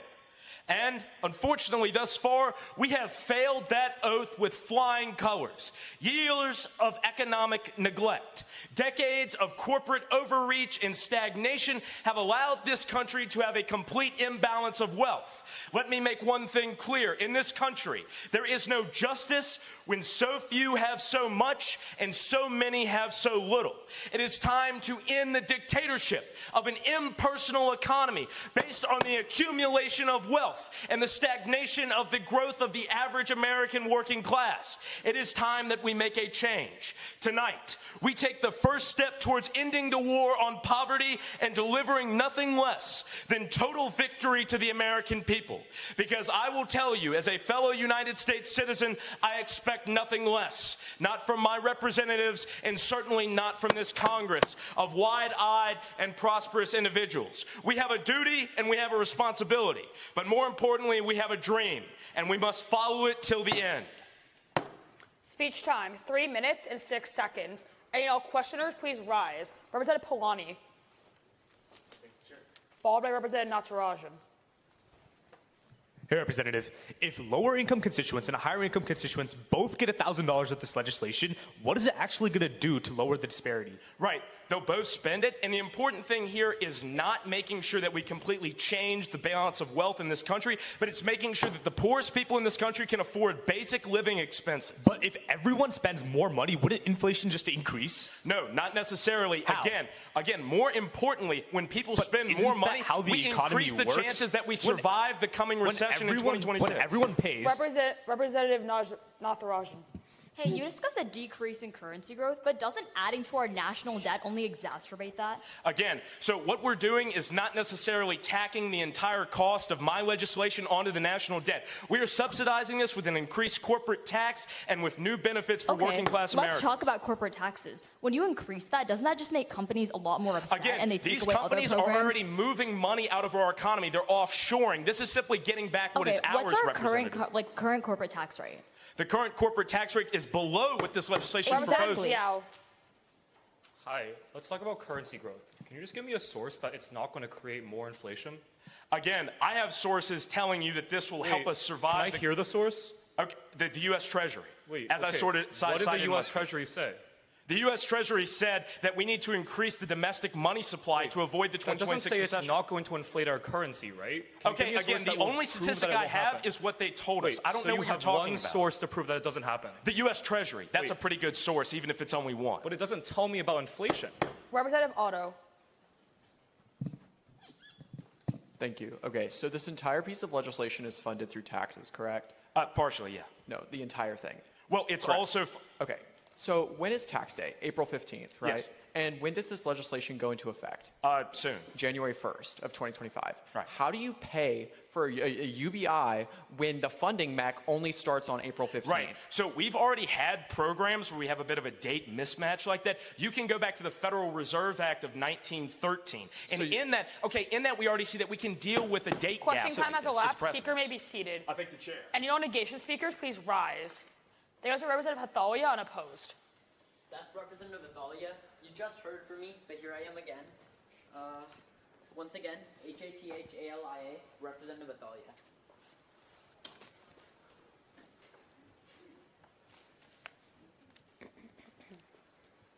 Real quick, want to give a pretty brief thank you speech. First, I want to thank my parents. I couldn't have done any of this without you. You inspired me to join speech and debate from middle school. And my brother might be watching this live stream right now. I want to say thank you to him too. He did speech and debate. He wanted me to continue this activity. Coaches, great. Friends, great. Shout out new names. Vincent, Akilan, Uswin. Captains were great. Neil, Arnav, Akshar. Probably forgot a lot of you, but thank you so much. Okay. Sorry, that was pretty long, but okay. What is America? America isn't the towering skyscrapers or the extravagant paychecks. It's not this Congress, nor our economy. It's the people. But we valued control over our constituents, power over our prosperity, and finances over our families. Don't make the same mistake. Not again. You failed because of the uniform nature of today's legislation costs Americans more money. Let's start off with a quick checkup on our economy. According to Bloomberg in January of this year, since 2021, the national inflation rate has decreased by 5%. CNBC wrote that 1 million new jobs have been created in the past 3 years, and our overall economy has grown by 3%. The point is, during the COVID pandemic, our nation took notable economic hits, and after 3 years of both setbacks and struggles, only now are we seeing some sort of recovery. The issue is, today's legislation takes our progress and just throws it out the door. Now, Representative Nichol did a good job explaining how a UBI works, but I want to answer one question. Will it work? No, it won't. According to the U.S. Department of State, because everyone now has an extra $12K, consumer demand increases, and in response, businesses jack up their prices. It's why they charge $10 for rolled up ice cream out there.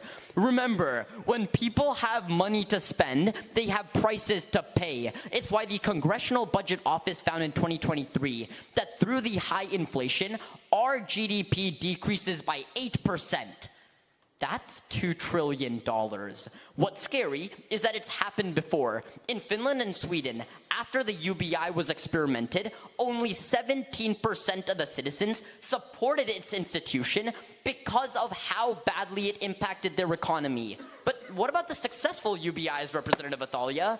Well, Alaska only worked because the money was $150 a month, meaning little to no inflation. And according to Financial Newsletter in 2023, the other 42 citywide UBI programs only worked because they specifically targeted our low-income constituents, a poverty basic income, not a universal one, meaning no inflation. Representative Nichol, this bill doesn't do that. At the end of the day, the affirmation needs to prove why this uniform standard is the most beneficial way to tackle poverty. Because even if we make our money back, 10, 20, 30 years down the line, it's not worth the millions of livelihoods we sacrifice in the process. What does inflation look like? 3 meals per day turn into 3 meals per week. Basic necessities become unattainable luxuries. The Federal Bank of Dallas wrote that high inflation rates disproportionately hurt our low-income citizens, with 76% of them reporting higher gas prices, rent, and healthcare. My America stands for, with, and by the people. I only have one question for this chamber. What is your America? Speech time, 3 minutes and 9 seconds. And all questioners, please rise. Between those, that goes to Representative Berlin. Thank you. That'll be followed by Representative Binoy. Hey. Oh, sorry. A little too high for me. And then by Representative Nichol. Awesome speech. Just a quick question. Have we ever implemented any universal basic income in the U.S. in any state? Not in a huge wide scale. I listed the example of Alaska where it was just $150 a month. Exactly. Did the inflation increase? Somewhat, not really, because it was only $150. Okay. I'm telling you that when you give Americans $12,000 What did they do with the UBI in Alaska? How did people use it? People spent money. No, they saved it for emergencies. I actually disagree. In the COVID stimulus packages, there was a 2.9% increase of inflation. Representative Binoy. Hey, Representative, what directly combats inflation? I'm not sure. You can tell me. Yeah, it's consumer purchasing power, right? No. Consumer purchasing power is like demand. When demand increases, that causes inflation. Wait, no. When consumers have jobs and they can buy more stuff, they in turn, don't cause inflation. More demand and buying more stuff means more inflation. Wait, when people have stable jobs in the status quo, they create more inflation when you back it up with a UBI? When you increase the number of jobs and people have more spending power, they spend more. When demand increases and supply stays the same, inflation happens. Representative Adams. We're doing a little bit of shuffle. It's Adams, then Quazi. Okay. Representative, what are ways to bring down inflation? I'm sure you can tell me. Okay, there are monetary demand, increased supply. Go ahead. Okay, there are monetary and fiscal routes to doing this. And some of those fiscal routes include types of taxes, right? Sure. Does this bill not include 2 tax hikes and the end to 2 tax loopholes that help raise inflation? I think taxes are the worst thing this bill does. What about tax 45% capital gains? Don't tax loopholes lead to inefficient spending and raise inflation? But when you have a 45% capital gains tax, Quazi. it's gonna wave it off with sure. Representative Quazi. Inflation occurs when more money is put into circulation, right? Yeah. Does this legislation put more money into circulation? Well, sure, it takes that out of taxes, but I'd actually argue that it takes it out from the high income and pushes it in the low income. Here's how it works. Okay, that's cool. You answered my question. Answer to the next one. Why does this even matter? Like, does high income to low income? High income Americans don't spend as much as low income. When you tax high income Americans through corporate taxes, the money shifts from them to low income. Low income Americans spend more. That's why inflation Question time has elapsed. Speaker may be seated. Any all affirmative speakers, please rise. I'll call again. That goes to Representative Adams, unopposed. I thank the chair. For the judges, my name is still Representative Adams, spelled A-D-A-M-S, speaking for the third and final time in this legislative session. I'm the ledger of all those above me, so I'm just going to do some very quick thank yous and then get started.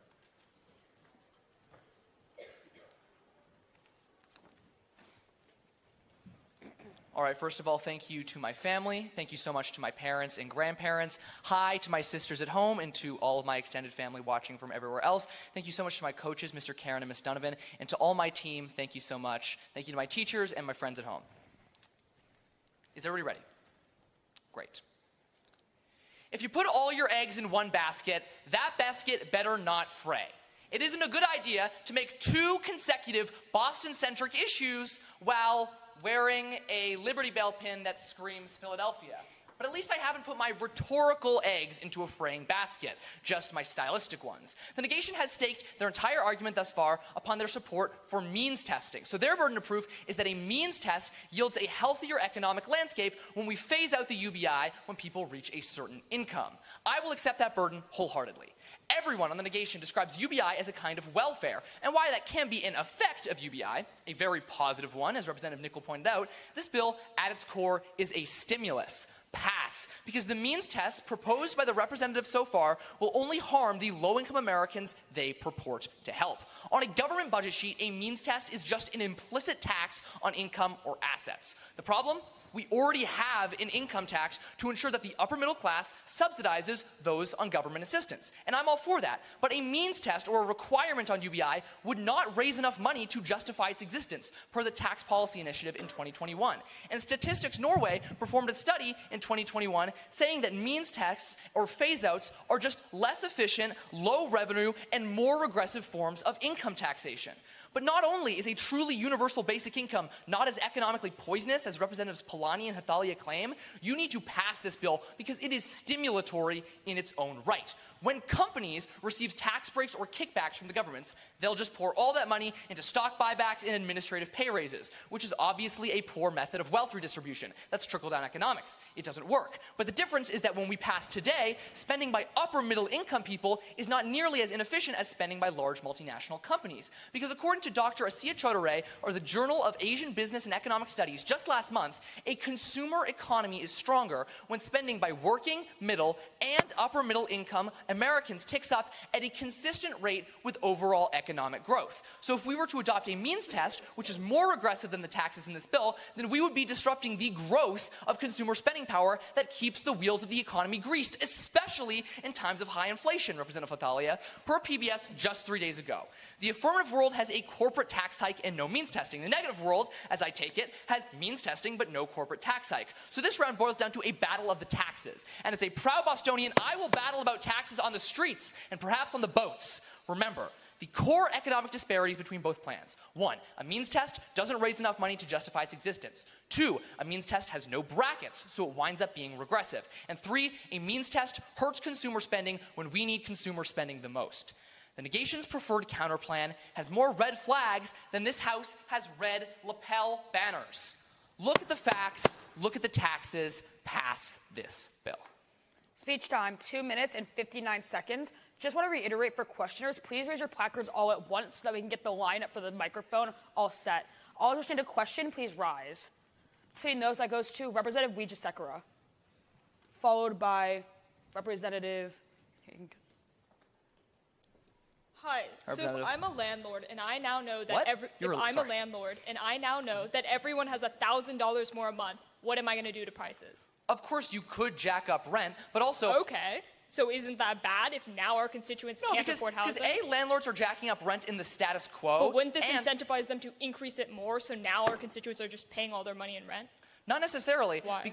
Why? Because they are also getting these kickbacks from the government. They are getting $1,000 a month as well, which lowers their costs. It lowers costs for everybody involved in the maintenance of the house. Representative Hathalia.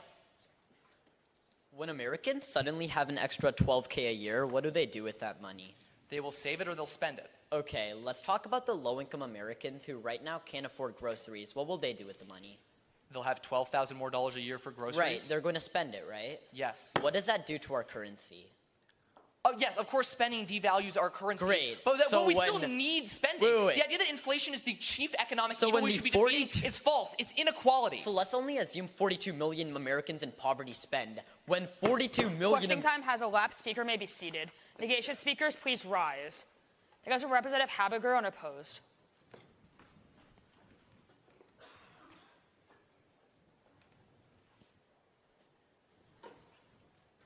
Representative Habiger speaking for the final time in this legislative session, the final time in my high school debate career, and on my third speech.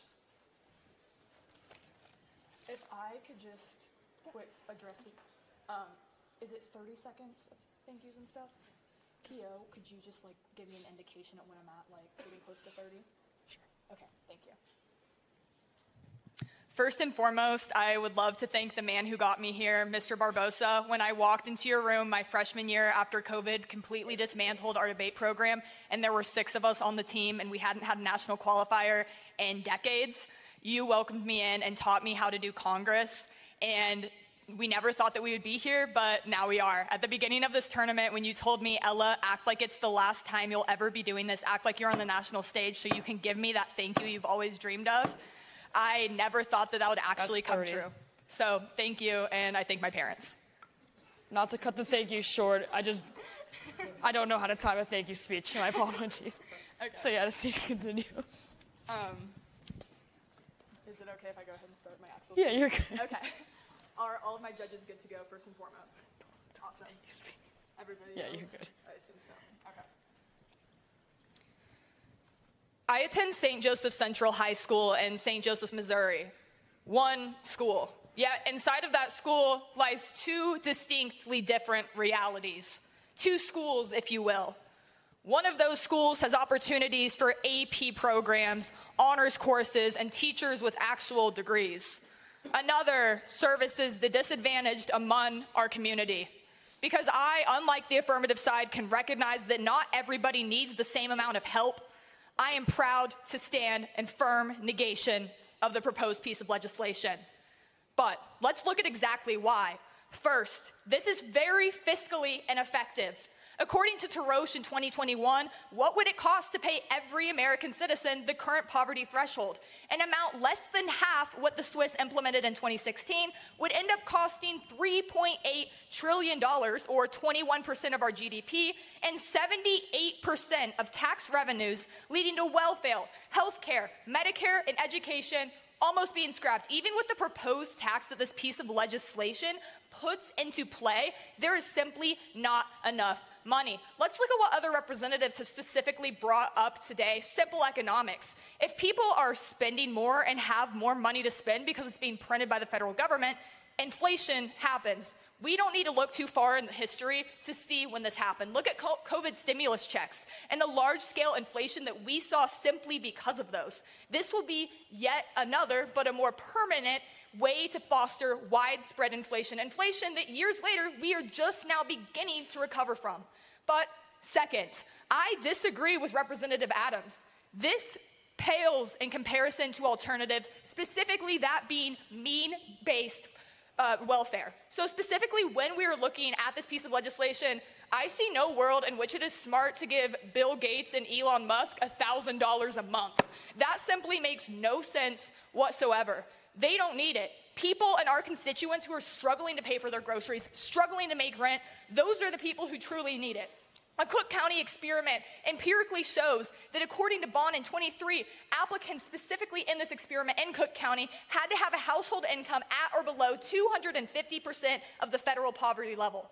Nearly 36% were able to access these benefits. The rest simply didn't need them. Cook County proved to be widely effective and offered a wide-scale empirical evidence to show that means-based programming works. It's worked in other countries. The only countries that actually have UBI programs that work aren't universal whatsoever. They are means-based because they are giving the money to the constituents that everybody in this room wants to help, those who need it the most. So when you give a vote to the affirmation, you're voting to give $1,000 a month to Bill Gates, $1,000 a month to Donald Trump. I love to say that these people might need it, but they simply do not. Vote for the American people. Give people who need it the help. Thank you. Speech time, 3 minutes, 9 seconds. Questioners, please rise. That goes to Representative Lawal. That'll then be followed by Representative Balusu. Wait. Give me just a second. Yes, followed by Balusu. There we go. Why does it matter if Trump gets $1,000 if a low-income family who desperately needs it also gets it? Yeah, so I believe that a much better reality would be able to give that low-income family more money and not give $1,000 to the wealthy. Yeah, but if the wealthy keep it and the low-income spend it, it means that we have less inflation because that money's not going I would directly much into rather the have economy. more money go to the poor than money go to the wealthy, which is not going to have any But tangible if impact. we do it in an unbalanced manner, you have the problems that the other representative tells you about when it comes to so inflation. specifically Representative Balusu. Hey, what specifically needs to happen for inflation to increase? For inflation to increase, there has to either be more money printed or... Yeah, our money supply has to increase. Where in this legislation do we get any money other than from taxes? Yeah, so when we're looking specifically at taxation, the inflation rates are going to be like dependent on who's getting the money. When we're giving it to poor Americans, as we saw during COVID... but we're not increasing the money supply in any way. Insofar as that's true, how does inflation increase? The purchasing amount, like... Question time has elapsed. Speaker may be seated. And all affirmative speakers, please rise. State.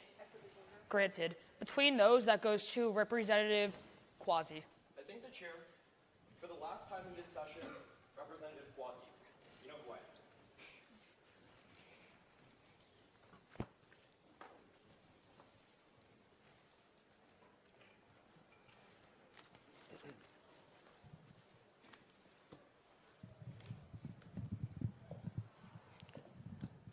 Just real quick, I know I'm a sophomore, but thank you to all the seniors I've met in the last 2 years. You guys are the coolest people I've ever met. Namely the ones that are here, Fadil, Rohan, Juliana, Chris, Adrian, Idara. The ones back home, you know who you are, but you guys have changed my life, and thank you for that. Assuming all of my judges are ready, I'll get started.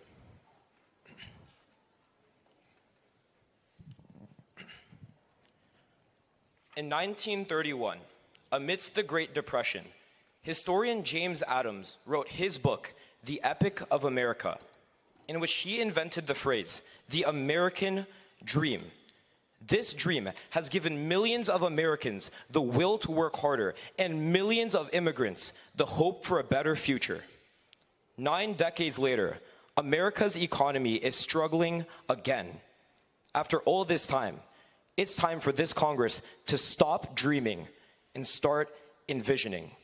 Representative Hathalia, championing negation, argues that this piece of legislation will increase inflation, but there's a major misconception here. Inflation only occurs when there's more money in circulation. Look towards Section 3B. We are increasing the corporate tax and capital gains tax rates. This ensures that we are borrowing money from one area of the economy and putting it into another, not allowing inflation to occur in the first place. But Representative Natarajan mentions in questioning that this could be harmful because companies lose money, and thus they could do bad things like fire people or increase prices.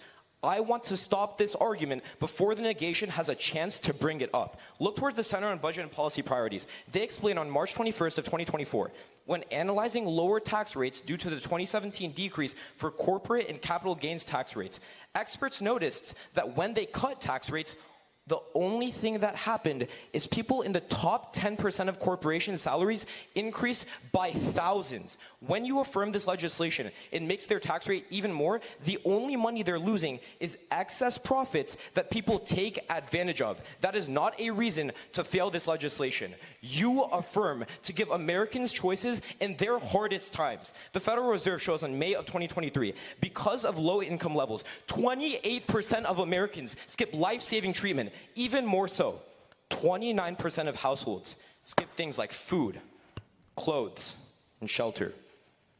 Our people suffer in silence because they have no one to help them. A lifeline. That's what the salary is under this piece of legislation. You now give Americans money, and they have a choice to do what they want in it. And in most cases, this choice saves lives. Representative Hathalia, not only are low-income people suffering, it is middle-income people too. It is any income people. We are supporting them under this legislation. The Brookings Institution shows a program just like this one reduced the poverty rate by nearly 30% for children. The Baltimore Economic Empowerment Demonstration shows in Baltimore, it allowed 96% of low-income people to afford homes. And the Urban Institute shows in DC, 90% of people could afford homes. 45% of people use funds for food, and 35% of people could finally afford health care. My father came to this country with the dream of America, but when he needed fatal kidney surgery, he was rejected because of this government's complacency. Speech time, 3 minutes, 7 seconds. And all questioners, please rise.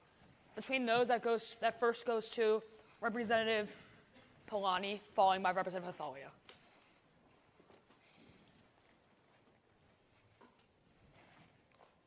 Oh, I take that back. First, I'll go to Representative Wang, then...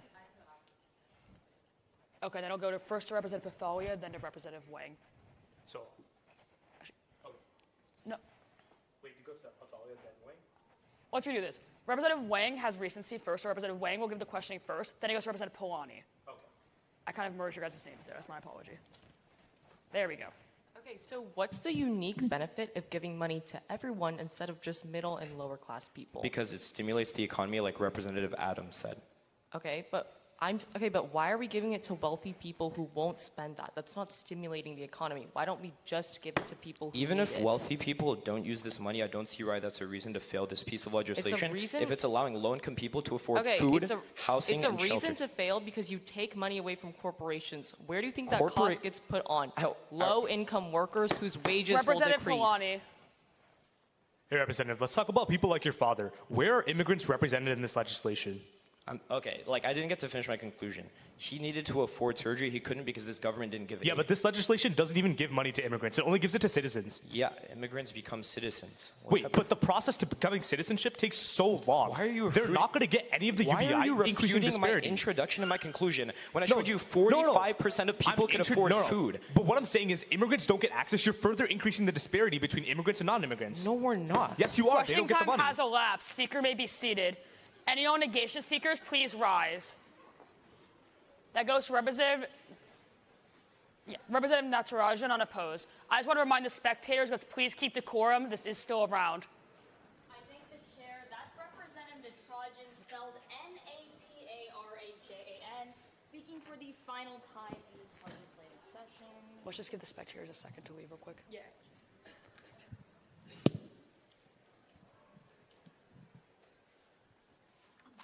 All right, really quickly for my thank yous. Thank you so much to my parents for driving me to all those tournaments at 6 a.m. And thank you so much to my coach, Mr. Rumsey and Ms. Vega, and to my sister back at home. All right, if everyone's not ready, just go ahead and give me a holler. Okay, yeah, I'll wait.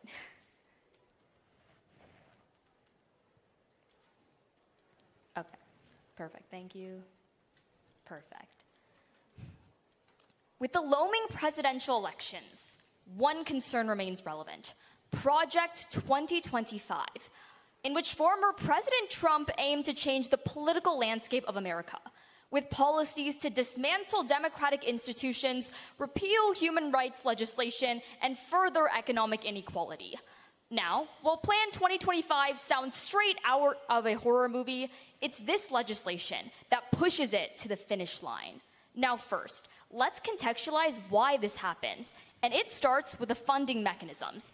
As so far as no affirmation speakers adequately address this, let's break it down. Specifically, Section 3AA, which repeals the standard deduction and personal exemptions. There's a few issues here. First, UPenn in 2018 found if debt-financed UBI plans would increase federal debt by over 63.5% by 2027. That means, Representative Nichol, that we're hurting our currency growth. But now, back to the standard deduction. The IRS in 2023 found that total standard deduction for a blind couple was $30,700. When you pass today's legislation, you hurt those who need it most. But let's look at this closer through Section 1, talking about a universally applicable program. This, in the long run, is inequitable.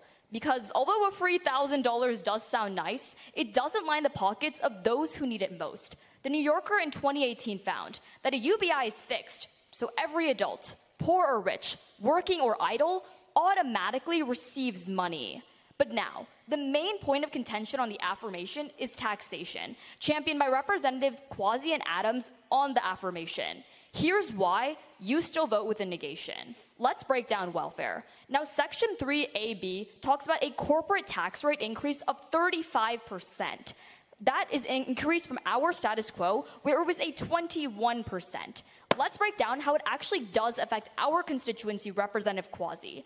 The Tax Foundation in 2023 writes that an increase in corporate taxes decreases wages. But not only that, the Center on Budget and Policy in 2024 writes that in order for a federally financed UBI to occur, that would mean eliminating programs that our constituents need to survive, like Pell Grants, Head Start, and free lunches. And that was an analysis to have a $1,500 UBI per month. Here's your first quantifiable impact in today's round. That means a decrease in welfare. As the American Enterprise quantified, a UBI would mean a $200 billion decrease in welfare programs. Now, when millions of our constituents rely on those programs, it's evident that you use that as a reason to fail. But now, let's do some weighing early on. We can see that with the affirmations impacts of this so-called taxation and the negation telling you apparent decrease in welfare, it's evident. Today's debate becomes a question of failure or future. Let's fail today. Speech time, 3 minutes, 10 seconds. I need all questioners, please rise. Between those, that goes to Representative Dorairaj, followed by Representative Jamail. If Americans have a UBI, why do they need welfare in the first place? Okay, here's the thing. So that's a $1,000. That's like not the same thing when there's like Pell Grants and other things. At the very least, you decrease their reliance on welfare. Here's the thing. It's not targeted. So the people, they still rely on those other programs. Sure. They're going to be completely gone. But low-income Americans can have their own money and they can decide how to spend it. Isn't that enough? Okay. Why do they need welfare? Those other programs are specifically targeted for specific instances, like free lunch and etc. Why can't they decide where they need their money? Yeah, well, that's the benefit of those programs. Representative Jamail. If I have $1,000 more per month, do I need all of these welfare programs? What I'm telling you is that's not sufficient in comparison to those other programs. Okay, does $1,000 a month about equal the amount of money I would make in a minimum wage job per month?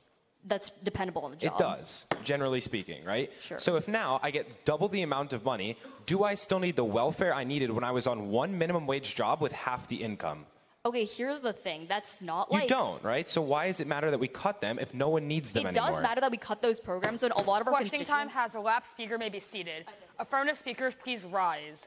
Between those, that goes to Representative Binoy.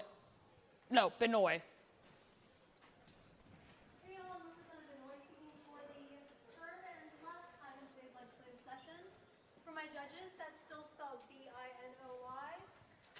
A couple quick thank yous before I get going with my speech. First and foremost, I would really love to thank my coach, Miss Bonnie Bonnet and Mr. Andrew Burgos, for taking me where I am today. My family who's watching back home, and the seniors that I've met along the way, particularly Harmony Moore, Colin Blakesley, and Juliana Franco, who have shaped me into who I am in this event. And with that, can I just get a couple moments of silence as indication of readiness, and I'll begin.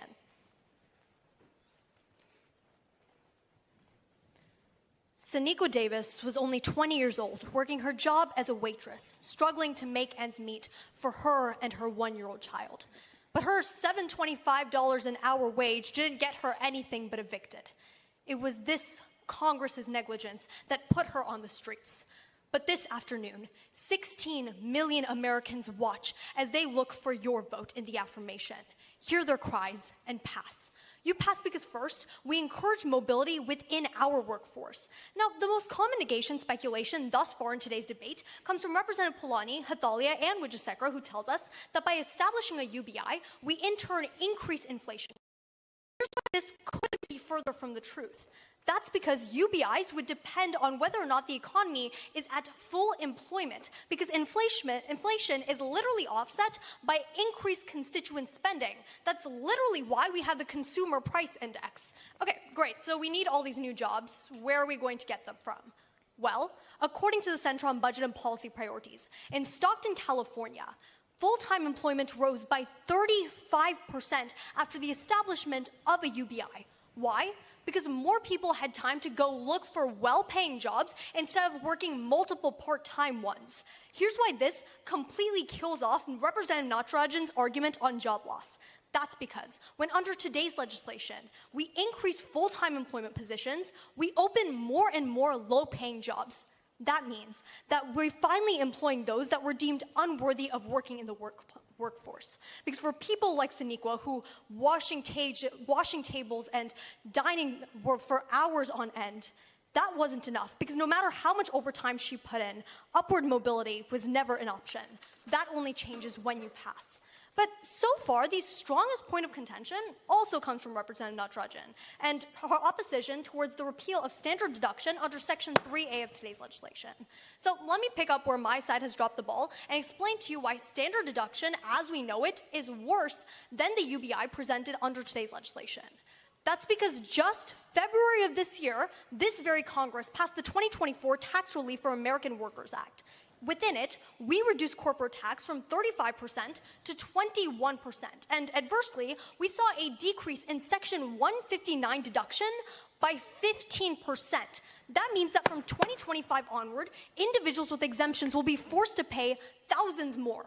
But under today's legislation, we annually offer more money to our constituents than they'll be receiving with the new deductions. 16 million American voices beg you to pass today's legislation. Will you listen or will you fail? The choice is in your ballot. Vote affirmative. Speech time, 2 minutes, 53 seconds. I need all questioners please rise. That goes to Representative Tran, followed by Representative Hathalia, unopposed.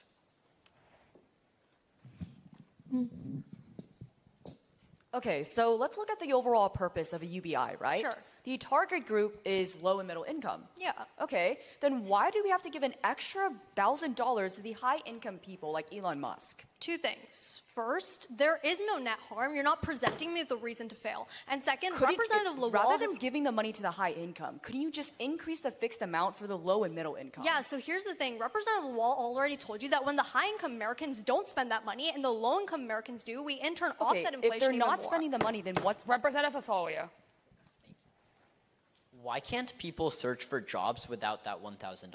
Yeah, here's the thing. Right now, people are working so many part-time jobs to make up for the fact that they don't have enough money to stay Do alive. low-income constituents get welfare benefits? Yeah, they Right. do. Those welfare benefits are somewhat around that money range. With welfare benefits, why can't they find other jobs? That's because it's simply not enough. That's exactly why we didn't see this in the status quo. We only saw that job So you're increase telling in me California. all the welfare benefits for every Yeah, single we person... only saw that increase in California after the UBI was implemented, Okay, let's not say with they welfare find benefits. jobs in... Questioning time has elapsed. Speaker may be seated.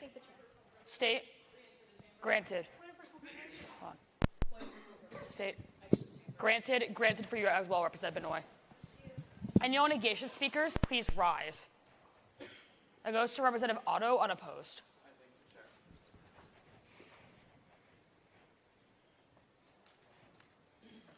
Let's just let all the spectators come in before we start.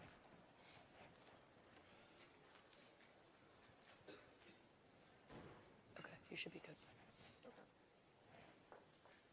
And for my judges, Representative Otto, spelled O-T-T-O, speaking for the final time in this legislative session.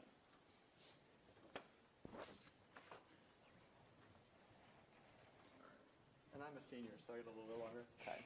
I'm not timing again. Brute force it. Okay.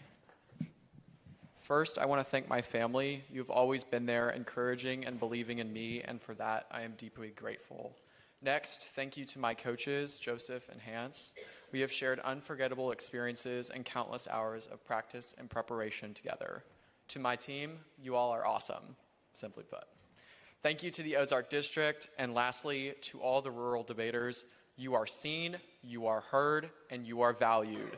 Just because our norms are different doesn't mean our voices are any less important.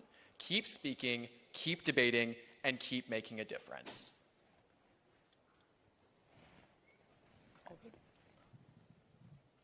The road to hell is paved with good intentions.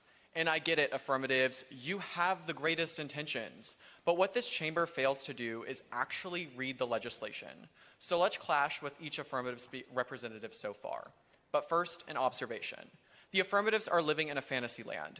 They are too focused on the theoretical benefits of a UBI without addressing the practical flaws and real-world evidence that contradicts their claims.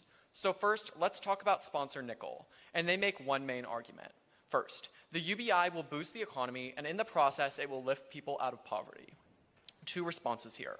First, there is no evidence that a UBI will work. While Representative Malamed provided the theoretical evidence, let me provide the empirics. As Cody explains, 16 practical basic incomes were reviewed that tested distributing regular cash payments to all individuals. The study found no evidence that providing unconditional cash payments could be sustained or that they could achieve lasting improvements in well-being.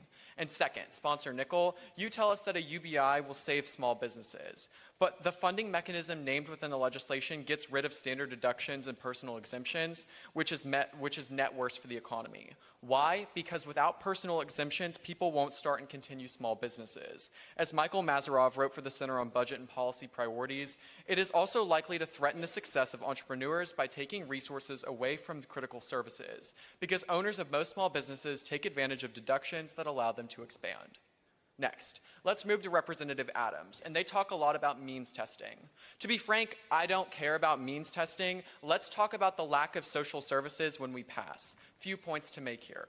First, if we pass today, red states will cut a huge array of social welfare programs tomorrow. As IDO 2018 explains, conservatives will respond to a UBI by shrinking costly state social services, many of which they don't support in the first place. But why does this matter? Because we're not stimulating the economy, Adams. We're taking all the money back from impoverished citizens. They believe that 1,000 can pay for food on the table, pay for childcare, pay for rent, pay for all the essentials. We're taking it back because red states will roll back those welfare programs.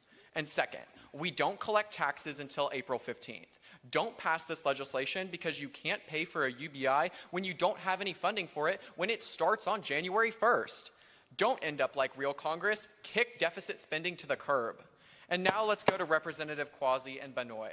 And most of their speeches were dedicated to how we protect Americans and inflation doesn't happen. Couple of points to make here. First, look, I concede inflation. Let's talk about implementation instead. This legislation gives no funding to the necessary United States departments to distribute these payments efficiently and effectively. Without proper administrative support, the rollout of UBI will be chaotic and ineffective. And second, on protecting Americans, I already showed you why rolling welfare back is a net harm. Ultimately, indeed, the road to hell is paved with good intentions. It's because of these reasons you negate. Thank you.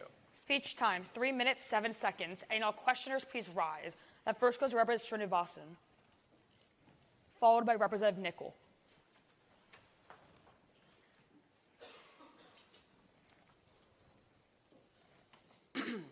Great speech, Representative. Thank I just you. have one question. Why exactly would this increase the deficit? Because again, I asked that question to Nichol on time frame.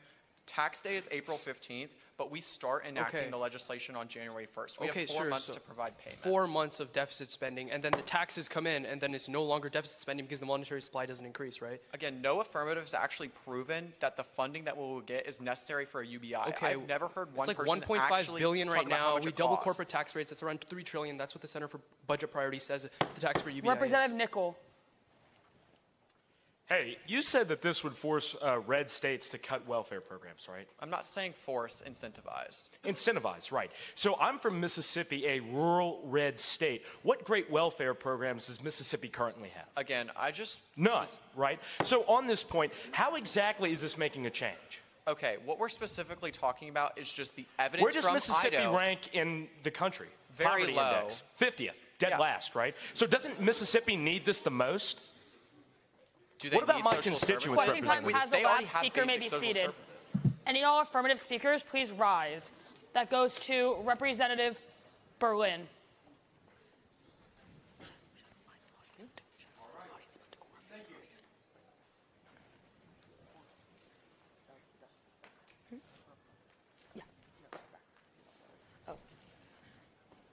Granted.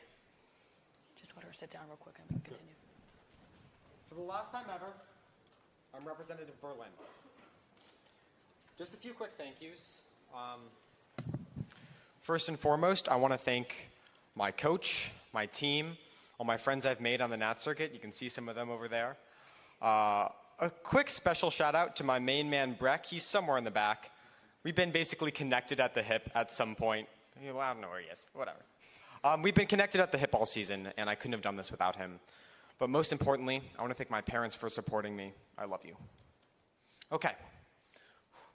Is this volume all right for everyone? Okay, just an indication from each judge, and I'd be happy to get started. 1, 2, 3, 4, 5, 6, 7, 8. Oh, awesome.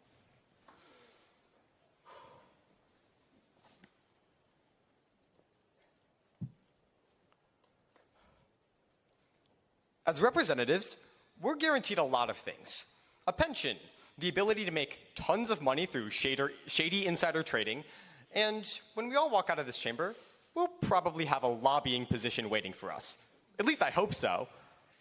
But seriously, for Americans who rely on their next paycheck to keep moving forward, we will never understand or fathom their struggle.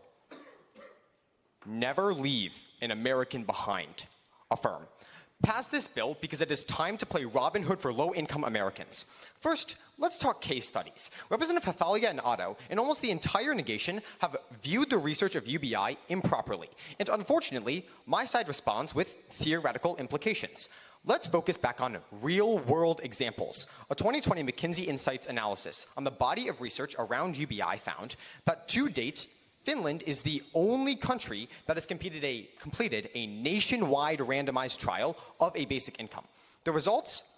It increased employment and improved well-being without driving up prices. But Representative Palani, Habiger, Natarajan, and Tran all contend that this bill won't help those in poverty because it's universal. However, they miss the point. I want to show that despite everyone getting the money, only those who need help receive the benefits. And Section 3A creates the Robin Hood effect we need because the UBI is funded with capital gains tax and corporate tax increases, as the Brookings Institution revealed on September 7th, 2023. Investments in businesses constitute 82% of income for the top 0.01%, compared to just 7% of the income from the average American in the bottom 80%. The ultra-wealthy make their monies in ways that we cannot capture through income tax. However, this bill brings them back down to earth and makes them pay their fair share without hurting the economy. Representative Natarajan, a 2017 Roosevelt Institute research specifically models the effects of a UBI through corporate tax and capital gains tax increases. They conclude that this funding can sustain a UBI without impacting the economy at all. Simply put, a billionaire doesn't need his billionth dollar. In contrast, for a low-income American, $1,000 can make a world of difference in either them sleeping in their home or out on the streets. Few of us will ever understand the true meaning of poverty. After we adjourn today, we'll all go home to a good night's rest. But for our citizens who have no job, they will be up at night thinking about how they will get their bills paid, how they will put something on the table when there's nothing in the fridge. And if this chamber will hear their plea, I told you this morning, never leave anyone behind.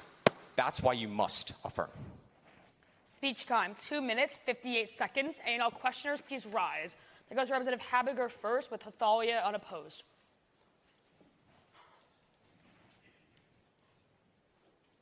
Hi, Representative. Hi. Great speech. Thank you so much. You stated, you cited Finland in your speech, correct? Yes, Finland's study was the only one that was nationwide. Okay, just yes or no. Yeah.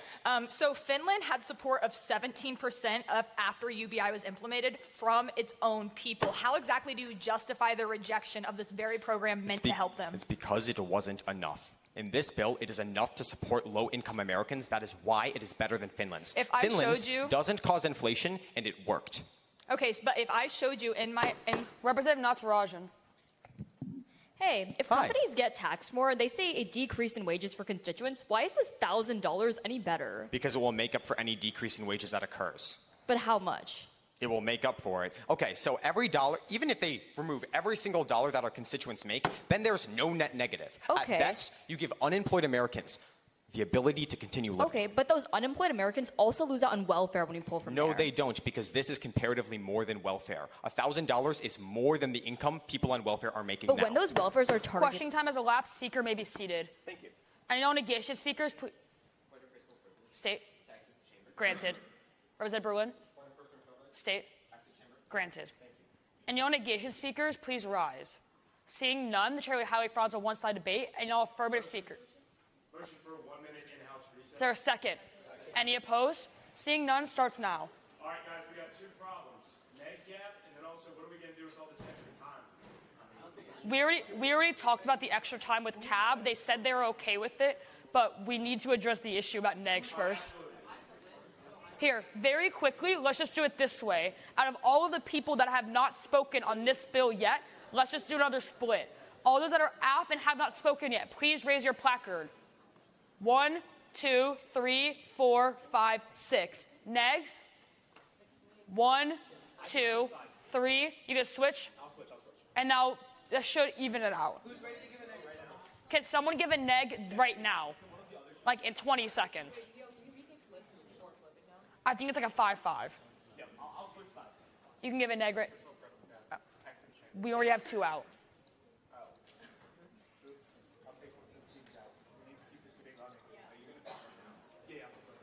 Okay, I recommend you guys just do an AF neg. Recess time has elapsed. Representative Hathalia. Is there a second? Any opposed? Starts now. I recommend you guys just... Okay.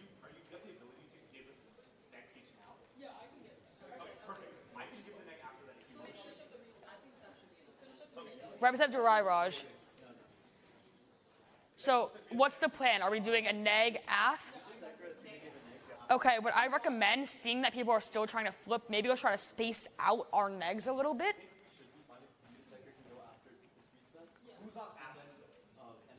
AF, I believe it's Jamail, Lawal, and Dorairaj. And Tran. And Xiao. Yeah, again, we don't have any rules saying we can't do that. There's no 3 previous questions. Yeah. It always looks better if we can continue it, but Representative Binoy, is that a motion? State? Sir, oh, we're going to move to that then. No need a second. I'm going to unilaterally move to it. Please be back at 2:32. Recess time has elapsed. For all the spectators, let's please return to our seats. Competitors, let's also return to the chamber, and I think we have all of our judges. Are you okay we do splits real quick? Very quickly, as permission with the parliamentarian, we're just going to do splits with the remainder of the chamber that has not spoken yet. And this is including those that have flipped or are planning on flipping. All those that are aft, please raise your placard. 1, 2, 3, 4, 5, 6. All those that are neg. 1, 2, 3, 4. Is there anyone else? We need like one person on aft that's willing to flip. It's fine. We can just do. We'll just roll with it. We're good. Okay. We're all good. We're going to continue on with debate. All those that are neg, please rise. That goes to Representative Wijesekera unopposed. Hi, this is Representative Wijesekera speaking for the last time today. I'll just give everyone a second one more time.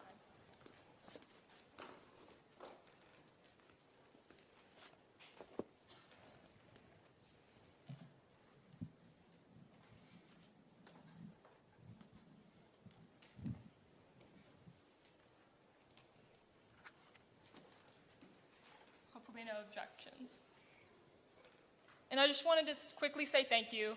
I don't really have any lavish thank yous, but I'd like to say thank you to everyone in this room.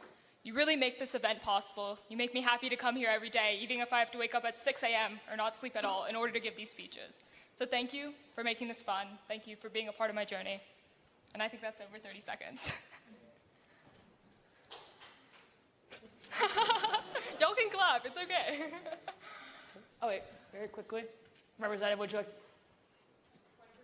Granted. We'll just wait for the representative to sit down and then we'll continue.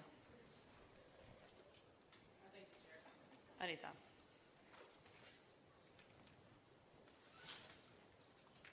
Okay, we should begin. My family's pretty weird. No, not my parents, at least not anything I can say on this recording. I'm talking about my debate family down in Houston. We're pretty tight. One of them, who feels like my sister, she's constantly debating with absolutely everyone. And then another one, she's my best friend and also feels like my sister. She thinks that Drake is winning. What? Ultimately, it's Representative Xiao, the father of the group, who always brings us back together and tells us that J. Cole is the winner. As much as I love my family, and I couldn't do without them, I know that when you pass today's legislation, you just tear families apart. So fail today's legislation to ensure American families don't fall into poverty.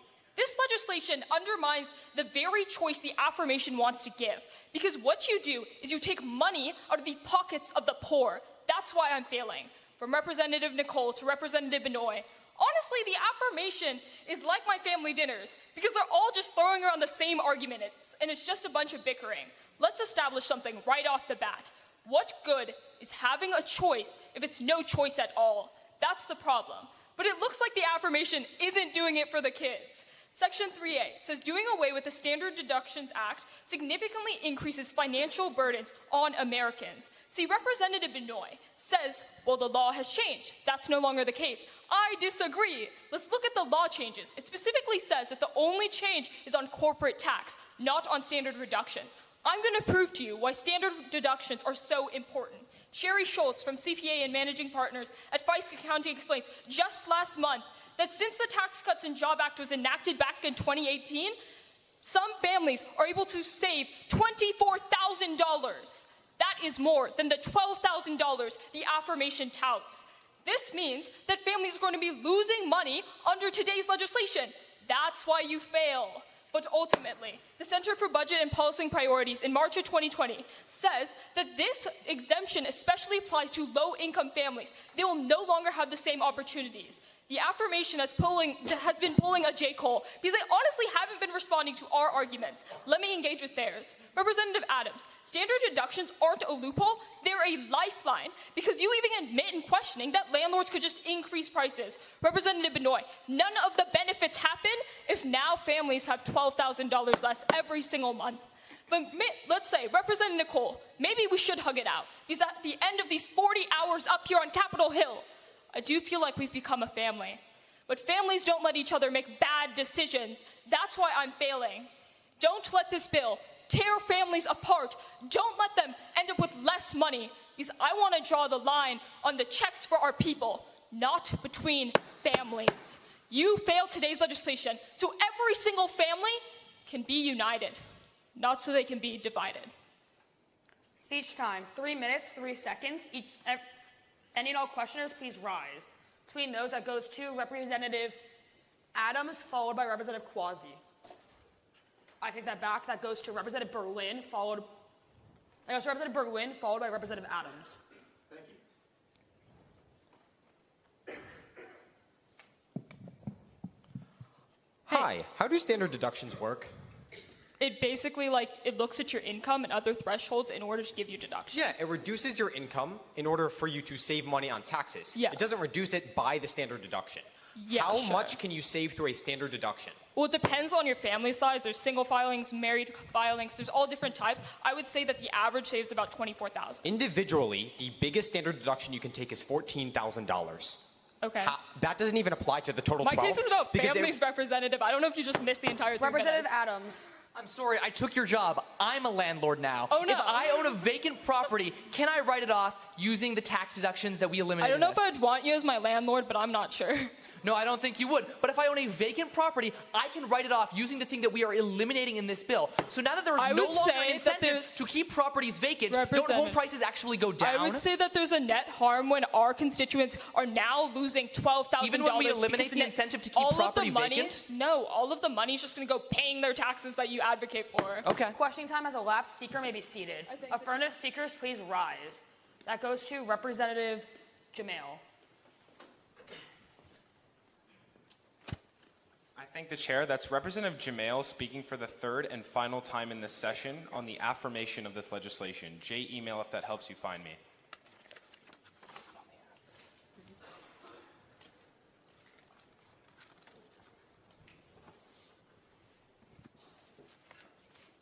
I'm assuming everyone's ready, so I'll just begin in a second. In the Declaration of Independence, life, liberty, and the pursuit of happiness are enshrined as rights for every American. But in reality, the most basic right to live right now is unattainable. It's because this legislation enshrines the right to live for every American that I'm so proud to pass. Now, right away, I want to tackle the negation's biggest advocacy up to this point. What's going to happen with prices, inflations, deductions? Let's begin. Representatives Hathalia and Habiger tell you that businesses are going to jack up prices. A few responses here. First, Representative Adams already gave you some great studies on why the taxes in this bill will cover the cost. UBI pays for itself. Second, Representative Quazi also explained the situation perfectly. This bill does not print or introduce more money into the economy. It only redistributes the money we already have, which does not inherently increase inflation. But even if you don't buy any of that, let me give you a very simple reason for why we won't see business prices, or really prices of anything, jack up. As the Institute for Employment Studies in 2023 explains, UBI improves worker productivity by decreasing stress, improving mental health, and increasing financial security. Meaning, there may be more demand for products, but everyone making those products is not only more productive, but also more efficient, allowing businesses to, if anything, lower costs, not raise them. And Representatives Natarajan and Otto, we don't need welfare, grants, or anything of that sort if people are financially stable to begin with. Representative Binoy said that, and I will continue. But the negation throughout this round has asked a pretty important question. Why should Elon Musk and my broke Uncle Steve get the same amount of money? It's because, like Representative Berlin said, $1,000 to a low-income American means infinitely more. As CNBC explained last year, over 60% of Americans live paycheck to paycheck. Any amount of money to ease the energy burden, the rent, and the medical expenses for Americans is the change we need to see in the world. Because at the end of the day, the fundamental issue is, we live in the wealthiest nation in the world, yet we have people on the streets, we have people skipping medicine, and we have people literally dying because of the system we created. And it's because of the people at the top. Corporations price gouge because they can. Rich people don't pay their taxes because they can. And on top of this, they have convinced us that any attempt to lower their chokehold on America will result in catastrophe. I am done letting them control us and telling us we can't rise up to. In my last speech this year, I want everyone to remember one thing. Don't let them think that they can keep us down any longer. Make living a right. Pass this legislation. Speech time, 2 minutes, 53 seconds. And all questioners, please rise. Between those, that goes to Representative Wang, followed by Representative Habiger.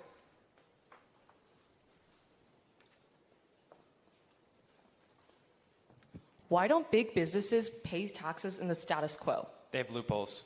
Right, but also the more fundamental concept is they want to maintain high profits, right? Yeah. Right, so when you enact a humongous tax on them, how are they going to maintain those profits? They're going to push workers harder, they're going to lower wages, they're going to make it worse for their lowest income I would argue that does not matter workers. if workers are more productive, less stressed, and have more financial stability. Where's your how are they going to be less stressed if their companies are paying them less? My side has consistently showed you that every benefit that people get outweighs the costs of businesses. Hi, Representative. So why not give $2,000 to a low-income American rather than split that $2,000 and give $1,000 to a low-income American and $1,000 to Bill Gates? I would argue, regardless, the $1,000 to a low-income American means so much more than to Bill Gates. Why not amplify that effect by using based income that specifically Sure, targets those who need it most? We can do that, but there's no harm in this legislation. You understand that universal basic income does not do that you said we can do. No, it also supplies low-income Americans money. Okay, isn't more money for these low-income Americans better? That's what I'm saying. It Question time means has more elapsed. to Speaker them. may be seated. Granted. Any no negation speakers, please rise. I goes to Representative Wang. I thank the chair. For the judges and chambers reference, this is Representative Wang, spelled W-A-N-G, speaking for the third and final time in today's debate.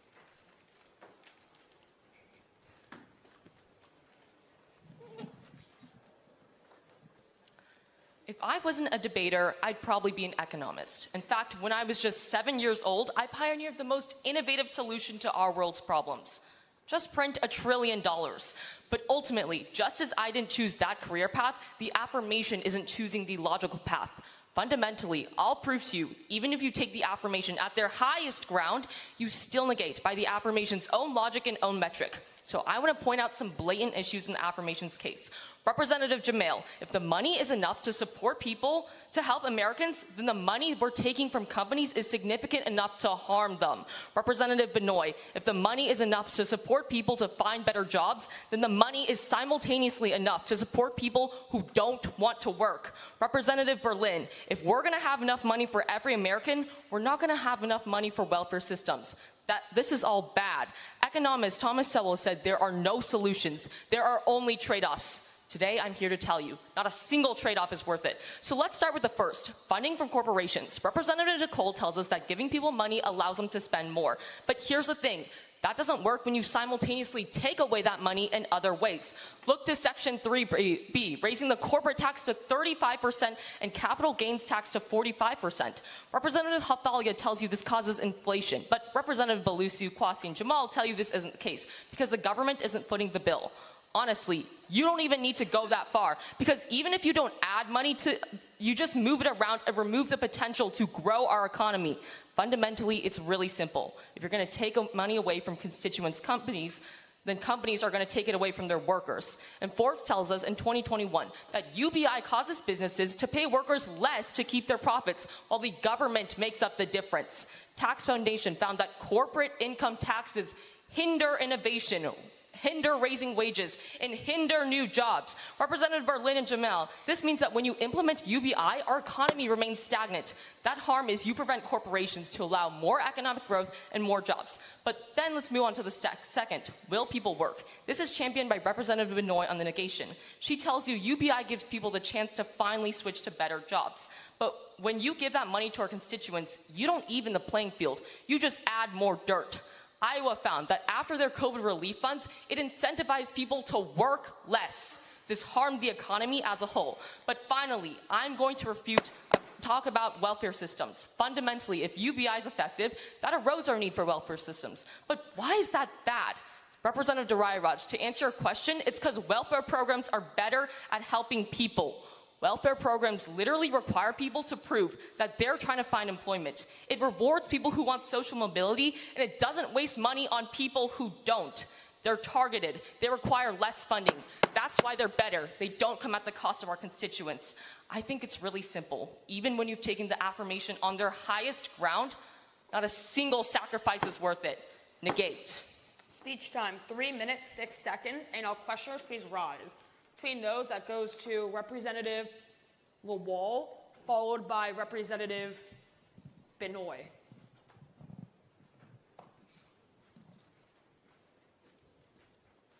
By implementing a UBI, people would have more purchasing power, correct? Yeah, but that purchasing power is offset if they have lower wages. Okay, wait. Before we get to lower wages, if people are spending more, businesses are making more. Why would they then take reductive measures? Okay, can I at least finish my question? Yeah, no, I get where you're going. Okay.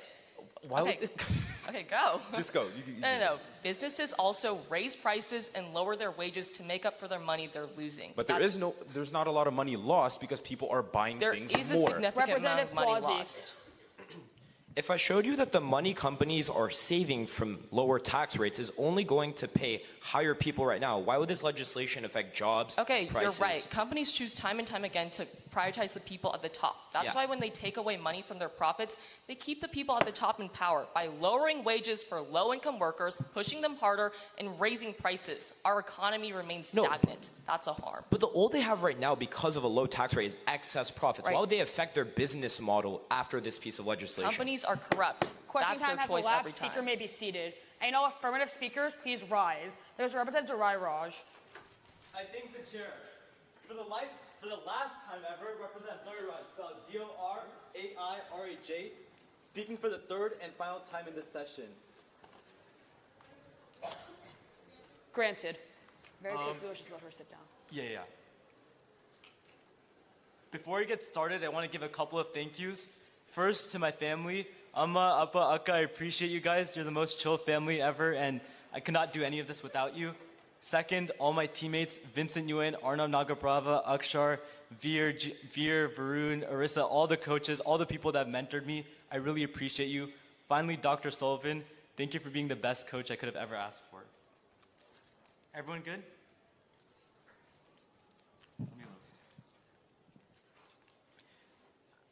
Working for $15 an hour as a Starbucks barista changed my view on money. $15 to pay for tournament Wi-Fi was 1 hour of taking orders. $100 to pay for this tournament's food was 7 hours of grinding coffee beans. And $1,000 to pay for this tournament was 67 hours of brewing coffee. For the millions, 67 hours of wages is everything. I don't care for the millionaires. 67 hours of wages is nothing. Fundamentally, this round comes down to two economic arguments. First, inflation, and second, hey, we already have welfare. You know what? 50 different empirics about 50 different UBIs will say 50 different things. None of them mean anything if they have no warrants. Listen to mine. First, what's the state of welfare right now? Right now, it's pretty hard to get welfare. Americans have so many hurdles to jump through. Representative Wang, they have to prove eligibility, they have to get technology, and they have to find program information. It's why Johnson & Johnson found on February 15th that 40% of people face this trouble, making welfare so difficult to reach. This is why meta-analysis by the Harvard Kennedy School found that almost 30% of eligible households never even access the critical welfare programs Representative Habiger talks about. This is why we need a universal program, because everyone gets $1,000, whether they have eligibility or whether they don't. Representative Habiger, a struggling family doesn't care if Bill Gates has an extra $1,000. I consider legislation based on who it helps, not who it doesn't. But there's some negation from Representative Hathalia and Palani say a UBI is actively harmful because it increases inflation. You know what? Last speech ever. Time to get risky. I'd argue Americans wouldn't even spend more money. Instead, they'd save it. Low-income Americans would use money to pay off debt or pay for healthcare. High-income Americans would save money. An April 2024 meta-analysis by Melbourne University found that a UBI would increase savings by 45%, not increase spending. Representative Nichols and Hathalia, if people aren't spending money, inflation will occur in our economy. The bottom line is a UBI protects our constituents, and they desperately need it. The University of York notes in May 20th that just in 1 year, 2 million Americans would come out of poverty because a UBI helps them that much. Representative Natarajan, I learned a lot in policy, yes, policy, about the corporate tax rate that you mentioned. It only impacts big businesses. They won't fire their workers because turnover costs a lot of money. You know what? I've done this event for 67 months now. If there's one speech I want you to remember, it's this one. Because in my 3 minutes, I finally advocated for protecting Americans because their clock is always ticking, even if mine is running out. I'm asking you, make sure, use your voice to make sure theirs never runs out. Pass this legislation. Speech time, 3 minutes, 3 seconds. And all questioners, please rise. Between those, that goes to Representative Wijesekera, Hi. followed by Representative Tran. Hi. Hey, would your constituents rather save $24,000 or get $12,000? They save money with the UBI. How do they when standard deductions save them $24,000 a year? My side's already told you that standard deduction doesn't save everyone $24,000. It's proportional to your It income. mainly helps the low-income constituents. Okay, the other thing is that UBI protects millions of workers. There's barely anyone who even knows what a standard deduction. At the point where advocacy. Wait. If I could finish, there's only like so many people that even know a standard tax deduction exists. Many Americans can't even access it. Representative Tran. Hi. Do welfare programs give you more money based on your income? 30% of Americans can't access welfare programs. Okay, but do they give you more money? No. What? They do. Based on your income, they do give you If more Americans money. can't access welfare programs, it can't give them more money. Sure, but the issue is for the rest of the people who are actively using welfare program, $1,000 can't suffice for Wait, their this needs. legislation isn't removing welfare, it's doing both. That's a good thing if it helps The Americans. affirmation already proved to you that they're going to be decreasing the funds in the welfare Wait, program. nobody ever said that. You do both. No, Question time has elapsed. Speaker may be seated. And non-negation speakers, please rise. Is Representative Palani unopposed? I thank the chair. Hey, it's Representative Palani, speaking for the final time today. It's been a long day, so a sign of life will be enough for me to begin. And then I'll do my quick little thank you thing.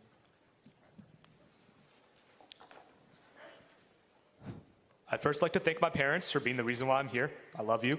To my coach, Pernita, thank you so much. And to the boys back home, Harsha, Nichol, Shresh, thanks for being the reason that I even joined this activity. All the Hennepin Village kids, I love you guys forever. And yeah, I'm ready to end this off. You got my first word.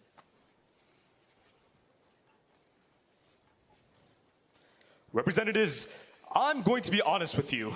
I'm tired. It's been an incredibly long day, so let's do something fun. Welcome to Representative Palani's game show of True or False. Let's begin. First question of the day goes to our gorgeous sponsor, Representative Nichol. True or false, this legislation will lead to currency growth? The answer is a clear and resounding false. As told to us by the Corporate Finance Institute, they state that when we redirect funds from taxes, it's going to one side of the economy to another, just like representatives on your side said. That doesn't do anything for currency growth. So this recession that you're so scared of, it's still going to happen. And what happens during a recession? Well, prices will still increase, and the economy will be more inflated than me after eating Taco Bell. Trust me, only such things are so inflated. Next question. This one goes to Representative Dorairaj and Adams. True or false? This bill's tax implementation is good. Once again, false. You know, I think that none of the representatives here have been reading this legislation properly. So here are my glasses. Let's view this with the same lens. Section 3AA states that we repeal the standard deductions. Representative previously talked about this, but let me pick up where she dropped the ball. Simply speaking, Kiplinger on June 14th states in 2024, standard deductions were $14,600 this year. How much does this legislation give? $12,000. You're putting your Uncle Steve, Representative Jermail, $2,600 in deficit. I don't think that you should do this. You know, asking my Indian father for a tattoo would probably end better than passing this legislation. Now, next question. True or false, Representative Berlin and Quazi, we are helping any income person. I really don't want to pull my glasses out again, but reading this legislation, we're only helping citizens, not immigrants. Representative Quazi, you think it's so easy for immigrants to just get citizenship. Well, seeing how backlogged that the USCIS is in the status quo, getting a citizenship is like seeing me in the gym. You're just not going to see it. Next, this goes to Representative Binoy and Jamal. True or false? Increasing their mobile income with this legislation will increase work mobility and their financial stability. Once again, false. When we take away standard deductions, people don't have the ability to look for more jobs. If anything, you hurt work mobility. We are already in a labor crisis. Don't exacerbate it. Representative Binoy, since we're playing pretend anyways, let's go back to second grade and circle F for fail. Finally, after we've seen 4 specific impacts, the score is 4-0, with the negation clearly winning. But looks like we have time for a bonus round. So let's find who's truly the burden of proof here. The side that wins this debate is the one that protects our people's incomes to their highest standard. Now, the affirmation's highest ground is that we give everyone $12,000. Wow, great. I can get myself a bunch of bean burritos. But when we see that standard deductions exist, it's going to put them in a deficit. You're hurting our constituents. The ones who you think need the money the most, you're taking away money from them. And I won't stand for that. So after a phenomenal game of Representative Palani's game show, it's clear that the negation wins at a score of 5-0 of negate. Speech time, 3 minutes, 2 seconds. And all questioners, please rise. Between those, that goes to Representative Representative Binoy, followed by Representative Balusu.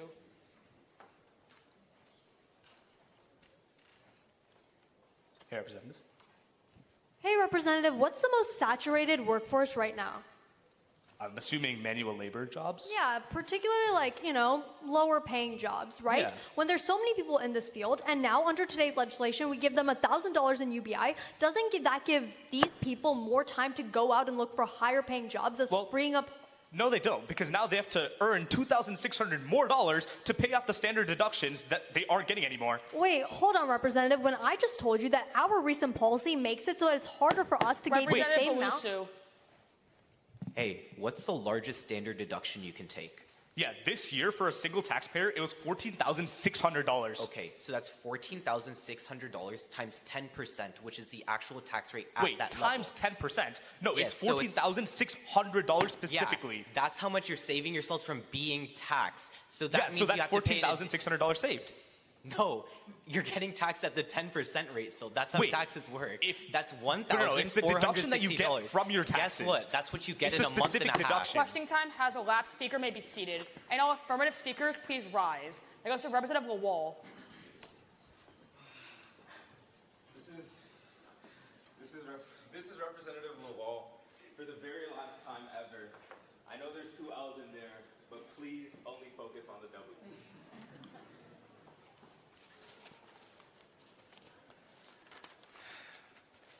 Before I get started, there's a couple of people that I want to say thank you to. First, Rohan, Moines, Parth, Ishan, Quazi, Ishan Singh, Juliana, Chris, Sophia, Naresh, Helios, Akeelan, Adrian, Quad, David, Vishal, Arnav, the Bellboys, the Seven Lakes debate team, the Jordan debate team, my big brother Hanif, who got me into the event, my sister, who I hope stays in the event, my mom, my dad, Coach Kabler, our amazing coach who had to deal with us in 5th period, and the best coach in the world, Bryce Butrowski.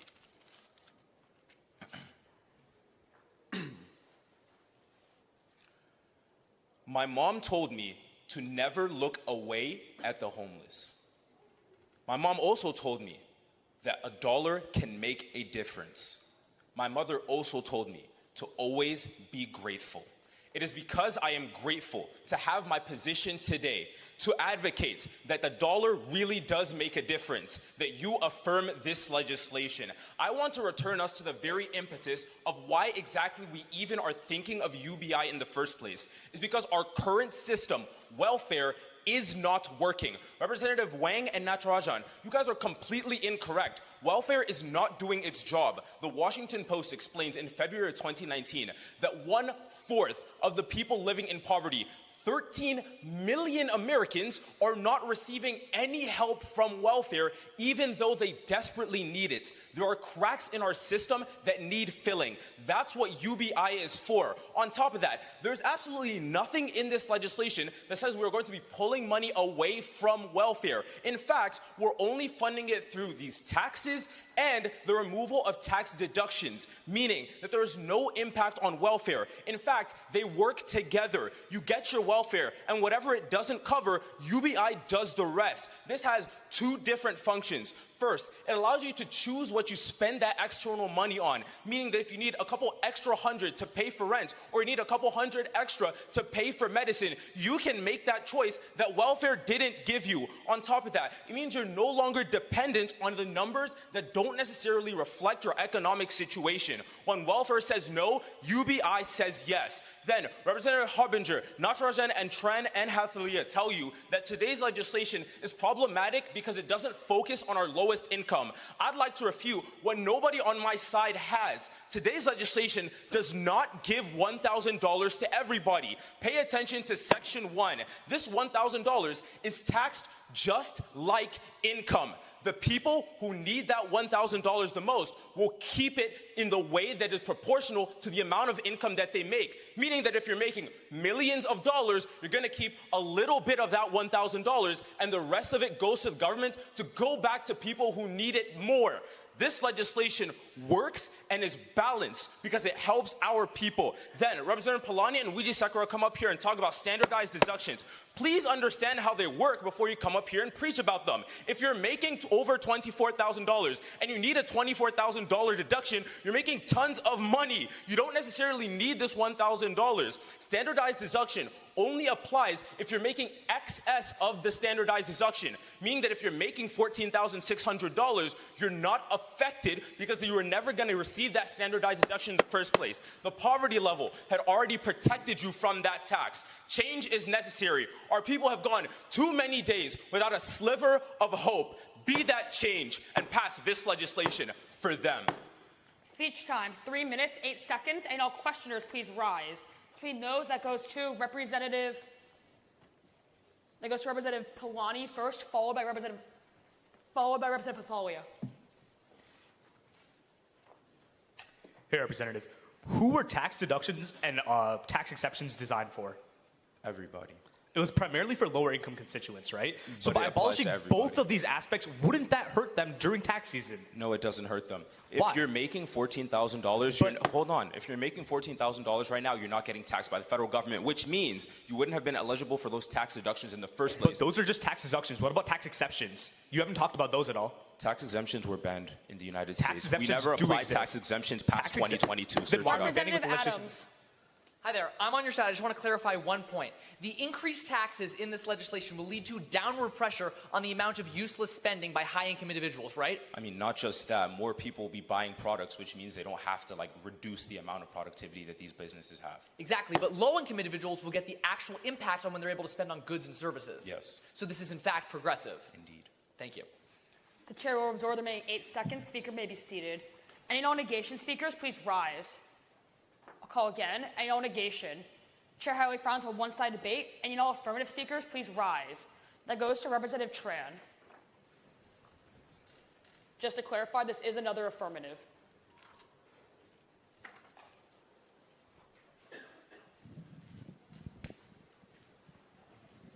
Hello, everyone. My name is Representative Tran, speaking for the final time today. Before I begin, I would just like to say thank you to all my teammates, Mr. Stubbs, and especially my parents. I wouldn't be here without them. Very quickly, let's just let the remaining of the spectators leave. Representative Adams, is that a motion? Exit the chamber. Granted. So let's just let everybody leave real quick and then we can continue on. And also just remember, for questioning, please return back here so we get the film. At the leisure of my judges and PO, I'll begin. Judges.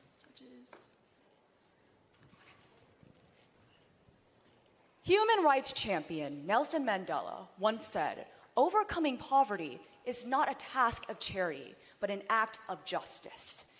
These people are not looking for a handout. They're just simply looking for a hands up. Pass this legislation today, because this debate ultimately comes down to 2 main points. 1, we are losing jobs in lower and middle portions of our economy, and 2, does the cost outweigh the benefits in universal basic income? On to my first point. We are losing jobs in lower middle income portions of our economy, which is the overall underlying issue in all the negations concerned. So far, this entire debate has been only arguing whether it's effective or not effective, but they don't tell you why we need it so much right now. Lower paying jobs are the first hit with automation, because Stephen Preston from Forbes, January 30th, 2024, states that low-wage workers like cashiers are 14 times more likely than higher paid workers to have to change occupations solely because of automation. And for jobs that pay a little more, AI replaces them. According to the godfather of AI, Professor Goffin Hinton, May 2024, tells us that the government has to establish a UBI to solve for AI's inequality in jobs.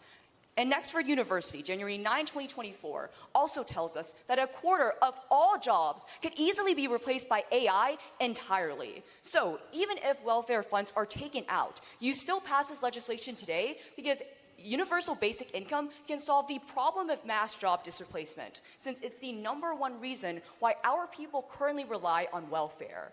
But on to my second point, the benefits of UBI. So Representative Habiger and Hathalia argue that this ruins our economy because we can't recover from our inflation due to the high tax rates. But the reality is, UBI builds the foundation for stability. Representative Otto asked for the proof of success, and my side never provided it to him. So let me. Westward News, June 18, 2024, shows us that today's legislation has and will work because Denver's Basic Income Project implemented a UBI just like today's legislation, and here's what happened. Hundreds of homeless people were able to get into stable housing, and 50% of them finally got off the streets. In fact, negation tries to give you a narrative that we're losing more than we're gaining. But I tell you, even if that's true, the affirmation still wins today's debate. Entrepreneur Mark Donovan, 2021, tells us the way we invest into people motivates them and moves them into households. So these people have better access to hygiene, transportation, and their health care. So these participants now finally have jobs and a stable income. That's breaking a generational cycle of poverty. So that's the type of success is what our economy needs. It does not increase inflation. Representative Hathalia, from cash to comfort, this legislation is the path to get off the streets. There's one goal in this debate that's being lost. We have to give Americans the support they desperately need in this situation today. Pass this legislation because when help is needed, let's offer them as an act of justice. Speech time, 3 minutes, 10 seconds. And all questioners, please rise. Between those, that goes to Representative Hathalia, followed by Representative Habiger. Denver's basic income worked, right? Yeah. How many people did it give it to? Okay, so it was a study out of 800 participants in the program. They gave it to 800 people. Do you have any other analysis? Yeah. It also talks about in Houston. So we also did a UBI. Let's talk about Houston. It gave it to less than 1,000 people. No, they gave it to more than 1,000 So let's talk about the only example that gave it to entirety of America, COVID stimulus. Okay, sure. Did that increase inflation? Okay, when you're talking about inflation, during that time, OPEC literally cut us off from all our oil production. Hi, Representative. Can you give me the current corporate tax rate? 21%? Yeah, so if corporations are getting taxed 14% more, would that not encourage them to cut labor and by association Actually, jobs? I tell you that even when we raise a tax, right, we're giving $1,000 to people and they can actually Is $1,000 a replacement for a job? Well, actually, when you give people $1,000, they could start businesses too. It doesn't necessarily harm it. What happens to people who don't have enough money to start a business? Is $1,000 enough to start a complete business? You have to actively give them stability first, right? Questioning time has elapsed. Speaker may be seated. Negation speakers, please rise. State. Granted. Representative Adams. Granted. Representative Lawal. Granted. Negation speakers, please rise. That goes to Representative Xiao unopposed. Awesome. Hi, everybody. This is Representative Xiao. That's still XIO on your ballot, speaking for the last time today.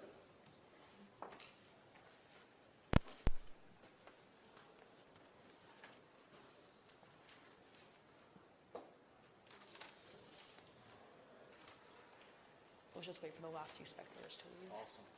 Now we're good. I'm not a senior or anything, but I have a few short thank yous. Obviously, first to my coach, Harry Yu. I love you. Then to all of my friends that have inspired me to be better in this event. Colin Blakesley, Chris Melendez, Rob Morris, Jesus Silva. I love all of you guys. And everyone else in this room, plus my family. You know who you are.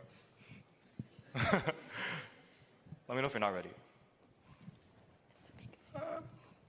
Twist the pink. Twist it? The pink. The pink. Twist it to the left, and then raise it up. There. Now raise it up, and then twist it back. There we go. Awesome.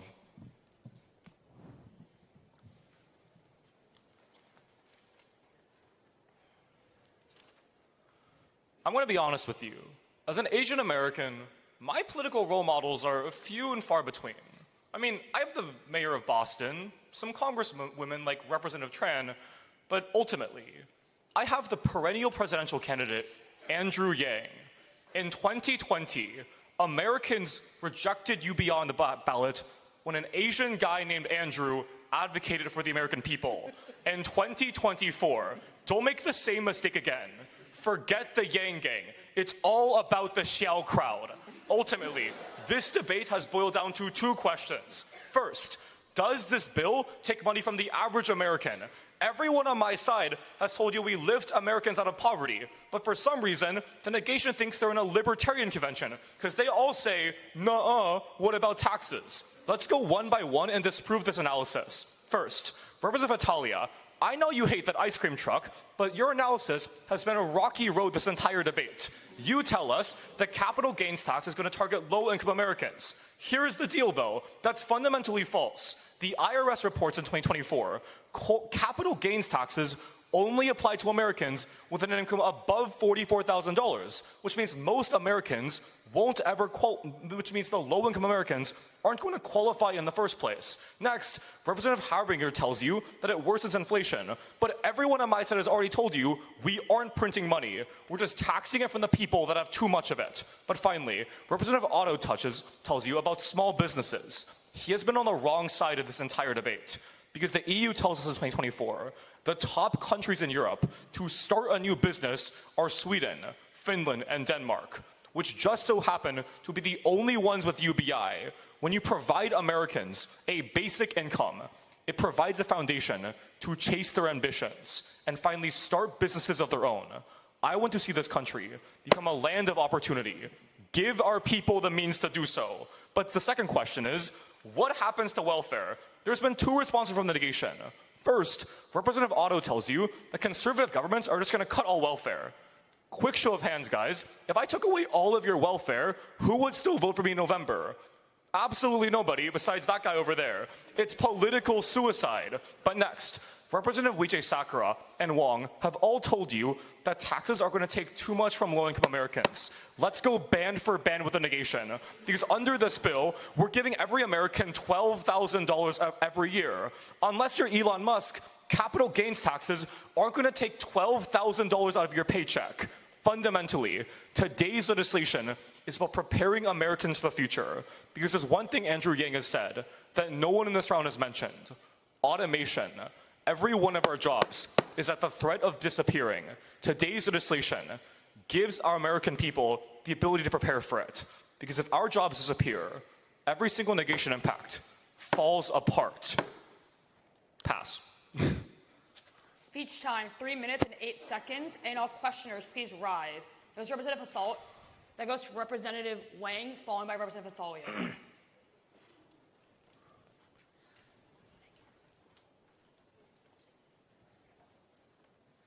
In the best form of welfare, only the people that need money get it. In the best form of UBI, everybody gets money regardless if they need it. The last Why isn't speaker, welfare Representative better? Lawal, already told you Section 1 adjusts the income. Under this bill and under this policy, the people that need money the most, specifically low-income Americans, are going to get more money when they you need. only target low-income people, you don't need as much we're money. targeting them which because means they you need don't the need money. as high corporate tax rates, which means you don't take wages no from one's low-income paying an extra Americans. $12,000. It's not a net negative. Okay, why don't we just target it towards Representative people that need it? Wijesekera. Hi.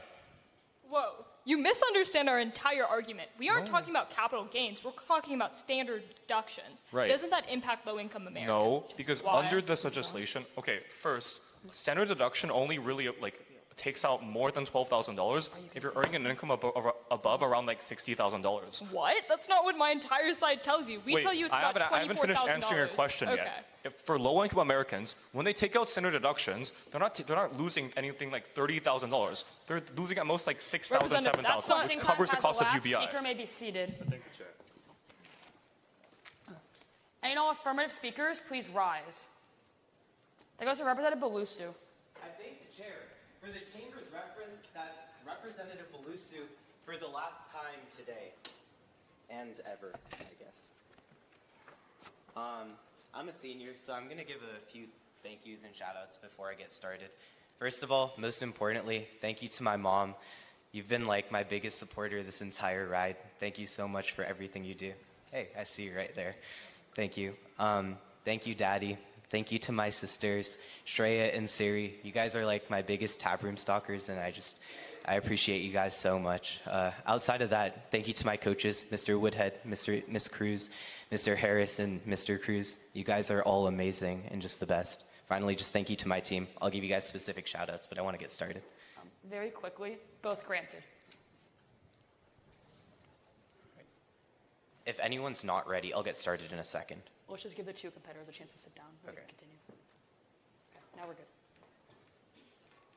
We begin each and every congressional debate session by saying the Pledge of Allegiance, where we declare this country indivisible with liberty and justice for all.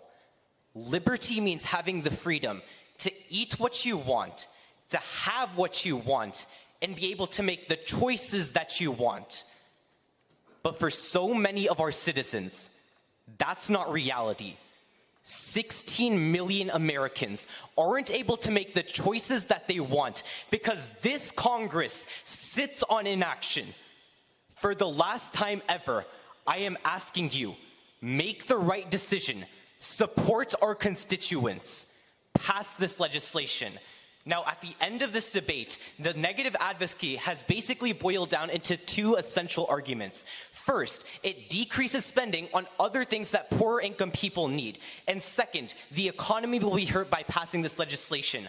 I think all of these arguments are just morally terrible, but we can still address them. First, on the economy, Representative Natarajan and Representative Otto, you told us welfare gives more money to the people who need it. No, it doesn't. As the Urban Institute finds, even for a family of 4 with 2 parents, they still only get $500 a month from welfare. Under this legislation, because they have 2 parents, they're getting $2,000 a month. Do the math. That's a positive. Even past that, Representative Palani and Representative Otto, it's that same logic for standard deductions. Let me do the math again. Representative Lawal, you didn't do this in your speech. Representative Palani, if the standard deduction is $14K, that means at a tax rate of 10%, that's only an additional cost of $1.4K for the entire year. At the negative's highest ground, overall, that still means $661 more dollars in our lowest income constituents' pockets every single month. For so many families, that's the difference between putting food on the table, keeping electricity in their houses, and providing for their family. But the second argument that the negation has made is about the economy. Representative Hathalia and Representative Habiger, you're dead wrong about taxes. As the American University finally finds for us, we can't just decrease wages if we increase the corporate tax rate. You don't decrease wages simply by increasing taxes. Second, every other corporate tax raise in our past hasn't decreased taxes, and it hasn't affected our poorest income constituents in any negative way. Look to the empirics. We've never seen those results. Representative Hathalia, inflation only increases when our money supply also increases. Do the math. This legislation gives us almost $900 billion in corporate taxes and $1.8 trillion from capital gains. That means we don't have to fund this off of deficit spending. That means there's no increase in our money supply. No matter what, just remember one thing. The math stands for the affirmative. Pass Speech this legislation. Time. 3 minutes, 10 seconds. Questioners, please rise. Between those, that goes to Representative Otto, followed by Representative Nichol. Hey. All right. Thank you for that speech. I just want to move this in a little bit of different direction. The Social Security Administration has the responsibility to enforce this, correct? Sure. Are we giving the Social Security Administration more money to finance a UBI? Yeah, this legislation does give us the enforcement Where does it to do state that? But even more importantly than that, I think our government is able to handle a UBI because we've seen a lot of examples in Finland and Sweden that the Social Security Administration can't handle its duties effectively, then why do you think that a UBI they can manage a UBI? Okay, I think this is just a... Hey, oddly enough, going off of Representative Otto's points, don't you think that we'll actually be able to save an incredible amount of money through the Social Security Service because we'll be able to implement this universally and we won't waste money on bureaucracy? Sure. Right. And when we do that, doesn't that mean more money can go directly to the recipients of UBI? Sure. Right. And since it's universal, doesn't this mean that we're, again, not wasting this money on bureaucracy, individually targeting those to only those who need it? You're exactly right, And when we do that, we have a net benefit, right? Yes, sir. Absolutely. Yes, so we sir. should pass, right? Yes, sir. Let's Question go. time has elapsed. Speaker may be seated. Any on negation speakers, please rise. There goes to Representative Srinivasan, unopposed.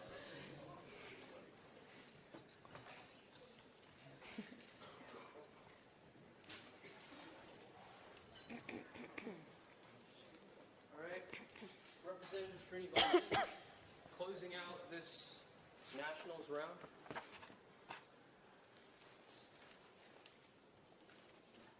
You're kind of tall, dude.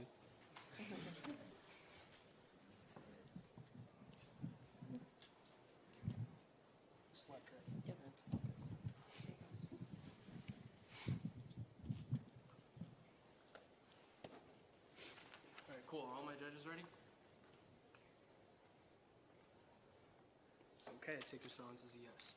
Before I start, a disclaimer. This is a collection of my opinions and my experiences in the congressional debate activity. Shouldn't be taken to represent the opinions or experiences of anyone else.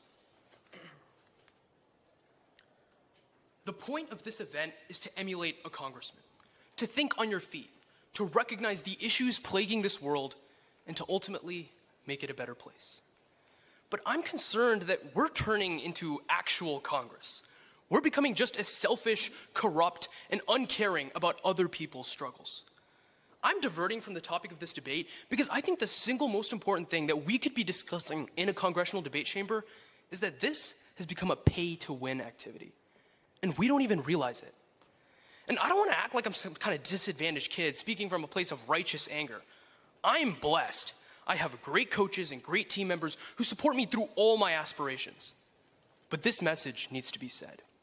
And there's no better place to say it than here. So first, let's start with private coaching. Right now, there are debate coaching services that help dozens of our peers in this tournament succeed. But if that's all they did, I wouldn't be up here. These expensive, exclusive, and expanding coaching camps don't teach students how to debate. They do it for them. National champion coaches prep for their pupils, writing speeches, intros, and blocks, giving them an incredibly unfair advantage. When students can pay people to write their speeches, this event loses all of its value. The point of debate is education. What education does a student receive when you write the speech for them? Next, literally rigging tournaments, and numerous tournaments this year. MLK, Glenbrooks, even the TOC.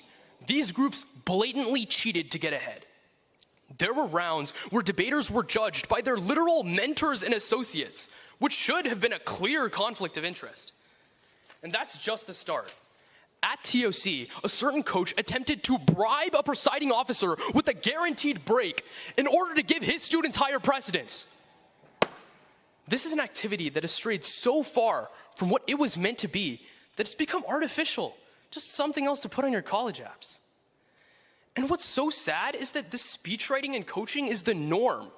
So many kids that I know feel like they have to do this in order to be competitive, have to join this broken system, cheat, and participate in it in order to reach their goals. How does that teach them to get ahead in the real world? What does that teach us about real life? But what disappoints me even more are the adults. Adults that love this activity and got so much enjoyment from it when they were debating. And they're okay with ruining it for everybody else. Before you come up here to share your experiences, let's get something clear. I don't expect my words to change the event overnight, but I'm here to change some minds, to prompt some self-reflection, and to finally bring some attention to the breakdown of the activity that I love. Speech time, 3 minutes, 5 seconds.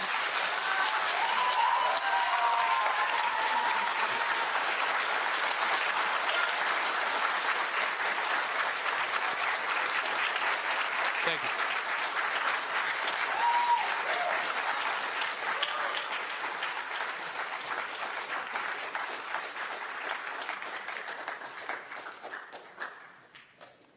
Speech time, 3 minutes, 5 seconds. Any and all questioners, please raise your placards. Seeing none, the chair will absorb the 2 blocks. Speaker may be seated. Representative Palani. Is there a second? Any opposed? Seeing none, that does trigger us to vote on today's legislation. All those wishing to pass today's legislation, please raise your placard now. Account Representative Jamail 1, Quazi 2, Dorairaj 3, Lawal 4, Nichol 5, Adams 6, Berlin 7, Binoy 8, Balusu 9, Xiao 10, Tran 11. All those wishing to fail, please raise your placards. Palani 1, Habiger 2, Otto 3, Natarajan 4, Wang 5, Hathalia 6, Wijesekera 7. All those wishing to abstain should be 1. On a vote of 11 to 7 to 1, this bill does pass. My congratulations to the sponsor, Representative Berlin. Is there a second? Any opposed? Seeing none, just to go over a quick summary of this round, we went through a whopping 58 speeches, 124 questions. Just for my judges in the back, I too am a competitor that is Representative Melamed, spelled M-E-L-A-M-E-D. Proud and honored to be your presiding officer for these 6 hours of debate. Just to reiterate, I just yet again want to thank all of the TAB staff, everyone that has judged this weekend, everyone that's spectating this round, and everyone that competed. Without all of you guys, you wouldn't be able to make this event and tournament as a whole possible. With that said, I'm going to turn it over to the parliamentarians so we can get things moving. All right, again. What we'll do is this, logistically from our side. Once the judges are done, we're going to audit, double check, triple check. If you haven't filled out your leadership ballot yet, please do so ASAP because we do want to make sure that we get it correct for the awards. We will post an email through tabroom.com to your coaches announcing who will be the top 6 and the top 14 PO and Leadership Bowl winner who will appear on stage this evening. I didn't mention it in the Senate email, and I'll send out a little correction. If you do not place in the top 14, go to the awards room because you do have a plaque as a congressional debate finalist. So if you're not top 14, you do get a finalist plaque. And now I will turn it over to our House staff for the Lewis ceremony.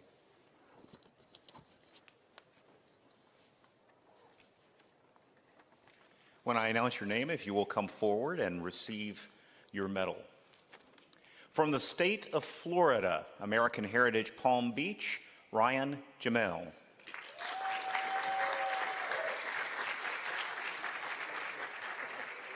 From the state of Texas, Seven Lakes High School, Ishan Quazi.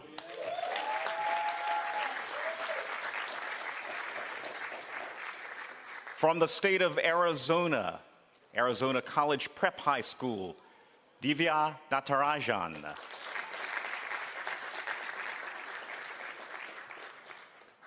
From the state of Texas, Elkins High School, Nia Binoy.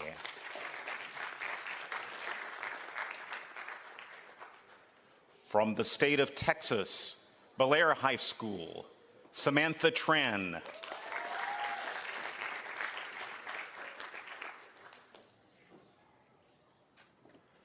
From the state of California, Berlaman College Prep, Akalan Dorairaj.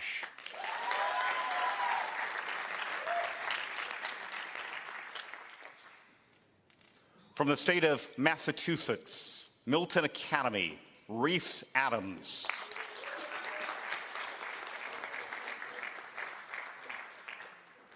From the state of California, Archbishop Mitty, Sashank Balusu.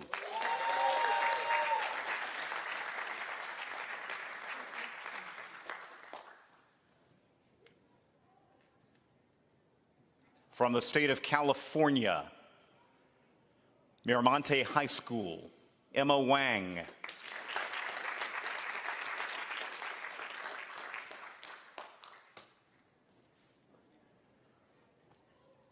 From the state of Mississippi, from Oxford High School, Tommy Nichol.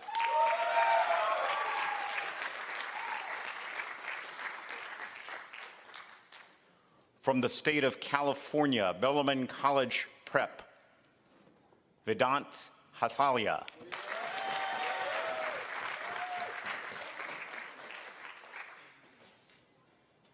From the state of Texas, Seven Lakes High School, Fadil Lawal.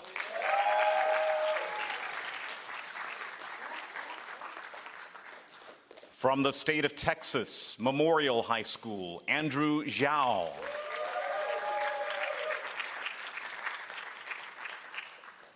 From the state of Minnesota, Eden Prairie High School, Nithin Palani.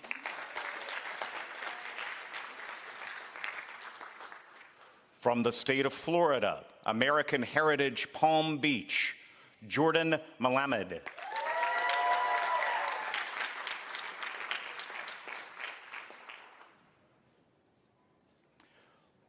From the state of California, Archbishop Mitty. Arya Srinivasan.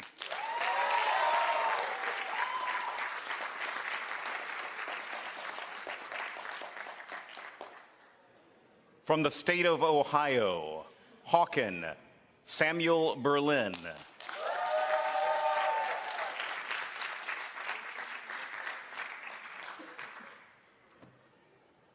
From the state of Missouri, Central High School, St. Joseph, Ella Habiger.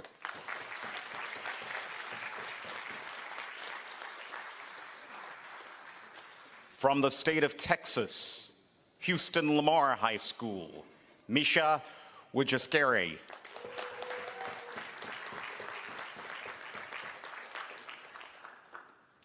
And from the state of Missouri, from Springfield Catholic High School, John Otto.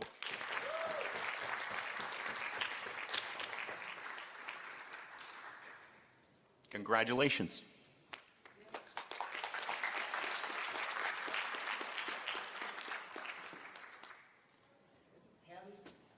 The 2024 National Congress is adjourned.